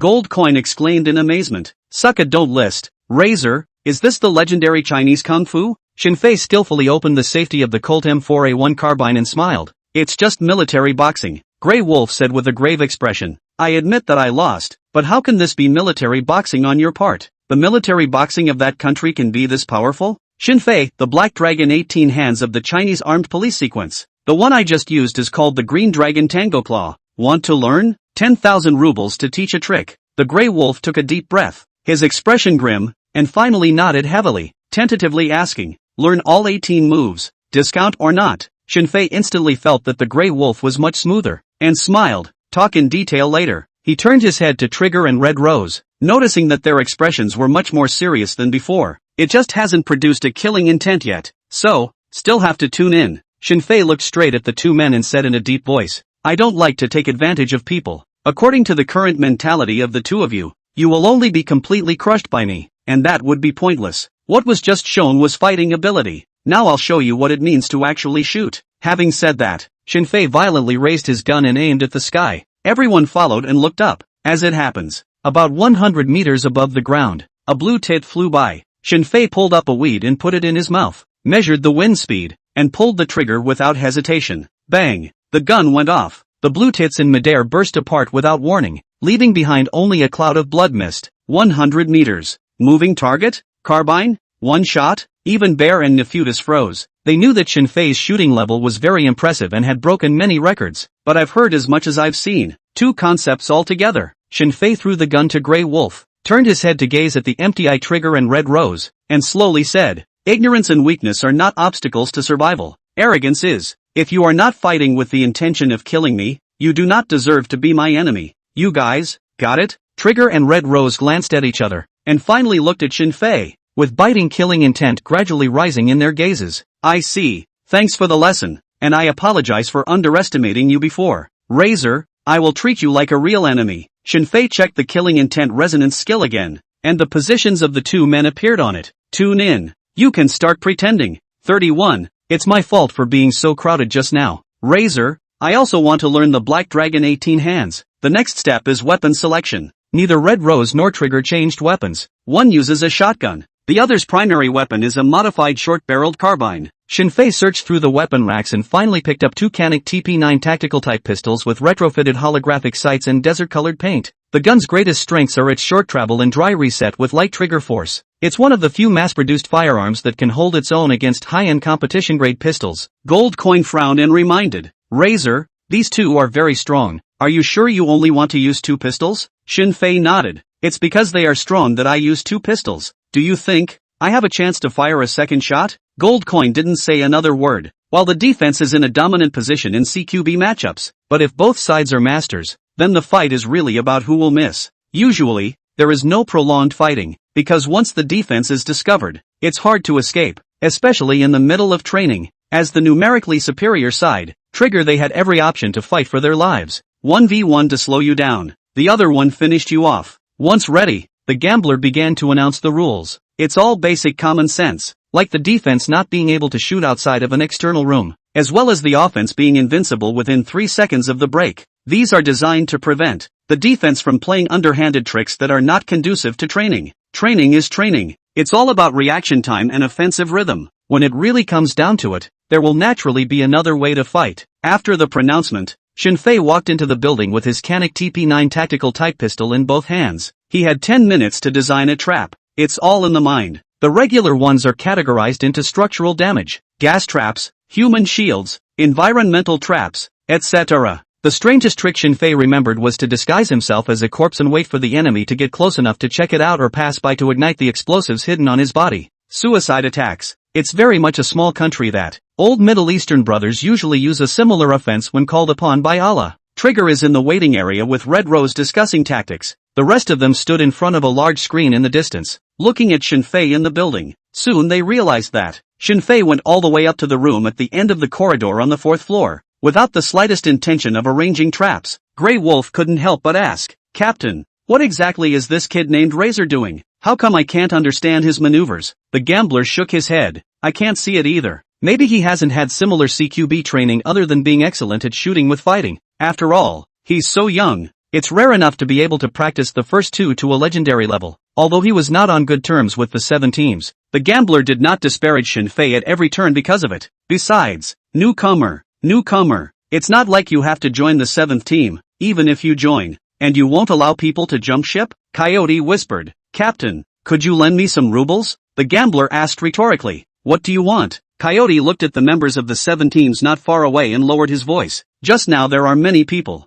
Actually, I also want to look for Razor and learn that what's his name Black Dragon 18 hands." Gambler. He couldn't help but twitch at the corner of his mouth and cursed in a low voice. "People might just be joking. 180,000 rubles and you want to learn the secrets of the one and only? It's such a good thing to have. I want to learn." There was a pause. He added, "That. Also go ahead and ask. I'll take care of the money." Coyote nodded happily. Close combat is not really used that much on the battlefield, but anyone with a handgun wouldn't choose to stick it to the enemy. But who would mind having a lot of life-preserving undercards, especially on the streets? One-touch fighting can be so good. Not far. Nefertus frowned and asked, "What does Razor want? Planning an ambush in that room? But there seems not an optimal position for defense." Righteous Eye shook his head and lamented, "Only God knows what he's up to. This guy, he's always got some new trick up his sleeve for us." Bear didn't say anything and seemed to be thinking about something. Gold Coin poked him with his arm and asked, "What's on your mind?" Big Bear looked at Shinfei in the screen and said,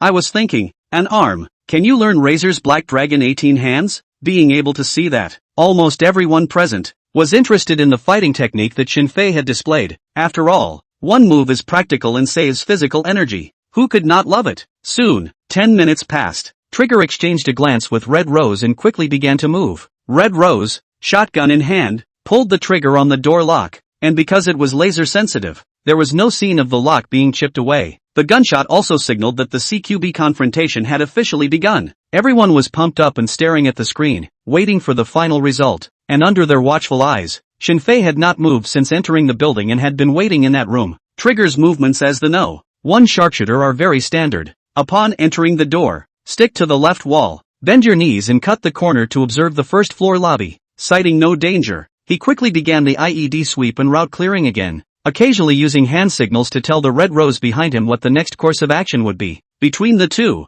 it's enough to hang on to almost any action movie on the market that uses the CQB as a gimmick. The search of the first floor is complete and there are no traps. The 2 men were back to back in a spiraling formation, with number 1 raising his gun to block off the corner above him and number 2 alert for a low-profile firing view. The burst formation of just 2 men was so tight that no flaws could be found. Even the foul-mouthed Gold Coin couldn't help but nod his head in praise. The search of the 2nd floor is over. The search of the 3rd floor is over. Trigger's eyebrows, along with Red Rose's, furrowed involuntarily. It went so well. It went so well it was almost not like a confrontation, but like hanging out in your own home. Their footsteps were quiet, and they barely made half an extra sound as they entered. Moreover, the tactics that the 2 had discussed earlier were to conduct a silent search and fight, avoiding any communication that might make a sound during the entire process. But those simple gestures couldn't convey the complexity of their hearts. Trigger was the first to hold back and whispered, "Red Rose, what do you think?" Red Rose's eyebrows furrowed slightly as she replied, Maybe they want us to let our guard down and take us by surprise on the 7th floor. Trigger nodded. That's a possibility. Either search from the top down, the offense only has 15 minutes, and a timeout is a victory for the defense. And if they search the entire building the way they are advancing now, it will take them nearly 12 minutes. The next 3 minutes will be in the danger zone called the time trap. That is, worrying about timeouts. There is a technical and tactical negligence of movement. Red Rose suggested, search the 4th floor first, and if there's still no movement, skip the 5th floor and search the 6th and 7th floors directly. The CQB doesn't worry about letting the enemy off the hook, as long as the other side makes a move. As for getting hit in the back or whatever, it only exists in the game. Because with a double house search, there will always be someone guarding the blind spot in the field of vision behind you. Skipping floor searches is also a common time-saving play for CQBs. With their minds made up, the two men took heavy steps and searched the upstairs a little at a tangential angle. The expressions of the crowd standing outside the door, watching CQB through the god's perspective of the big screen, instantly became grave. They see that Shen Fei, who was located in the room at the end of the 4th floor corridor, finally moved. The two sides are getting closer and closer together. Next, it's the decisive moment. 32. For crying out loud, he still loves money so much. Trigger in position 1 took the lead and walked down the hallway to the 4th floor. Red Rose followed suit, wary of areas behind her that might be dangerous. Two people back to back strictly follow the principle of adhesive movement. The stairs were in the middle of the hallway, so they now needed to choose a direction to search. There's no trick to it. Either way is fine. Trigger pointed a finger to his left, indicating the direction. Red Rose tapped him on the shoulder, signaling that the order had been received. The two moved forward slowly. Day. Just as they were about to search the first room on the left, there was a burst of gunfire from the end of the hallway. The two weren't half as flustered as. Red Rose crouched her body, holding her gun and aiming in the direction of the sound. The trigger jerked around and the carbine was similarly aimed at the same spot. Both had the same shooting sight, but with a 30-centimeter drop in height. This means that the enemy in the shooting boundary is exposed to an area of no more than 20 centimeters above and below the muzzle of the gun, regardless of the type of shot used. One shot and you're hit. The sound of gunfire still echoed at the end of the empty hallway. Red Rose whispered, "It's a sound and light decoy device. Razor's first trap. Always meet a trap." With a feeling of relief, Trigger murmured, "Keep searching, don't let him influence you." Just as the two of them were about to switch from a high-low firing stance to a vertical search formation, Shen Fei suddenly appeared at the end of the corridor. Bang! Bang! Two crisp gunshots rang out at the same time. "Receive the enemy!" Trigger subconsciously shouted and pulled the trigger at the same time. The same goes for Red Roses. By the time they'd exerted themselves they realized that the trigger was locked and they couldn't press it at all. Behind them, too, smoke rose representing elimination. The two men stood frozen in place as if they had seen a flooding beast, unable to figure out what had gone wrong. Nope, it's not their tactical moves that are wrong. It's a Razor. It's that he's too fast. He perfectly caught the timing of the two men changing their tactical moves and took care of both of them with millisecond-level reaction speed. Everything seems so simple. Rushing from the room, aiming, shooting. Only those who were well-versed in CQB combat understood how terrifying the other party's operation just now was. The point is, how did he locate the two? Both Trigger and Red Rose were pretty sure that they had made absolutely no noise. Even if there had been an exchange on the 3rd floor, that kind of noise wouldn't have reached the room at the end of the 4th floor hallway. How did you get here? Have a god's eye view? It's not just the two of them. It was these elite mercenaries outside who really did have God's perspective that were the most shocked. Grey Wolf couldn't help but shout, "Cheating! This must be cheating!" Razor watched the surveillance. Otherwise how would he know the movements of the two? "Shut up!" Coyote glared at him and said in a bad mood, "We were watching him the whole time. Are you still not clear in your heart if people are cheating or not?" Grey Wolf wanted to say something. The shock inside the gambler was no less than the two of them, because even he couldn't figure out what Shen Fei actually relied on to catch the fleeting timing so accurately. Without going into that, even the two shots that poked their heads out were too fast, right? If it's for suppression of fire and blind hits, so be it. But the key is that the two sides are nearly 30 meters apart, and the others raised their hands and shot the trigger and the Red Rose directly in seconds. That reflexes, guess the only way to describe it is open and shut. The gambler looked up at the members of Team 7, who were not far away, and realized that there was no look of surprise on their faces. This suggests that it's no coincidence that the operation just now, even in Team 7's mind, that's what Razor deserves. That's a bit of a stretch. The gambler frowned. Grey Wolf, pull up Razor's firing data. Grey Wolf began to operate the big screen, and soon a lot of very specialized data appeared on it. Coyote stared at the line of data on it and shouted in shock. He went from aiming to firing in 0. 34 seconds. The Grey Wolf and the gambler couldn't help but suck in a breath of cold air. It's not like hitting a spring-loaded target machine, because when you hit a target machine, it's an aiming position. You just need to adjust the muzzle and pull the trigger. But just now Razor was out of the room first, then raised his gun to aim and pulled the trigger. Nope. The gambler shook his head and said breathlessly, 34 seconds is simply not enough time to aim. That means, without any aiming process at all, Razor accurately used 2 pistols to take out 2 enemies 30 meters away? No need to aim, just raise your hand? Is there really such a person? Gold Coin walked over smugly and smiled. Convinced yet? Everyone on Team 5 didn't say a word. You want me to serve you? Not convinced. Not at all convincing. But the strength gap was there. So what was the use of being unconvinced? Not to mention the 2 newcomers. Even everyone present was not confident in hitting those 2 shots of Shinfei. Just then, the 3 walked out of the building. Red Rose came with Trigger to the gambler's side and said with a grim face,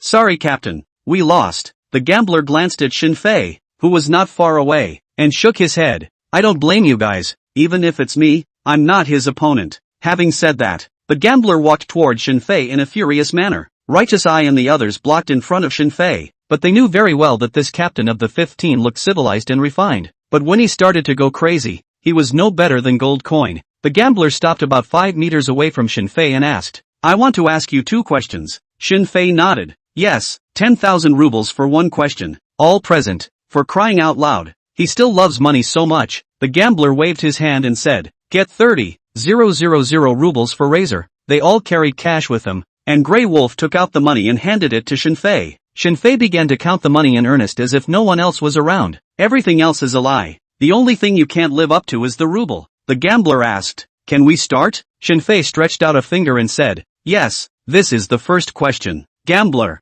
if I hadn't been able to beat you, I would have wanted to kill you. He took a deep breath and asked the question that everyone wanted to know the most. By what means did you know where Trigger was with Red Rose and the changes in their tactical maneuvers? Shinfei stretched out another finger and said, My hearing is very good, so I can hear sounds that seem small to you, followed closely by adding, As for the change in their movements, I'm guessing. The gambler followed up with, Guess? So what's with the shooting? You don't have to aim? Shinfei smiled. Mr. Captain, the 3 questions have been asked. The gambler's face reddened and he said in a deep voice, Get Razor another 20,000 rubles. There was no movement behind him. The gambler turned and said in a cold voice, Did you not hear what I said? Grey Wolf spread his hands and said, Captain, no money. Gambler. The crowd of Team 7 really couldn't hold back and all burst out laughing. From its inception until today, Team 5 had never experienced such a stifling moment. The gambler looked down as if he had made some kind of decision and drew his sidearm and said, This is my own altered pistol. I call him Tactical Ghost. His prototype is a Glock 17 Gen 3 with a custom titanium lightweight slip-on,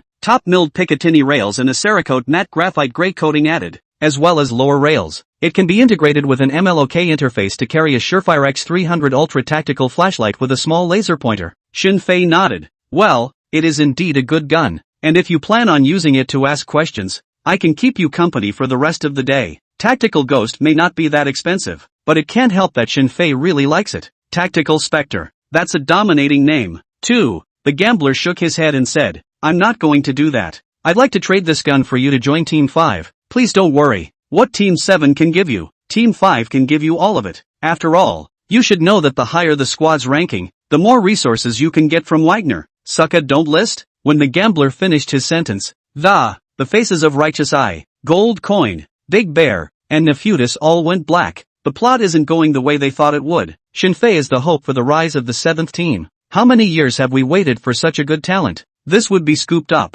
They're filled with one thought. It's over. Pretend. Looks like it's been installed. P.S. Today's 10,000 word update begs for some free swag and 5-star reviews. 33. How do I progress without killing? Shinfei roughly did the math in his mind. The black market price for the Glock 17 Gen 3 is around $1,500 to $1,800. Titanium machining technology is expensive, with a single slip-on costing about $800 to $1,000. Cerakote coating plus rail modifications $2,000. Other accessories add up to $2,000. Add in smuggling, middleman draws, and risk costs, and the gun should end up costing $8,000-$10,000, equivalent to 280,000 rubles. It's the average person in the Urals Federation at the moment. 10 to 15 years of salary income. Team 5 is indeed generous than the righteous. I won't even reimburse medical expenses. Goldcoin saw that Shinfei did not speak, hurriedly said, Razor, the team ranking is not fixed. Each year will be based on the amount of tasks, as well as the end of the year competition.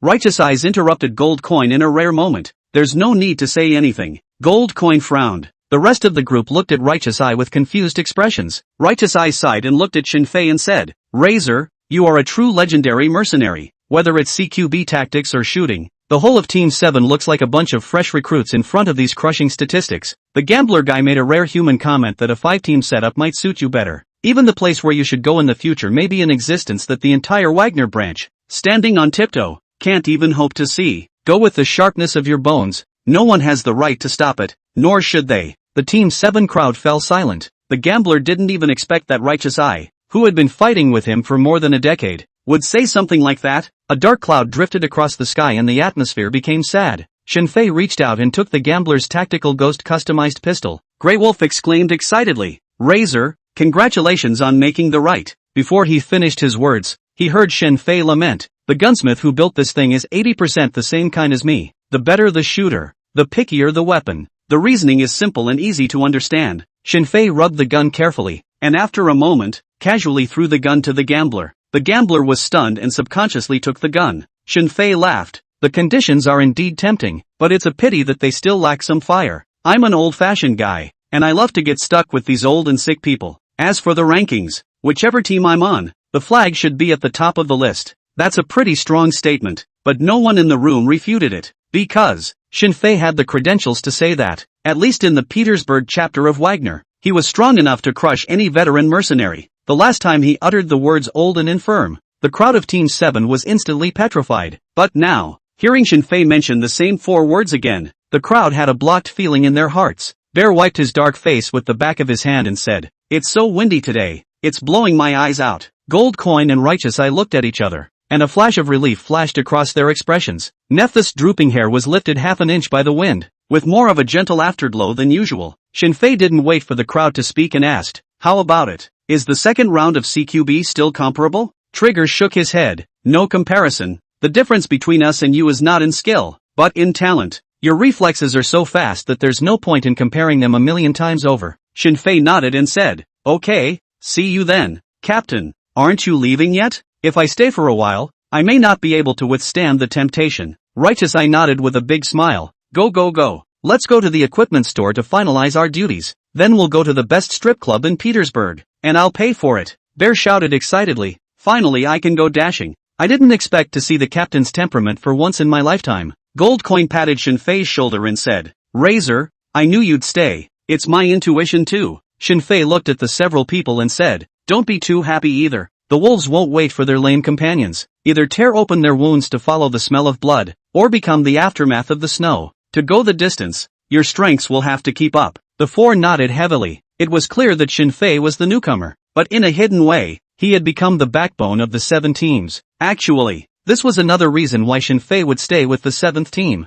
I can be a chicken head. Why do you want to be the tail? Wait a minute. The gambler chased after him and stopped Shinfei, handing over the tactical ghost pistol once again. Since you took it out, there's no reason to take it back. The gun is yours. Shinfei didn't pick it up and asked, What about the conditions? I haven't thought about it yet. The gambler shook his head and said, I'll let you know when I've thought of it, and for the time being, let's just agree that you'll do one thing for me. Shinfei laughed. You're not afraid that I'll run away? Gambler, I like to gamble and lose as much as I can, and it's okay to lose more than once. And I think that people who are greedy for money to the extent that you are usually don't renege on their word, because you should know better than anyone else that a good reputation can be exchanged for countless riches. Shinfei took the gun and said, That makes sense. Then I'll take this gun. Anything else? The gambler waved his hand, signaling meaning I to move away from them. When there were just 2 people left, he said with an embarrassed smile on his face, When you said earlier that you could learn the 18 hands of the Black Dragon by paying money, was that true or a joke? Shinfei nodded his head and said in a serious manner,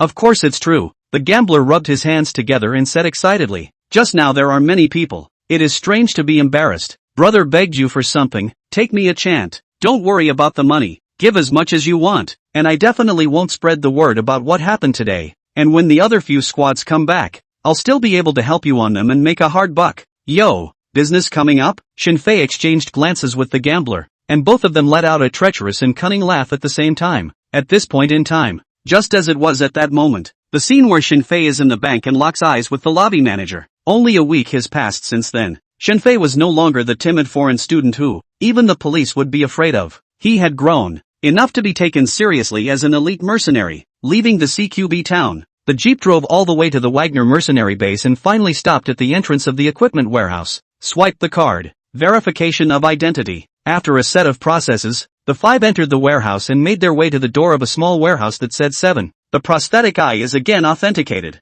Click. The warehouse door slowly opened. The lights inside instantly lit up, and a space of 50 to 60 square meters came into view. 3 walls are stuffed with double-decker alloy shelves. Assault rifles, pistols, submachine guns, and precision rifles were neatly arranged on stands that, with all kinds of gear, almost everything, it was like walking into a man's paradise. The corners of Righteous Eye's mouth rose slightly as he smiled and said, "This is our Team 7's exclusive equipment vault, which contains the equipment that all of us purchased ourselves. Razor, your choices today do strike me as shocking. So be it. There are 6 positions in the team: pointman, breacher, captain, precision shooter, automatic rifleman, and medic. Whatever you pick for that position, the equipment is all yours, again at my expense." Righteous Eyes looked to the remaining 3 and asked, "Do you have an opinion?" The crowd shook their heads and from the bottom of their hearts had no comment. Shinfei thought for a moment and inquired, "Captain, there are only 5 of you, and the leader of the Brotherhood last time said that a young man had died in battle before. I'd like to ask, what is his position?" At the mention of this matter, the expressions of the people flashed with a touch of sadness. Righteous Eye pointed to a certain area and said, "He was the breaker, and here is the equipment he left behind. I was going to sell the gear and get some money together and send it to his family." Shinfei looked towards the equipment area of the breakthrough hand. Primary weapon, Benelli M1014 tactical shotgun. Sidearm is a SIG Sauer P226 pistol. The rest is nothing. Mainly door breakers plus some M183 flex explosives, and various functional shotgun shells. Very average outfit. Together, they probably couldn't even compare to that tactical ghost customized pistol on Shinfei's waist. He thought for a moment and said, "I'll be the breacher then. Forget about all this gear. I'm not used to this shotgun. I'll write up an equipment list and help me find a suitable gunsmith. Also, I'd like to ask if there are any suitable assignments lately. Staying at the hospital every day is just too boring. He hasn't killed anyone in days." "No killing. How do you progress?" "To make more money, buy a better gun, playing with more women, fighting someone more powerful." Shinfei, "But it's too tempting to progress." 34, prosthetic eye. "You are too much of a stranger to me." Righteous Eye pulled a picture out of his tactical vest and said, "The colonel just gave us a mission. This is our mission objective." The picture was of a beautiful woman in a red dress gown, about 20 years old, with blonde hair and dark blue eyes, great body, sinking fruit slightly trembling, slender white tender waist below, is a pair of enough to let any man, are for the heart straight big white legs. Gold Coin said in surprise, "Katerina Marinko?" The rest of the 2 had a slightly surprised look on their faces. 2. This woman, obviously, was no small player. Shinfei didn't recognize her. Righteous Eye nodded. "Yes, it's Katerina, Igor Valentinovich's granddaughter." Igor Valentinovich? Hearing this name, Shinfei understood. One of the 7 oligarchs. The horrific being that runs the Austro media empire. Northern Voice TV, Neva Daily News. Coverage of the advertising agency along the Siberian Railway. The Truth Herald. People were playing with the media matrix in the 90s. Leads the world by at least 15 years. When King Volokin was not in power, the other side used the power of the media to smear him from every angle, causing a lot of trouble for Volodymyr. And then it turned out badly. 2. He was the first of the 7 oligarchs to be killed off. Shinfei recalled his memories of his previous life, and if there wasn't too much deviation, the time of liquidation should be almost here. He didn't think that King Baladin would arrange for such a motley crew of their elite squad to assassinate Katerina. "You don't have the strength, do you? The odds are that something else is going on." Righteous Eye pulled out a stack of dossiers and handed one to each man. "Katerina is going to the Caucasus to plant black tea. We need to keep her safe. This is mission information." Shinfei opened the file bag and drew out the photos inside and looked at them. The first one is an abandoned tea hill. Under the light of the setting sun, the peaks of the mountain tower up, surrounded by clouds and mist, giving people a sense of majesty and grandeur. It is conceivable that the mountains would be even more beautiful if they were filled with Georgian tea trees. On the back of the photo, a short introductory message is written. Krasnodar 7 Collective Farms. Geographical coordinates, 42 degrees 57 minutes north, 46 degrees 58 minutes east, Western Dagestan. Average altitude, 2,100 meters. Land area, 28 hectares. Hectares are a big concept. Converting the units slightly to equal 280,000 square meters. That's the size of 386 standard soccer fields. The second is a description of the local village. Moreskaya village. Population, 142. 43% AWOL. 29% E-Rus, descendants of exiles. 28% mixed and unidentified. Then there is the information about the accompanying team. Katerina Marinko's team totaled 210 people, of which 50 were technicians and 170 were security personnel. In addition to this basic information, there are some descriptions of the distribution of power in the Caucasus. In this regard, Shinfei had some understanding in his previous life. The greatest danger is surely the country of No, Che, He, Chen, Chien. Aha! A nation of terrorists. There are also the Ansar extremist organizations that have emerged in recent years, as well as indigenous violent groups in the Caucasus. It is one of those chaotic places where the three views don't matter, where a little bit of people can take over the mountain and fight guerrilla with the regular army. It's very unsettling. Of course, if you're traveling and bring enough money, it's still worth having fun over there. What organization? What country? If you're willing to spend the money, you're the daddy. Protecting animals? Feel free to eat. Sheikh, for 500 rubles. You can take your second brother to a Western dinner once. You can experience a double yolk egg for 1200 rubles. All of them bring same-day physical test reports and support on-site checking of various types of test strips. A gun? Add money and the tanks can be delivered to you. Unlike the north of Maine, where you spend money and get beaten up, there is no courtesy at all. After reading all the information, Shinfei asked in a puzzled manner, why did Ekaterina want to run to the Caucasus to plant black tea when she was not living in a good and rich life? The Georgian tea tree takes at least 3 years from planting to harvesting.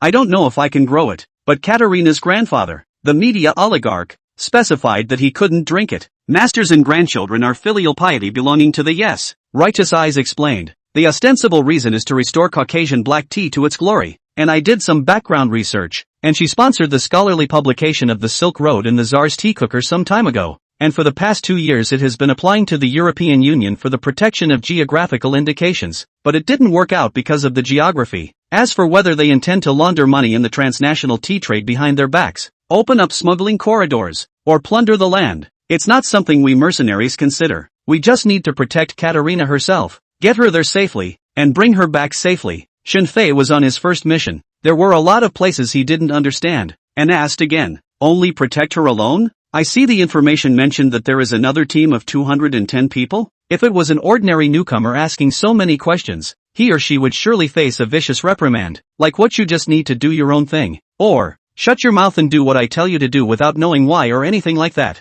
But Shinfei is different. He's the all-around big daddy of the 7th team now. You'll have to do better than that. I don't know how many squads there are out there, waiting to rob him. Righteous Eyes explained with a smile on his face. Razor, it's like this. We're an elite squad that usually only protects a single or 3 or 5 important targets. The rest of the people aren't on our radar. Even if they all die, it has nothing to do with us. Looking at Righteous Eye's face, Bear couldn't help but curse in his heart. What happened to saying that a newcomer is worse than a dog? How come I didn't get this kind of treatment back in the day? Prosthetic eyes. You're too much of a stranger to me. Shinfei nodded and basically had no other questions. When the others had finished their comments as well, Righteous Eyes concluded. The protection mission begins in a week, and in the meantime you will train to recover without compromising your injuries. Any other questions? The crowd shook their heads. Righteous Eyes gathered up all the information and casually tossed it into a nearby safe, exclaiming excitedly, good, then to hell with the damn job. Go, let's celebrate tonight with the addition of Razor Gold. Get the car. In a few moments, a heavily modified Jeep quickly pulls out of the Wagner base and heads straight for the most exclusive and expensive strip club in the area. Shinfei sat in the co-pilot and looked at the street scene that quickly swept by outside the car window. When he saw a few wandering gang members on the street, he suddenly remembered something. At that time, when I was at the Neva Brotherhood branch, I think I heard that the Brotherhood's godfather told all the top brass to get to the city of Shadalbayan within 48 hours. It seems to have found some new backer. Shinfei took out his cell phone and looked up information on it. The city of Shadalbayan is less than 300 kilometers away from the Krasnodar 7 kibbutz T mountain. Both. Would it matter? Shinfei shook his head. A smile appeared at the corner of his mouth, and he muttered in his heart. It seems like I've been a bit overcautious. A lot of couples break up and live in the same city and can't even touch each other. I'm 300 kilometers away from the destination of those street punks. If I can even run into, let's just say it was meant to be. 35. Good gambling dad, sick mom, schooling brother, broken Shinfei. Shinfei naively thought that. How upscale can a strip club be? It's just a matter of wearing less when you dance. But that night was a real eye-opener for him. Body painting created on site, jewelry picking ceremony, suspended waterbed floating show, laser strip rhythm game. These are just the most common programs. The ice and fire twin friction show, sensory deprivation of touch, low temperature beeswax totem drawing, the baramine cliff modulation experiment. It was the BDSM advanced play that allowed Shinfei to see what it meant to develop the human body to its limits. I've heard of S or M, at best, before. Now I realize that people have specialized power feeders, moral tamers, pain accountants, sensory sculptors. Aha! The townspeople really know how to have fun. According to Gold Coin, many of the top rich people no longer care to play these things and have turned to more advanced spiritual pursuits. It's true what they say. There's no such thing as high class. It's all ing nasty. Spending is high, too. The total cost for 6 people was almost 100,000 rubles. It's a new ruble that's just been revamped. The average person might have to save for years to have 100,000 in savings. Shinfei drank a lot, but didn't really have a substantial relationship. When first exposed to such an explosion of information, the body's first reaction is not excitement, but nausea. Physiologic nausea. Many people who watch a restricted movie for the first time should have had similar feelings, and Shinfei has to let the second brother know that. Who actually owns this body? It's hard or soft. That's up to him. For the first time, gotta find the most satisfying person in the most exciting place to make sense. The next day, after sleeping into the evening, the 7 teams assembled again to begin recovery training. Most of the guys are banged up, and the intensity isn't great. It's mostly some bonding. For this mission, it was more like a publicly funded vacation. As long as Ekaterina doesn't kill herself, those extremist groups, too, wouldn't choose to go after her. His grandfather is the mouthpiece of the media in the entire Urals Federation. Terrorists, too, are concerned with having a good reputation out there. When reputation stinks, faith is lost. Losing both of those things makes recruiting bad. In addition to training, Shinfei customized 2 guns according to his needs and went to the school for a break. Officially, he's still an ordinary foreign student. Not sure it's of any use, but at least you can spend some time at the school when you don't have anywhere to go in the future. Born again. Plus there's more than enough savings on the table. It would be a waste not to go and enjoy some time in college. 1 week later, Shinfei and the others put on all their equipment and rushed to the 58th Group Army's military airport. At the airport, they met the target of the mission, Katerina Marenko. She's even prettier than she looks in her pictures. The top half of the white suit looked like it was about to explode at any moment, and the bottom half of the suit pants of the same color outlined the standard peach shape, especially when set off by the high heels that were 7 or 8 centimeters. Those legs looked even more slender and charming. Palando's eyes went straight and he swallowed quietly. The rest of them were fine. Righteous Eye introduced himself. Hello MS. Katerina. I am the captain of Wagner Petersburg 7. You may call me Righteous Eye. This is my crew. Jin, Bear, Polando, and Nefertus. In order to ensure your absolute safety, Nefertus will be keeping you close, so I hope you understand. Katerina had a knowing smile on her pretty face. Every time she was introduced to someone, she would look over at them and nod slightly. When she saw Shinfei, she was stunned for a moment, but almost instantly, she returned to her original expression. Not surprisingly, nor is it that Shinfei is so domineering that women can't walk away from looking at him, simply because he was too young and not as big as Polando and Gold Coin around him, not to mention the big bear who was as strong as a small mountain. It's like a sheep, staying in the middle of a pack of wolves. Katerina ruffled her hair around her ears and said, I'm going to have to trouble you all for the rest of this time. Polando said excitedly, No trouble, no trouble. It's the greatest honor of my military career to protect a sensual beauty like you. The rest of them didn't say anything. After a few moments, men in captains' uniforms approached and led the crowd to check in and check in their weapons. Although it was a military airport, they flew in a Tu-134 civilian airliner. In total, just 7 people were seated, so there was plenty of room. Katerina was sitting side by side with Nefertus at the front of the room. Shinfei, on the other hand, they were seated at a position at the back, about 7 or 8 meters away. They're the vanguard. As for the back team with the equipment, it will be transported to Chashan by land by the security team of the people. The plane lifted off without incident. Polando lowered his voice and said, Did you guys just notice that Katerina looked at you guys for 1 second, but looked at me for 3? What does this mean? It means she likes me. The crowd is speechless. Righteous Eyes took out a magazine and read it, and Gold Coin toyed with his saber, eager to find someone to share his feelings with. Polando nudged Shinfei and said, Razor, I think she definitely likes me. Do you think I should go over and say hello? The oligarch's granddaughter. If you're with her, what's the point of being a mercenary? Shinfei said helplessly, Don't laugh at the challenge, then I'll lose. Polando was just about to speak when out of the corner of his eye he caught a glimpse of Katerina walking over, and he said excitedly, "I told you so, you guys." People pressed themselves to come over. "Brothers, I'm counting on you for my sexual well-being." Having said that, he absently straightened his training uniform, thought himself handsome as he struck a pose, and turned his head to look out the porthole at the sky. Shinfei and the others froze. No way. Really? The granddaughter of an oligarch can look at a mercenary? Though one has to admit, Polando, from France, does have that little something to look at. Just as they were wondering, Katerina smiled and said, "Mr. Razor, may I call you that?" "Aha, ha." Polando was stunned and turned his head with difficulty, his face full of despair. It seems to be completely unable to figure out that people are actually here to find Shinfei. Both Righteous Eye and Goldcoin were also puzzled. Shinfei nodded. "Yes, what's the matter?" Katerina elegantly sat on the chair in front of her left, turned around, looked at Shinfei and asked, "You are Asian? Looking at your age, you should be about the same as me, right?" Shinfei, Chinese, 18 years old. Katerina asked with more curiosity, "So young? How did you become a mercenary?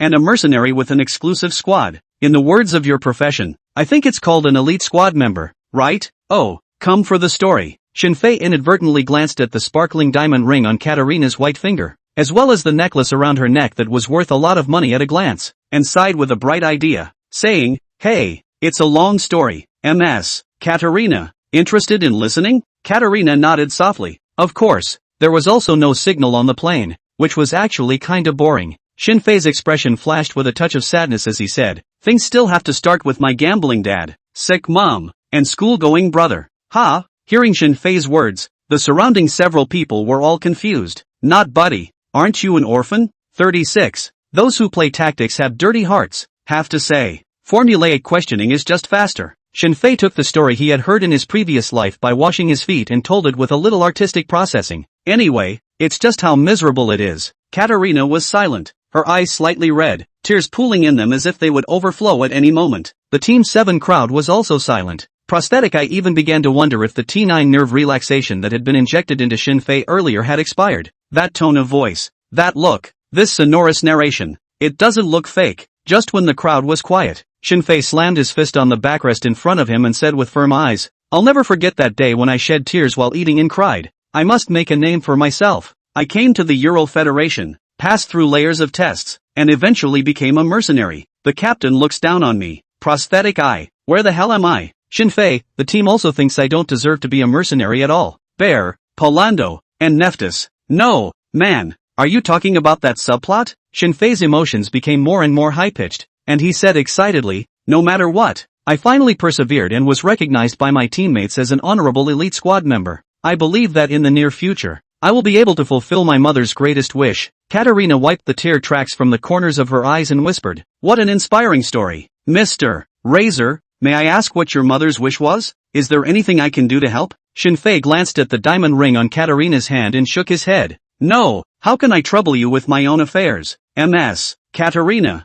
I'm a strong person and don't like to take handouts." Katerina nodded and sighed. "Well then, I was trying to help you. I insulted your pride and I apologize." "Shinfei, not big sister. You don't respect me. Take your money and humiliate me with your big diamond ring." Righteous Eye and the others probably understood what Shinfei was going to do, and when they saw this scene, they all forced themselves not to laugh out loud. They're professionally trained, but it's getting hard to hold it in. Phew. Shinfei let out a deep breath, adjusted his strategy and said, "Ms. Katerina, can you show me your diamond ring?" "What? Hard robbery?" The crowd of Team 7 looked at Shinfei suspiciously. Katerina nodded and handed over the diamond ring. Shinfei got it in his hand. The corner of his eyes already had tears welling up, said excitedly, "And which woman does not want a diamond ring it? Ms. Katerina, how much does this diamond ring cost?" Katerina replied, "Around 700,000 when converted to new rubles." Shinfei didn't even expect it to be so expensive. The capitalist of all evil.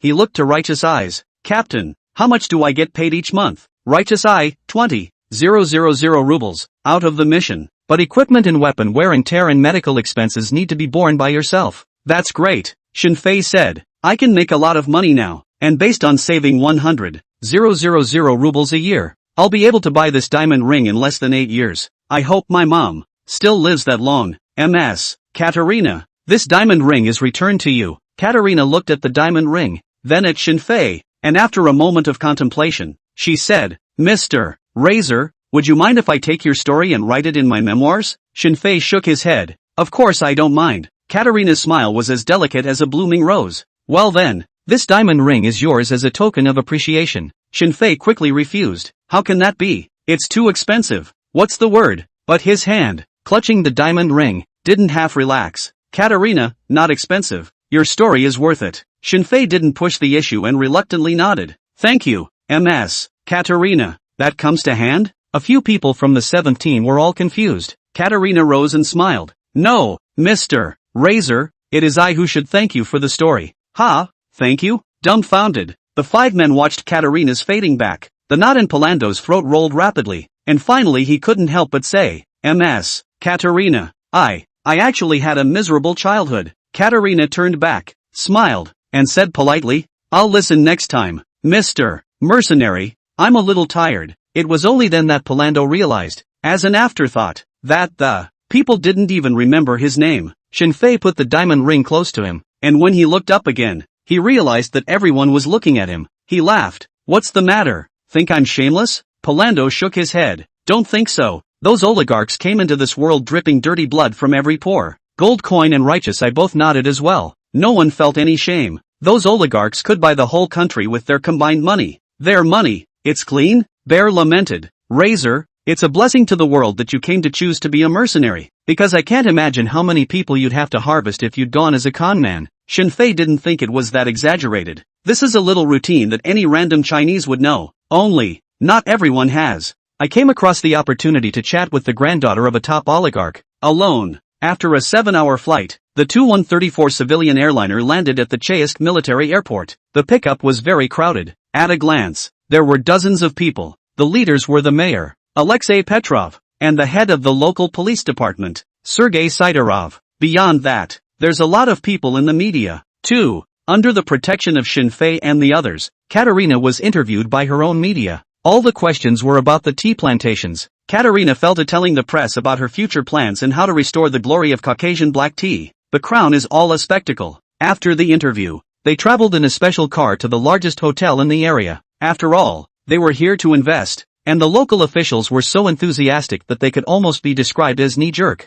It was the first time that Shinfei had ever felt, in a tangible way, that, turns out, an officer is going to talk nicely. It's just that I wouldn't have talked to him properly before. The whole process isn't that long. In about 2 hours or so, the party was over. On his way out the door, the police chief said, Miss Katarina, it would truly be an honor for you to come to our Chaisk to invest in the tea mountain. It's just that there are some things that I need to communicate and explain to you in advance. 37. The material slipped half an inch off the shoulders, revealing flat, white collarbones. Katarina nodded slightly. You talk, I'm listening. The police chief looked at Shinfei and the others standing next to him. Katarina, they're all people I've hired in trust, so just tell me what's going on. Only then did the police chief say, Ms. Katarina, the Krasnodar 7 collective farm is definitely a good place to grow black tea, but you may not know that the villagers living nearby are very difficult to deal with. To put it bluntly, they are a bunch of tricky people. You will certainly need a lot of people to reclaim the barren mountains, and I'm worried that they will use the opportunity to blackmail you.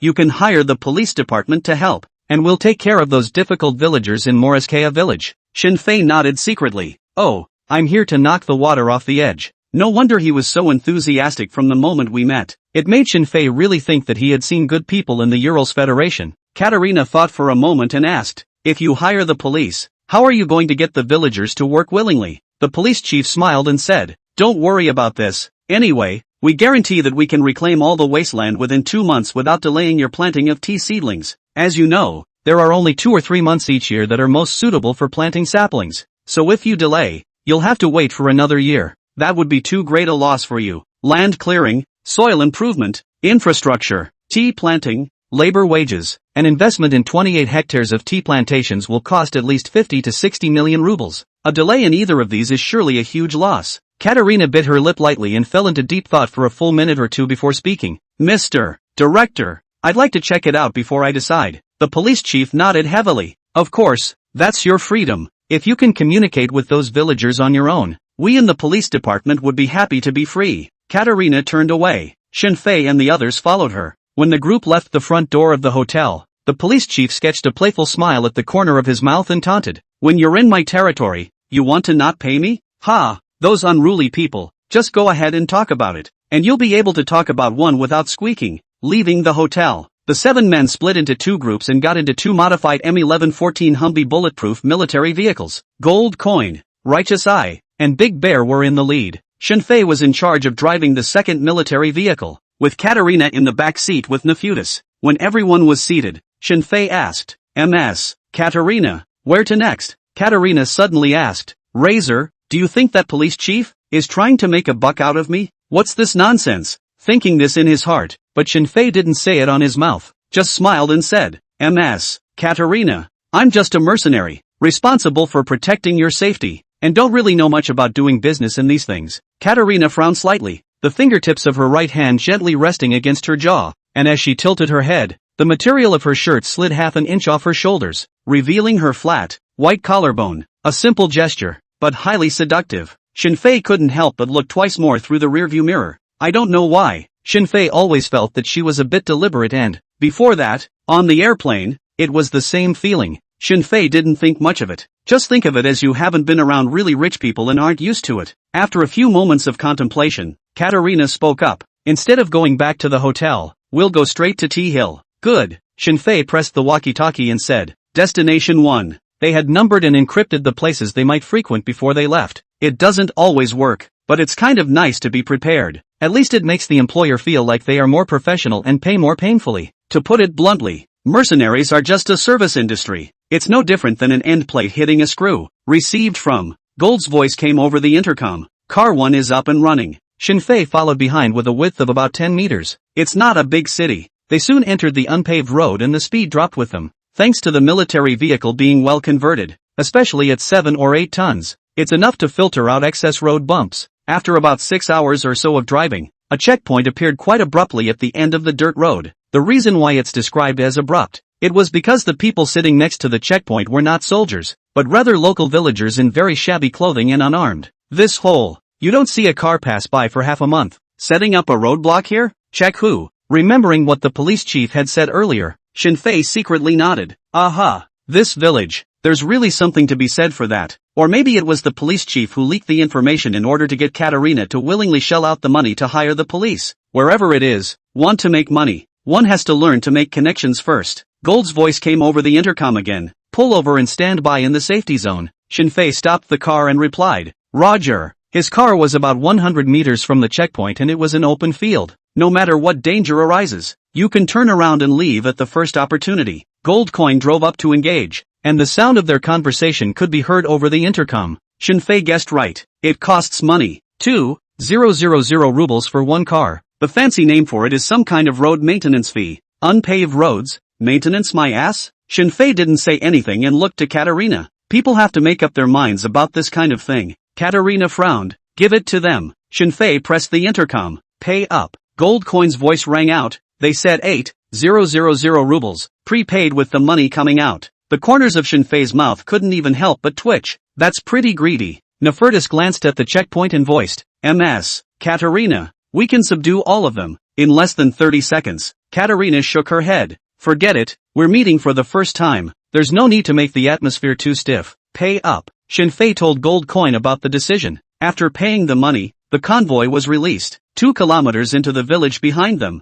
Shinfei and the others encountered 4 waves of villagers in the same set. The point is that it's more expensive than it should be at one time. It's really taking the sunk costs and playing with them, and they're eating up the fact that Nefertus isn't going to roll over on them, because it's very troublesome to try to recruit people anywhere else but this village. The setup wasn't brilliantly designed, but it held Katerina well. After paying almost 30,000 rubles for the road toll and 500 rubles for the guide, they finally met the village headman. The village headman was even more bullish, and said bluntly, 800,000 rubles a hectare, and the land will be cleared in 3 months. For less than that, there's nothing to negotiate. 28 hectares times 800,000 rubles is 22.4 million rubles. The robbery wasn't even that fast. Shinfei and their 7 elite squad members, who had been protecting their employer until he left, probably nearly 3 months, were only 600,000 rubles. Wagner still has to siphon off some of that. Compared to others, mercenaries are a special mother asterisk.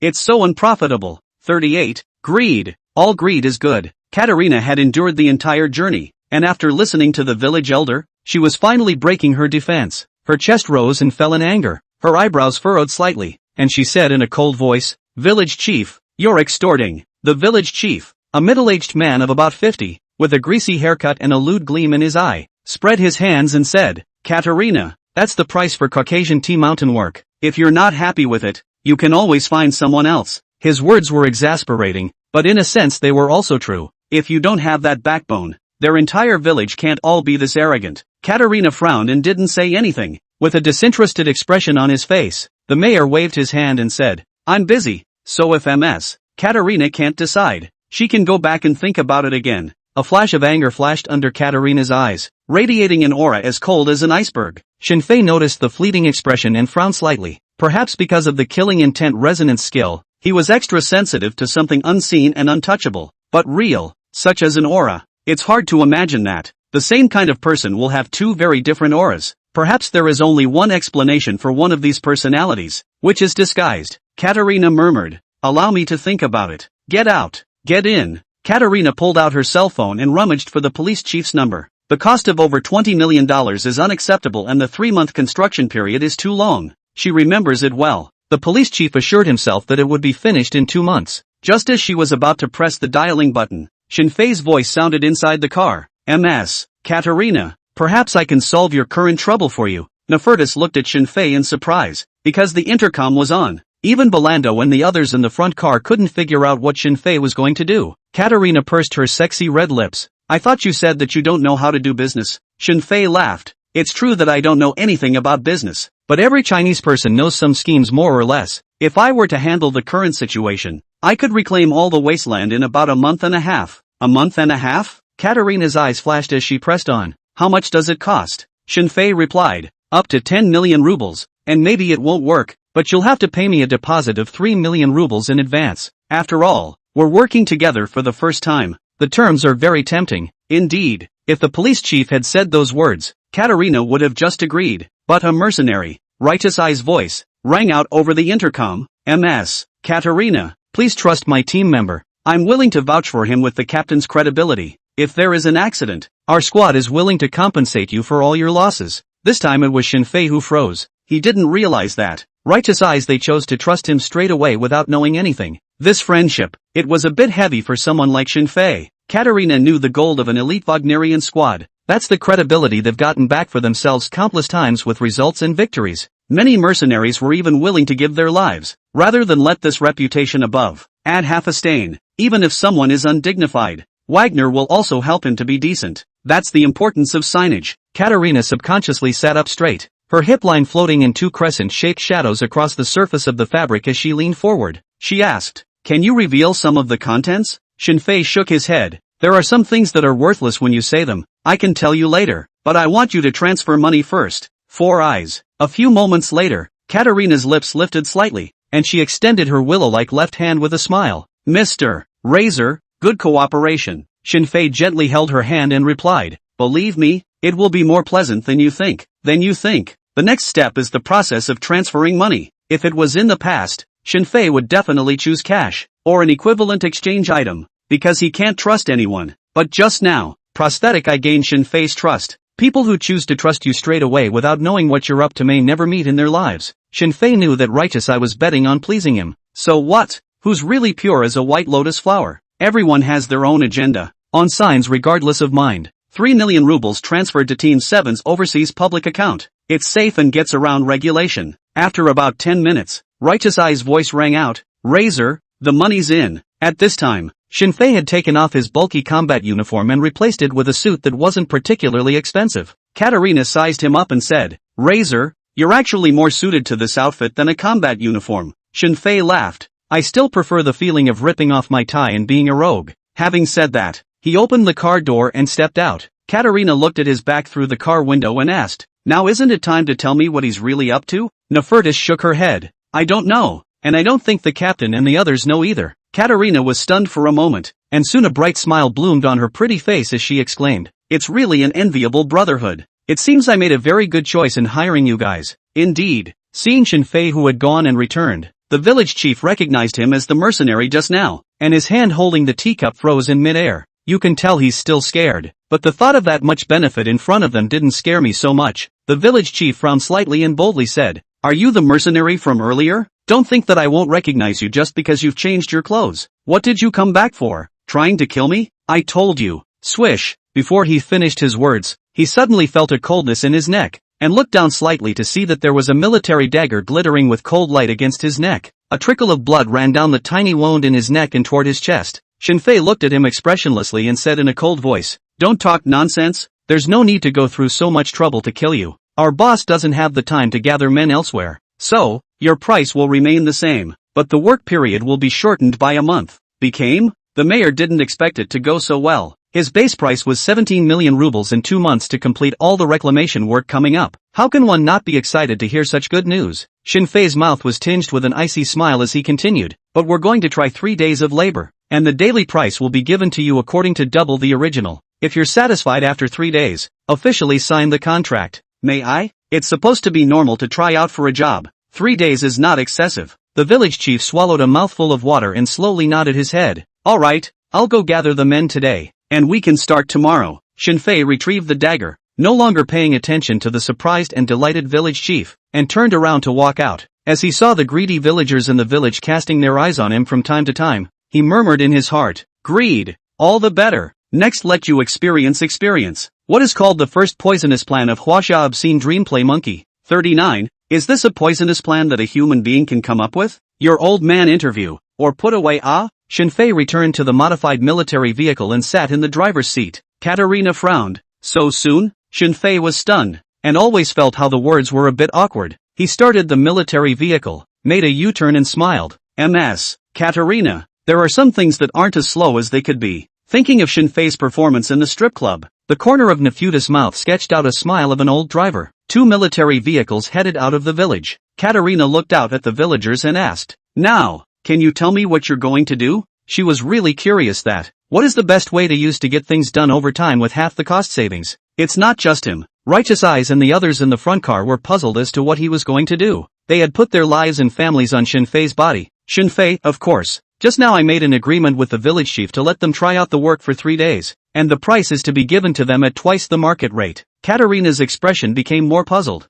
"And then what?" Shinfei laughed. "Driven by heavy profits. They will work very hard." "Ms. Katerina, what do you think they will do if they find gold or while working?" Katerina didn't quite catch Shinfei's meaning. The rest of the group was in a daze. Shinfei drove while explaining. "If I remember correctly, the year before last, a Turkish company discovered gold mines worth more than $80 billion in the Azar Valley, and to this day, the Georgian government, along with the North Caucasus Freedom Army, are still fighting for ownership. The Azar Valley is less than 100 kilometers from us, so it's not a surprise to find gold ore in this area. I'll tell you what happens next. Those who pick up the gold ore, instead of returning it to you, will even frantically scramble for it among themselves, or they may also secretly hide it. But either way, the news that there is gold ore on Tea Hill will go viral. When the time comes, all you have to do is fire everyone and intentionally get some cops to guard the Tea Hill. 28 hectares. How can the police see with that few people? The villagers must sneak in looking for gold ore in ways you wouldn't expect.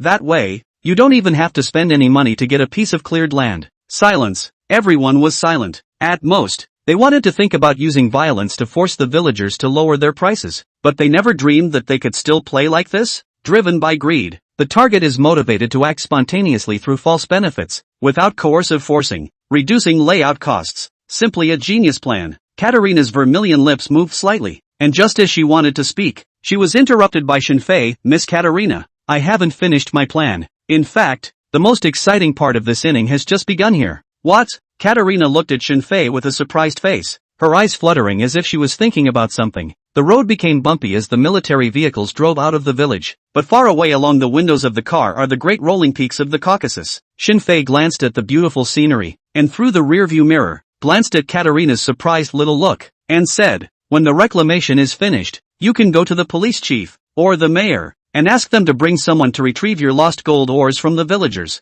They must have refused to give it to you, but you can tell all the villagers that if they report the person who picked up the gold ore, they will get a handsome reward. I've read about the village. 43% of ours, 29% descendants of exiles, 28% mixed and unidentified. With such a complex composition, do you think they'll be ironclad?" Katerina shook her head. The rest of the group listened very intently. Shinfei, yeah, the heart of those who didn't pick up the gold ore is bound to be unbalanced, and the probability is that they will report those villagers who profited. It doesn't matter if no one sues in the beginning. Promise heavy benefits and there will always be those who can't carry it off. Then the next thing is simple. You get both the gold ore back in the reclaimed moorland. And there is a third option. Katerina gazed at Shinfei, no longer knowing what expression to use in response to the scene at hand. Such a scheme is indeed ruthless enough. It's poisonous, too. The key thing is that he perfectly exploits the weaknesses of human nature, and the possibility of failure is almost non-existent. It's just that she can't figure it out. What is this third option? Again? The rest of us are equally curious. And,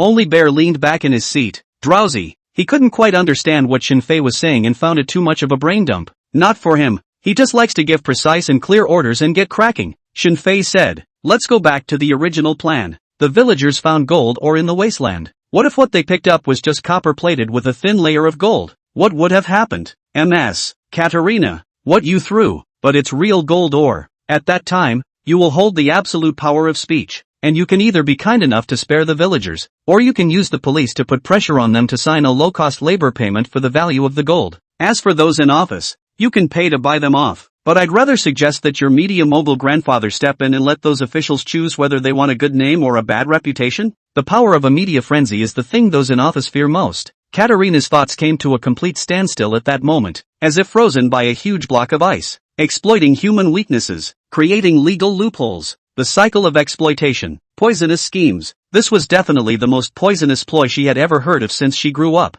It's a killer. As for righteous eye, they had already sworn in their hearts, never offend Shinfei in the future. That's add up. Sentiment. Your old man is still putting it away during the interview. Ha! It was more than 2 minutes before Katerina spoke slowly. So the 3 million rubles you asked for was not a cost at all. It was all your profit? Shinfei laughed. Don't care about these details. Katerina suddenly leaned forward. Her fox eyes narrowed as she surveyed Shinfei at close range, and softly said, Razor, you're very special. More outstanding than all the mercenaries I've ever met. Any interest in me? Shinfei felt the sudden fragrance and oppressive feeling, stunned for a moment, almost stepped on the gas as if it were the brake. Thinking about it, he just reacted that Katerina's sentence just now should be translated as, do this to me. The conversion to the Chinese context is for Shinfei to jump ship and work after her. It wasn't clear whether Shinfei had thought wrongly, or whether Katerina had deliberately found a word that was ambiguous in itself. Shinfei, of course, chose to refuse. Sorry,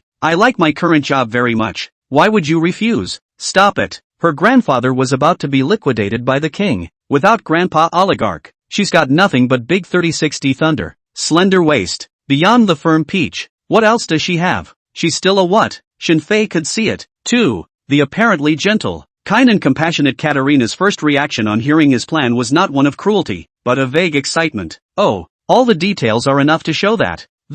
It's not a good cake either. 40. It's enough to break into your city hall, not to mention killing everyone here. With a flash of regret in her eyes, Katerina stretched and said, I'm sorry, I shouldn't have said this in front of your teammates. I'm tired. Take me back to the hotel and I'll leave the rest to you. If you change your mind, you can always let me know. Mr. Razor. Shinfei nodded and stopped talking. Jumping ship is the same as recognizing your godfather. It's okay to have a new godfather, but at least get one that gets hard. Their family's halfway to the grave. Going to the funeral? After sending Katerina back to the hotel, Shinfei led the 7 teams and started to get busy. The process is tedious, but not complicated. Originally, I thought that making fake gold ore would be the most delayed. What Shinfei did not expect was that 100 kilometers away was a scenic area where there was a special gold or souvenir store. When they inquired about the factory, they realized that the producer of these souvenirs turned out to be the Free Army of the North Caucasus. Aha! These days, anyone who wants to be a terrorist has to learn to do business first. Market economy. Hate has become a brand. Bullets are clearly marked. Hell, if it really exists, it must have a big sale too. That night, Team 7 began planting gold ore in the barren mountains. You don't need to put too much in, but it's got to be hidden enough, and it's got to be designed to feel like an unexpected surprise. Late night, in a hotel suite, Katerina sat at her desk with one hand on her jaw, looking over the papers on it. The moonlight fell on the petite body wrapped in a black silk robe. The knotted buckle of the robe's waistband hung loosely over his hip bone, and just a half-inch further down he could have glimpsed the pair of startlingly large thunders. Buzz, buzz. The phone sounded. Katerina's jade hand lifted lightly. her fingertips running across the screen as she picked up the phone and put it to her ear. "Hello, Grandpa." An old but thick voice came from the other end of the phone. "Well, how are things being handled? I heard that the villagers over there are hard to handle. Do you want Grandpa to step in?" Katerina told the story of what had happened today, focusing of course on Shinfei's genius-like poisonous plan. There was silence on the other end of the phone, and only after a full many minutes did a sigh come out. "AI. What a hero. I didn't expect a Wagner branch to harbor such an expert in playing with people's hearts. It looks like Grandpa me. I'm really going to get slapped on the beach. Did you invite him?" Katerina thought of Shinfei's unflinching refusal during the day, and her expression flashed with a flash of frustration. "He refused." "Oh," Igor was taken aback and asked, "Doesn't he know that you are Igor's granddaughter?" "Katerina, he knew it, but he refused anyway, not as if he was making a show of it, but from the bottom of his heart." Igor sighed. "Pity." Katerina gazed out the window at the moonlight and murmured, "Yes, it's a shame." The next day, the village headman rushed to Tea Hill with a group of 200 to 300 people, as required. Shinfei paid in advance and the villagers began to work. Although they are greedy, but not to mention, they work harder than each other. Shinfei didn't know what the progress of the other Tea Mountains was, but at least in his opinion, there was really no one who was lazy. Aha! It may be that the villagers feel that there are not many opportunities to rip off the oligarchs, and that is why they are asking for exorbitant prices. Shinfei suddenly felt that himself and the villagers are, by nature, one of a kind. No one's a good person. It's just that he's a little smarter and has the system on his side. The first day went without incident. Maybe someone found gold ore, but didn't make a sound about it. Or maybe no one has found it yet. After all, the Tea Mountain was too big, and Shinfei's location where they placed the gold ore was underground, so it was normal that they didn't find it. Sooner or later anyway. The second day was exactly the same process as the first. Even Shinfei had begun to think about whether he had to increase the placement of some gold ores. Good thing. Day 3. Here comes the hustle. Two villagers find gold ore at the same time and a fight ensues. Even though they're from the same village, there's a difference between near and far. Each calls for a friend, and a single fight becomes a group fight. In fact, using the pinnacle of poisonous schemes against the Chinese against them all seems wasteful, because after 2 days of contact, Shinfei realized that this group of people were generally so. It's hard to describe. Definitely not a cutie. I'm sure it's not a cutie. And also the unique wisdom of the working people. Aha! There's a word that's accurate. Superhero. To put it nicely, it's called a tough folk. Bang! Shinfei pulled the trigger at the sky, and the loud sound of the gunshot echoed on the Tea Mountain. Righteous Eyes and the others followed, aiming for the sky and pulling the triggers at the same time. A series of gunshots finally brought the villagers back to their senses a bit. Shinfei cocked his head and looked at the two people who were initially fighting and asked in a cold voice, "What's going on? What's hidden in your arms? Bring it to me." The villagers looked left and right, and finally gritted their teeth and ran. "So I can spoil you? I had a hard time coming up with a poisonous plan." Shinfei aimed at his calf and pulled the trigger. Bang! The gun went off. The villager was shot in the calf and his body stumbled to the ground. The villagers on the tea hill were instantly in disarray. Bang! Shinfei pulled the trigger again and bellowed, "Don't ing talk, whoever talks again, send him to Allah." An unconvinced villager roared, "Who are you bluffing?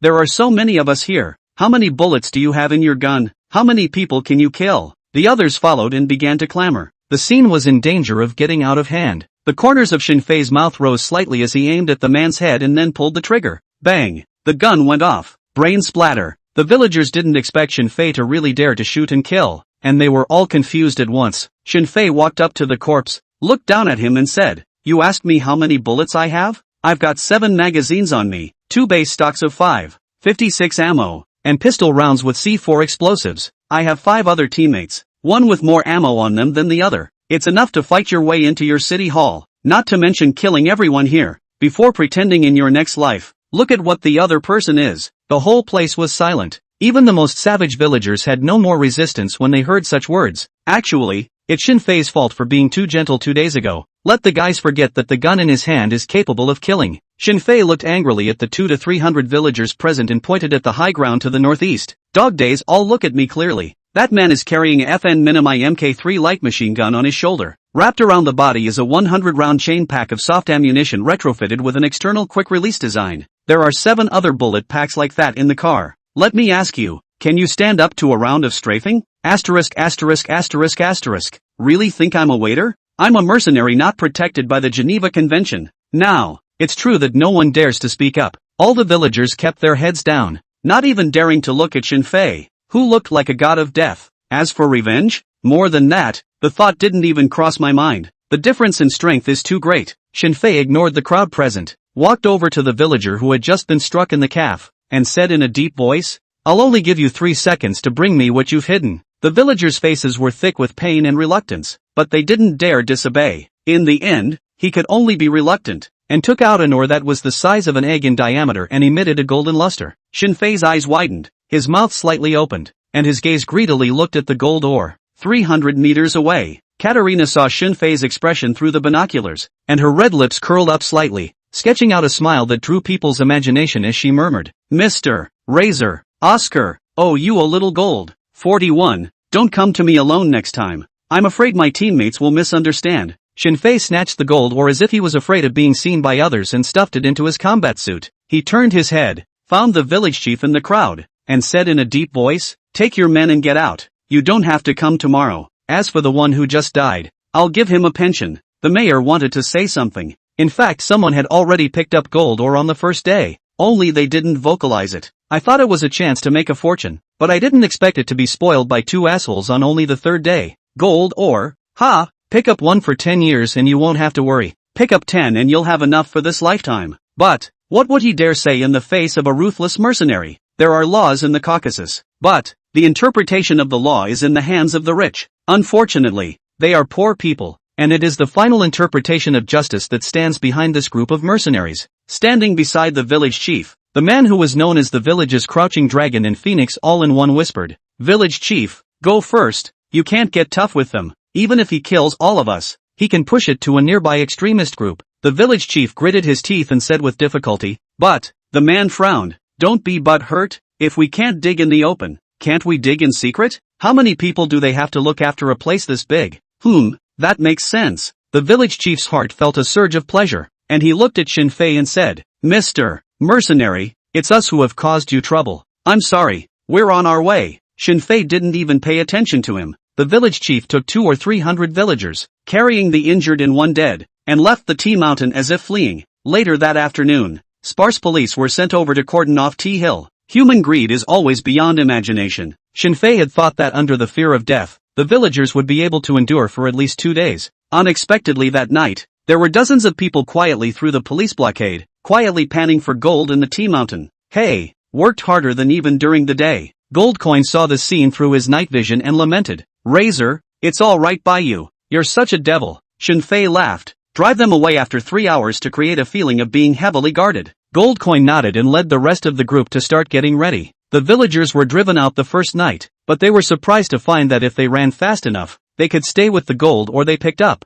So what are we waiting for? More and more villagers are beginning to flock to the tea hills. In the beginning, it was men, and then the women. Eventually even children as young as 7 or 8 years old came in groups to try their luck in the tea mountains. The original number of persons employed was 200 or 300. Now look, hey, every night it was at least 1,000 people. In less than a month, the originally deserted tea hill was plowed clean. Not a single weed. When a cow or a horse comes along, they have to exclaim, "You guys are the real cow horses." During this time, teams with large equipment and technicians are also arriving one after another. Large machinery began to operate, with less and less need for labor. Lustful dreams playing Monkey Bureau follow-up plan. Are by Katarina to complete? Shinfei also lazy to ask more. It's not like there's an extra charge. They had no special assignment for the 7th team. They were training every day, only that they would send 2 people to keep watch at night. Only Nefertis, who was also a woman, stays close to Katarina 24 hours a day, providing all-around protection. Late night,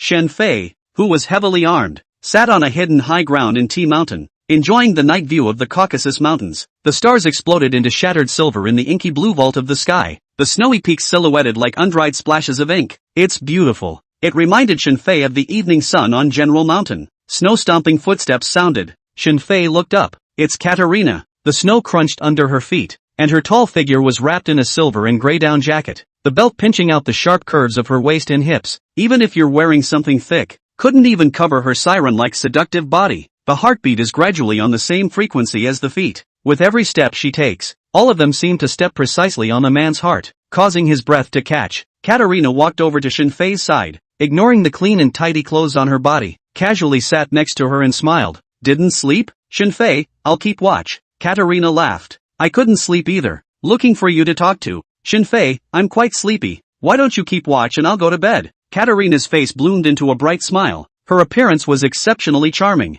You're quite a joker. You must have talked to a lot of girlfriends, right? Shenfei, if you can't talk, you shut up. Looking for a girlfriend now, is it to see if you can joke? Risky guy, Katerina said with a wink of her eyes. What? Talking about your unforgettable past? Shenfei shook his head.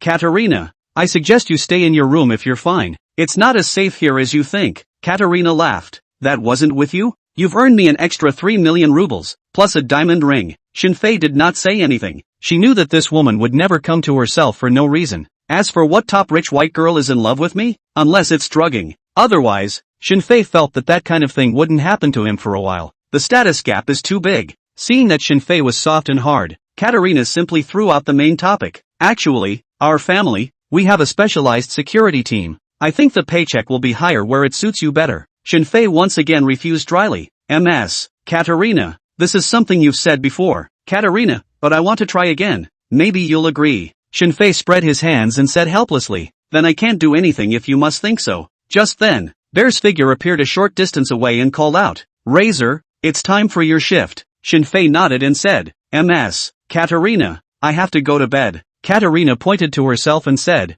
can't you give a little face when a beautiful woman of this magnitude invites you to talk a little longer? Shenfei simply shook his head and got up. I'm sorry, but Wagner and I are the real deal. We're only good as friends. By the way, next time don't come to me alone. I'm afraid my teammates will misunderstand. Katerina, this guy must have been a green tea tree in a previous life. The flavor is too strong. Good night. Shenfei didn't talk any more nonsense and walked straight to the dormitory. He really didn't want to get involved with the oligarchs in any way. That old boy, King Volodin, is ruthless, inhuman. Katerina gazed at the direction Shenfei disappeared in, her knuckles unconsciously rubbing the handle of her gun as she murmured, it's a good talent. Pity. The next day, early morning, Katerina's aide knocked on the door of Righteous Eye's room. The door to the room opened. Righteous Eye asked, something wrong? The aide said, Captain Righteous Eye, Katerina recently gathered a load of wild tea and would like you to deliver it to Grojia. Righteous Eye frowned. Delivery? Not with a professional driver? Aide, the destination is through a war zone between the Georgian government and the Free Army of the North Caucasus. The driver is afraid to go. Katerina would like you to take the squad with you for a little escort. For expenses, she will bill you separately. Righteous Eye asked, all of them? The aide shook her head. Except for Nefertis. She's going to stick close to MS. Katerina, it's a bit of a rush, so I'd like you to leave as soon as possible. And the car is parked in the clearing at the west gate entrance to Tea Hill. Righteous Eye didn't think much of it and nodded. Got it. Sending his assistant away, Righteous Eye pressed the intercom and gave the order. Everyone except Nefertis, gather at the west gate entrance with all your gear. There's action. Roger that. Copy that. Roger that. Come on. I just finished my night shift. 10 minutes later, all 5 of them arrived at the western gate of Tea Mountain. Palando yawned and asked, what's the hurry, Captain? Righteous Eye put the situation into perspective. The destination is indeed close to the war zone. They had no problem going to deliver a load of wild black tea. The group got into the van. Lots of space. There was more than enough room for all 5 of them. Shenfei didn't know how to drive this kind of car, so the 2 of them, Gold Coin and Righteous Eye, swapped driving. Boom! The van's engine roared to life. The warm-up in place was over, and Gold Coin was in gear and ready to go. Just then, Nefertis came over and dropped a black duffel bag into the compartment and said, it's filled with food, so you guys be safe. Several people nodded in turn. Moments. The big truck started up and drove out of the Tea Mountains, fading into the dense Caucasus Mountains. From a nearby high-rise, Katerina watched the van disappear from view, picked up the satellite phone, and said in a cold voice, the car is off. Keep your hands clean and don't let me down. 42. Scarlet Rampage. A deadly trap laid by a cold queen. The roads in the mountains are rough and the trucks are not fully loaded, but it is still a struggle to drive. After a violent lurch, Palando bared his teeth and pulled the M40 gas mask out of his back gear pouch and spat. Captain, I really don't understand why you even have to carry this on every operation. It's not like we're going to Chernobyl. Righteous Eye lit a cigarette and said, bear with me, you'll thank me when you use it. Palando bristled. I'm sure there's no such thing as that day. Righteous Eye shrugged and didn't say anything. Shenfei looked out the car window at the snow-covered forest and always felt that something was not solid. He had checked a lot of news in the past 2 days, and there were a total of 2 that concerned him the most. Karelia, the Federation of Montevideo, the Kingdom of Lunaria. A few days ago, these 3 countries announced, almost simultaneously, that they were joining the Northland Iron Shield Alliance. Karelia was even the first to join the Northland Iron Shield Alliance, a former Red Star Alliance nation that seeks military protection and economic integration. The strategic buffer zone is getting closer and closer. This was the absolute worst of bad news for King Valakan. He's got a new move. 2. A conference was held 2 days ago with all 7 oligarchs in attendance. But what exactly was talked about is unknown to outsiders. It's still the same thing as Chang Kung. Hustle foreigners first. Shen Fei, based on the memories in his mind, could probably tell that the negotiation should be very uneventful. The greater the external pressure, the more the king had to rely on the 7 oligarchs. This is the perfect opportunity for them to Leoneize it. Unfortunately, they were wrong about King Valakan. That old boy was much more ruthless than they thought. At this critical juncture, the granddaughter of a media oligarch comes to the Caucasus to grow black tea? If Katerina, who's a real sweetie pie, is a real sweetie pie, so be it. But through this period of contact, he understood that the other party had a deep heart. The more Shen Fei thought about it, the more wrong he felt. Something's up. But it's all a big deal. It's got nothing to do with a little person like me. Shen Fei stretched his back and slowly closed his eyes, intending to have a good sleep first. The van moved slowly. It took until 7 or 8 o'clock in the evening to finally get close to the final destination. Righteous Eye woke everyone up. Shen Fei opened his eyes and looked out of the car window, realizing that on both sides of the road, passing soldiers could be seen from time to time. Judging by the clothes and equipment, it's the Caucasian Free Army. He frowned and asked, "Captain, where to this?" Righteous Eyes renewed a cigarette and replied, "Just past the engagement zone. This is the area controlled by the Caucasian FSA. Our destination is almost here. Spirits, everyone. Though it's unlikely that there will be a conflict with the Caucasian Freedom Army, it's also important to prevent them from stealing anything. War circles have their own chain of contempt. The noblest of them all are Air Force pilots. At the lowest level are terrorists who are entrenched and will do anything. As for the mercenaries, just that much higher than the terrorists." After traveling for about 10 more minutes, Righteous Eyes looked at the SAT-NAV and said, "After the intersection ahead, we're at the place. How do you trade a black tea and go deep into the mountains? Gold. You make a satellite call to the shipper and ask them where they are." Goldcoin took out his cell phone and started dialing. They are now located at an altitude of 200 meters above sea level on a mountain road, flanked by frozen cliffs and coniferous forests that form a death trap, with a road width of only 2 cars intersecting. After the turn, the trail became much more spacious and the surrounding hillsides were not as steep. At about 100 meters, there were about 7 or 8 people standing. Shen Fei's eyesight was enhanced, and he could see farther than others even at night. He was shocked to find one of the men receiving the shipment was Ash, the second in command of the Neva Brotherhood. Ash happened to pick up the phone and his voice carried into the compartment. "Hey Devaris, we've got you in sight. Just look ahead." It all happened so suddenly, Shen Fei's heartbeat accelerated, and the cold sweat on his body instantly turned upside down. He immediately gripped the steering wheel, turned his head toward Gold, and said in a voice that could be heard by everyone in the compartment, "Captain, slow down." Goldcoin sensed something was wrong and frowned. "I see you. Damn, this Thai road." He hung up. Righteous Eye whispered, "What's wrong?" Shen Fei pointed to the crowd in front of him and said, "It's Ash, the second in command of the Neva Brotherhood." "What?" Upon hearing this news, the rest of the people all froze as well. What are they doing here? Shen Fei was also thinking about this, but couldn't come up with anything at all. The simplest logic is that the Neva Brotherhood is teaming up with Katerina to try to get him killed. But that's impossible. The Brotherhood of Neva doesn't have that kind of power. Shen Fei doesn't deserve someone else's oligarch's own granddaughter as a bureau, either.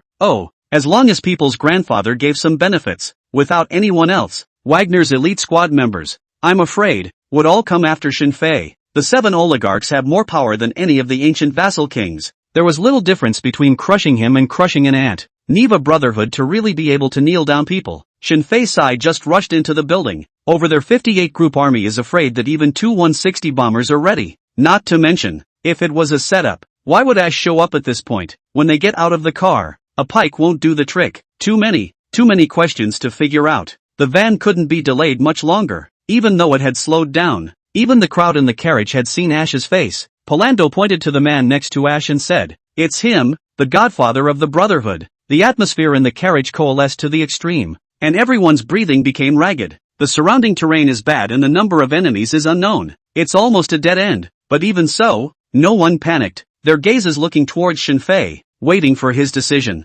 Shen Fei took a deep breath, gripped the M4A1 assault rifle in his hand tightly, and whispered, "Even if it's not aimed at us, this shipment isn't that simple. Captain, speed up and run them over. The rest of you, prepare to receive the enemy." With a command, it was as if the crowd had found their backbone. Click, click. The sound of a gun being loaded resounded through the silent compartment. Boom. Righteous Eye put on the low gear and slammed the gas. The speed of the truck became faster and faster. Shinfei could clearly see the expression on the faces of Ash and the Godfather, which changed from doubt to surprise, and then changed to incomparable shock after seeing him. He wasn't wrong about one thing. Ash and the others didn't realize that it was them who had come to make the delivery. Boom. The speed of the van was getting faster and faster, and when the Godfather and the others reacted, the first thing they tried to do was to look for a place to hide. More than half of them dodged the front end of the car. The other 3 or 4 didn't look in the right direction and could only look in despair at the rapidly approaching front of the car. Sucka don't list. Asshole. How do you drive? Fake. Their desperate cries could be heard through the windows of the car with the roar of the engine. Ka. There was a violent crash. The front windshield shattered, and the cabin shook violently, followed by the vibration of tires crushing a foreign object came through, and in a trance it was as if you could hear screams coming from the rear. Shinfei looked through the rearview mirror. On the ground lay bodies that had been crushed and were motionless. Blood flowed down all the hollows in their bodies, quickly pooling into bloody puddles in the dirt. Suka doesn't list. Shinfei. It's him. Asterisk asterisk asterisk asterisk. Why would he be the one to deliver the weapons? Finish him. The few survivors subconsciously ducked behind cover and raised their guns to pull the triggers. Bang. Bang bang. Bang bang bang. A series of bullets hit the wagon with a harsh, creepy sound. The trucks are going faster and faster. In the blink of an eye, it had already left those few people far behind. Righteous Eye shouted excitedly. Ha ha. Suka Buell, how's your captain's driving skills? Tell you what, think about it. Right at this moment, a threat of approaching death instantly enveloped Shinfei. He quickly looked in the direction of the killing intent resonance skill prompt, followed by shouting, 4 o'clock, RPG. Shinfei had just made a sound when he saw rockets with deadly trailing flames in the dense forest next to him, flying towards the windshield. Everyone knew very well that if it exploded, then they'll all be in one piece, spread over the entire carriage. The moment of truth. Righteous Eye jerked the steering wheel to the right, and the van threw a 90-degree drift across the gravel road, stalling the car sideways on the mountain road. The spiraling trails of flame tore through the sky as the metal projectile traced a charred parabola. Boom! The rocket hit the front of the car where it was linked to the carriages, and the huge sound of the explosion and the shockwave instantly shattered all the glass. The smoke rose together with the smell of tar. Receive the enemy. 4 o'clock. Unknown number. Suppressive fire. Establish sector defense. Almost at the same time, Shinfei and Goldcoin fiercely kicked the car door open and jumped down from it in one leap. The people in the back jumped out of the car with them. Only Bear, holding his FN Minimi Mk3 light machine gun in one hand, pointed it at the area where the enemy was and pulled the trigger. Fire suppression does not require accuracy. It was also this 10 seconds or so of time he had fought for that smoothly allowed Shinfei and the others to get out of the carriage and dodge to the position at the rear of the car. After finding cover, they simultaneously launched a fire suppression. This in turn gave Bear time to escape. Although they were a mishmash of elites, they still completed the OODA cycle after picking up the enemy in less than 10 seconds. Soon, Goldcoin and Bear used their respective weapons to form a two-man crossfire network within a range value of 80 meters. In a nutshell, it's Bear using machine guns for point-blank suppression and Gold for precision shooting. Shinfei, on the other hand, acted as the captain, checking for flaws while looking for an escape route. Tada. Da-day. Da-da-da. The enemy was outnumbered, and those who couldn't be bothered to fire their firing sights fired bullets that hit the tops of the bunkers around them like they didn't need money. Run. Got to run. Neither the numbers nor the terrain were advantageous. Staying any longer was undoubtedly looking for death. Shinfei glanced at the slope behind the road and, it's too steep. I can get down, but they might get halfway down before the enemy caught up with them and named them one by one. What to do? Shinfei, who was participating in the war for the first time in a real sense, really panicked. Even if the other side may not be an elite force, but compared to the triads, there is a fundamental difference. The feeling of powerlessness spread wildly in Shinfei's heart. Just then, Polando's voice rang out. Gold, Razor, Bear, Captain's Eye. The Captain's Eye. Shinfei was stunned, and his entire body froze. Time was too short just now. He only now reacted to the fact that the prosthetic eye hadn't made a sound for nearly 30 seconds. Suppressive fire. Goldcoin yelled out. Bear hissed. Don't worry, leave it to me. He switched to a new chain of bullets from his backpack, couldn't care less about the already reddened barrel, and fired wildly at the enemy's position. No one knows how hot his gun is right now, but they could all smell the burning odor coming from what was left of Bear's arm. Shinfei emptied his magazines with a round of point-blank fire and looked back at the situation of the prosthetic eye. At this point, Righteous Eye was lying on the ground,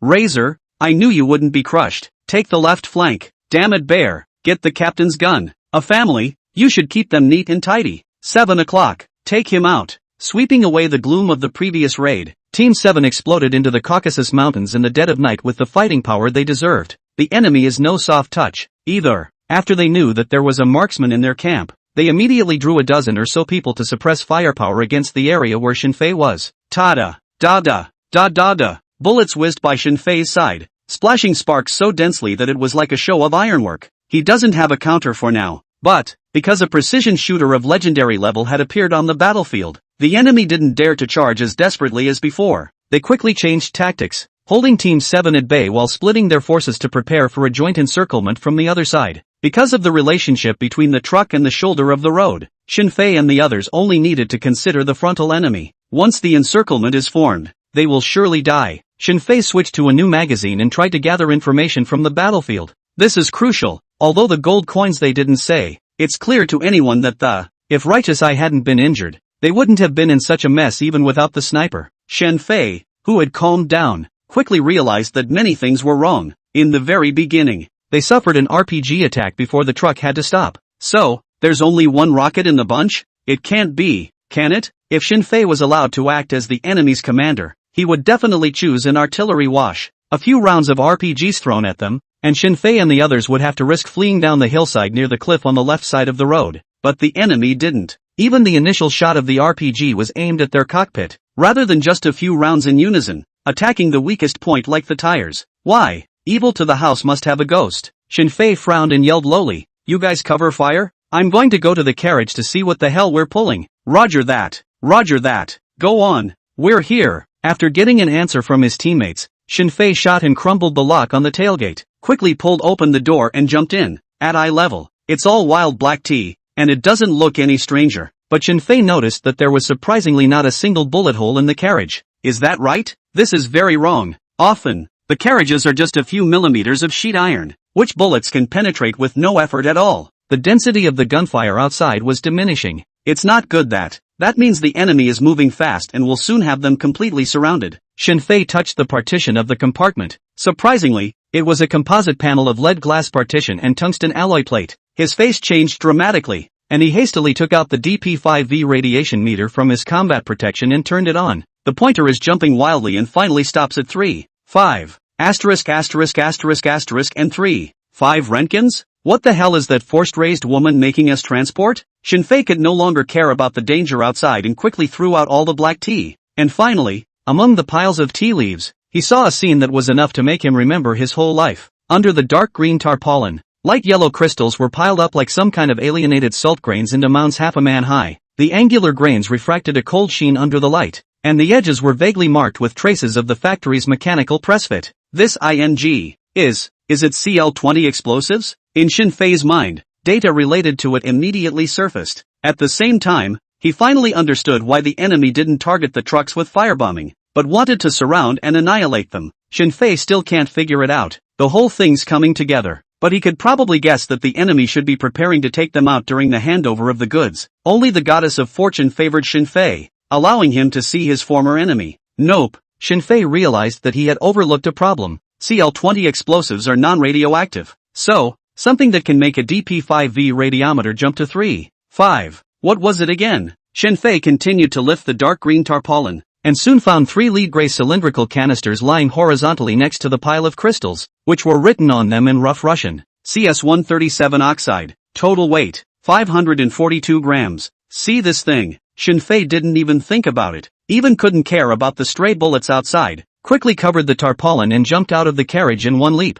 backhandedly closing the box door. It's so exciting. Who would have dared to think that on their first mission? Just play so big? Shinfei's face turned pale as he looked toward the several teammates lying on the shoulder of the road and roared, "I don't have time to say any nonsense. Polando, go to the cockpit and get the gas masks out. Gold, go check the van for damage. Bear, I want you to hold off the enemy alone. I need at least 2 minutes. And, I need someone to die now. Otherwise, all of us must die." 44, the old man has to live for the dead. No one knows exactly what Shinfei saw, and there's no need to know. Although everyone's expressions appeared stunned for a moment when they heard that they were going to let a person die, they were still the first to carry out Shinfei's order. The importance of the captain. It's on display in this moment. The enemy is drawing up a long line of battle, and the firing is not very frequent. Bear loaded the grenade launcher of the assault rifle at his side with M433 armor-breaking rounds, and then used the other gun to fire point-blank at enemies close to the 50-meter absolute danger zone. It's almost like a positional play already. Very dangerous. But there's no way around it. To prolong the block, you have to selectively spare the enemy at a distance and focus on the battle at hand. Shoo! There was a cracking sound in Bear's ear, and a hot tungsten core suddenly poured into his left ear canal, the shrill whine of metal rubbing against his periosteum like an electric drill stabbing through his skull. He even heard it, the muffled sound of a pulse bursting similar to tearing through wet cotton cloth. No pain. There was only semi-coagulated plasma running down the cervical spine. Bear knows he's been hit in the ear. He was glad it was only his ear that was hit, because he had a mission to fulfill. Without looking at the wound, no bandages, there wasn't even any change in expression. Bear dropped the assault rifle in his hand and replaced it with the grenade launcher-equipped M4 carbine at his side. Aiming. Pull the trigger. Shoo! The muzzle of the grenade blossomed into an orange petal fireball, and the 40mm fragmentation rounds flew at breakneck speed towards the location where the shots had just been fired. An explosion went off. The shockwave precedes the sound and lifts the body into a bloody sieve. Like a sophisticated war machine, Bear changed his gun again without any expression and suppressed fire on the enemy. No pain. Not feeling it. Not to any scene that creates even half a ripple. Like his idol Martin Luther King, Jr., when he stood at the lectern with that grace and confidence. The rest of us haven't been idle, either. Polando brought in what he thought was a gas mask he'd never use in his life. Goldcoin finished checking the van. The RPG buster cut off the front axle air pressure line to the van, but it's still drivable if you can grab a gear. What do you want me to do? I'll go. Shinfei was busy connecting the detonator in his hand to the cockpit, and was just about to speak when he heard a weak voice ring out. Razor, I'll go. Shinfei raised his head and realized that the one who spoke was Righteous Eye. No one knows if the tough guy passed out or stayed conscious after losing his eye, because he hadn't made a sound from the beginning to the end. Not dragging his teammates down after losing the ability to fight is the last professionalism the captain, shows. Shinfei looked at this and, the first man he had trusted since he crossed over flashed a flash of intolerance in his expression, but it quickly returned to normal. The situation is here. If you can't do it in 2 minutes, everyone is dead, Shinfei said in a deep voice. The compartment is loaded with at least 3 tons of CL-20 explosives and several hundred grams of CS-137 oxide. The radiation value is now 3.5 Roentgens. I need someone to drive and go with the enemy in front of me to buy time for my teammates to retreat backward. The prosthetic eyes, which had just been blinded, were not yet accustomed to the darkness. He struggled to get up, but the pain in his body made him nearly fall. But in the end, the hardened captain, nonetheless, stood up, although he was bent over. Righteous Eye murmured, "Gold coin, take me to the cockpit." His tone was weak, old, and determined. Gold coin wanted to say something. They have spent more time with each other and have a deeper bond. Shinfei yelled lowly, "Go!" Goldcoin's expression became even crazier than Shinfei's before. The corners of his mouth twitched crazily and his fingers trembled slightly, which was a symptom of a PTSD attack. Shinfei's voice, icy cold as if it came from hell. "Gold coin, if you dare to have an attack here, I'll shoot you right away, without hesitation. The old man has to live, and live for the dead." Goldcoin's breathing became ragged, and without a word, he assisted Righteous Eye and slowly moved towards the cockpit. Shinfei turned his head violently, without any aiming process at all, and pulled the trigger at the dense jungle not far away. Bang! Bang! A burst of point-blank shooting ended with 2 or 3 bodies rolling off. If the enemy was not worried about the CS-137 oxide explosion on the truck, Shinfei and they would not have lasted until now. But I'm sorry, Shinfei is one of those. The more you're afraid of something, the more I'm going to give you something, man. Escorting Righteous Eye into the cockpit, Shinfei handed him the modified old-fashioned cigarette lighter and said in a deep voice, "Just drive forward. I'll direct you in the right direction, and when I tell you to detonate, you'll insert the cigarette lighter with the detonator attached." According to my calculations, the 137 powder in the compartment with CL-20 explosives exploded at a range of 150 meters, and the radioactive fallout spread to 1 kilometer.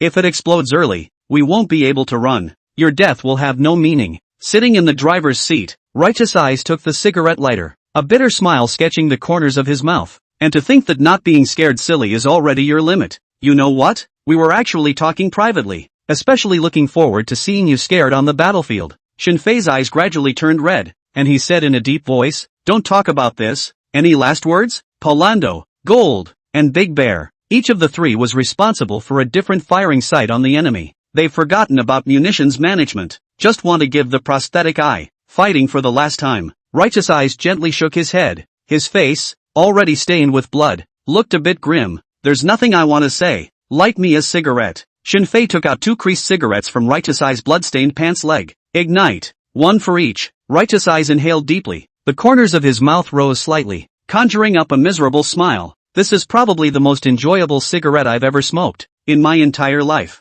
Razor, remember, we're mercenaries. We don't take revenge. I'll go to hell. And there, too, I'll be the best mercenary. Shinfei didn't say anything, his eyes choking on his cigarette. Boom. The van started. Shinfei hid behind a tree, pressed the Motorola Sabre 3 intercom, and commanded the blinded prosthetic eye to adjust the angle of the van. They didn't have throat mics in this day and age, but bone conduction headphones are already very advanced. After the enemy heard the sound of the truck starting, they quickly understood what Shinfei and the others wanted to do. Dozens of men emerged from the jungle and began strafing the front of the van. They don't dare shoot the wagons, for all of them knew just how terrifying a presence the compartment contained. Sons of ES, your righteous grandpa is here. Righteous Eye slammed the gas pedal to the floor and let out a roar, his expression becoming incomparably hideous and terrifying at this moment. Ula! He cried out and made a brazen charge in a direction that was nowhere to be seen. Shinfei and the others took this opportunity to quickly put on their gas masks. When everything was ready,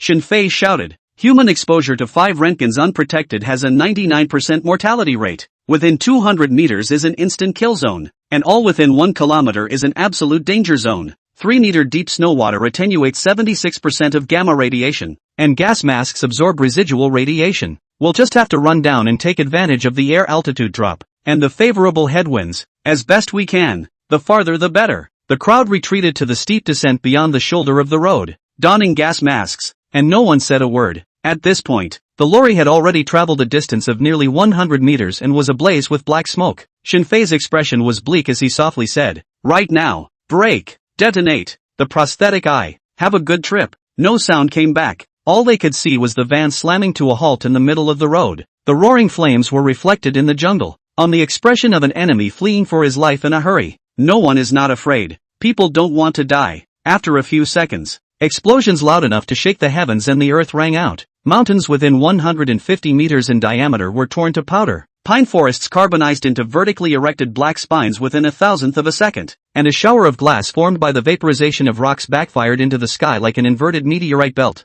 Dozens of kilometers away, the fire from the explosion could be seen, as well as the sound of the explosion. The countless frightened animals run wild through the jungle, throughout the Caucasus, as if doomsday is upon us. A second before death came, Righteous Eye calmly smoked the last puff of his life. He had envisioned his death countless times, but never thought it would come so suddenly. What he didn't expect was that it wasn't his family, it wasn't his comrades, it wasn't Wagner who surfaced in his mind as his consciousness was about to dissipate, much less any moment in life worth his bragging rights. He remembered. It was some fine afternoon, recently discharged from the military. He sat on the street, half a bottle of Firefly Pale Ale in his hand, contemplating a lost future. He's been to Chernobyl. He has also served this country, and done countless feats of service. But when discharged from the army, not only did all the honors go up in smoke, but even the country to which he had sworn allegiance was swept into the dustbin of history. Prosthetic Eye is desperate. He didn't know what the future held for a loser like himself. He tilted his head back and finished the beer in his hand, and just as he was about to get up and try again in the labor market, a little girl in a plaid skirt with a white blouse walked up to him. She's adorable.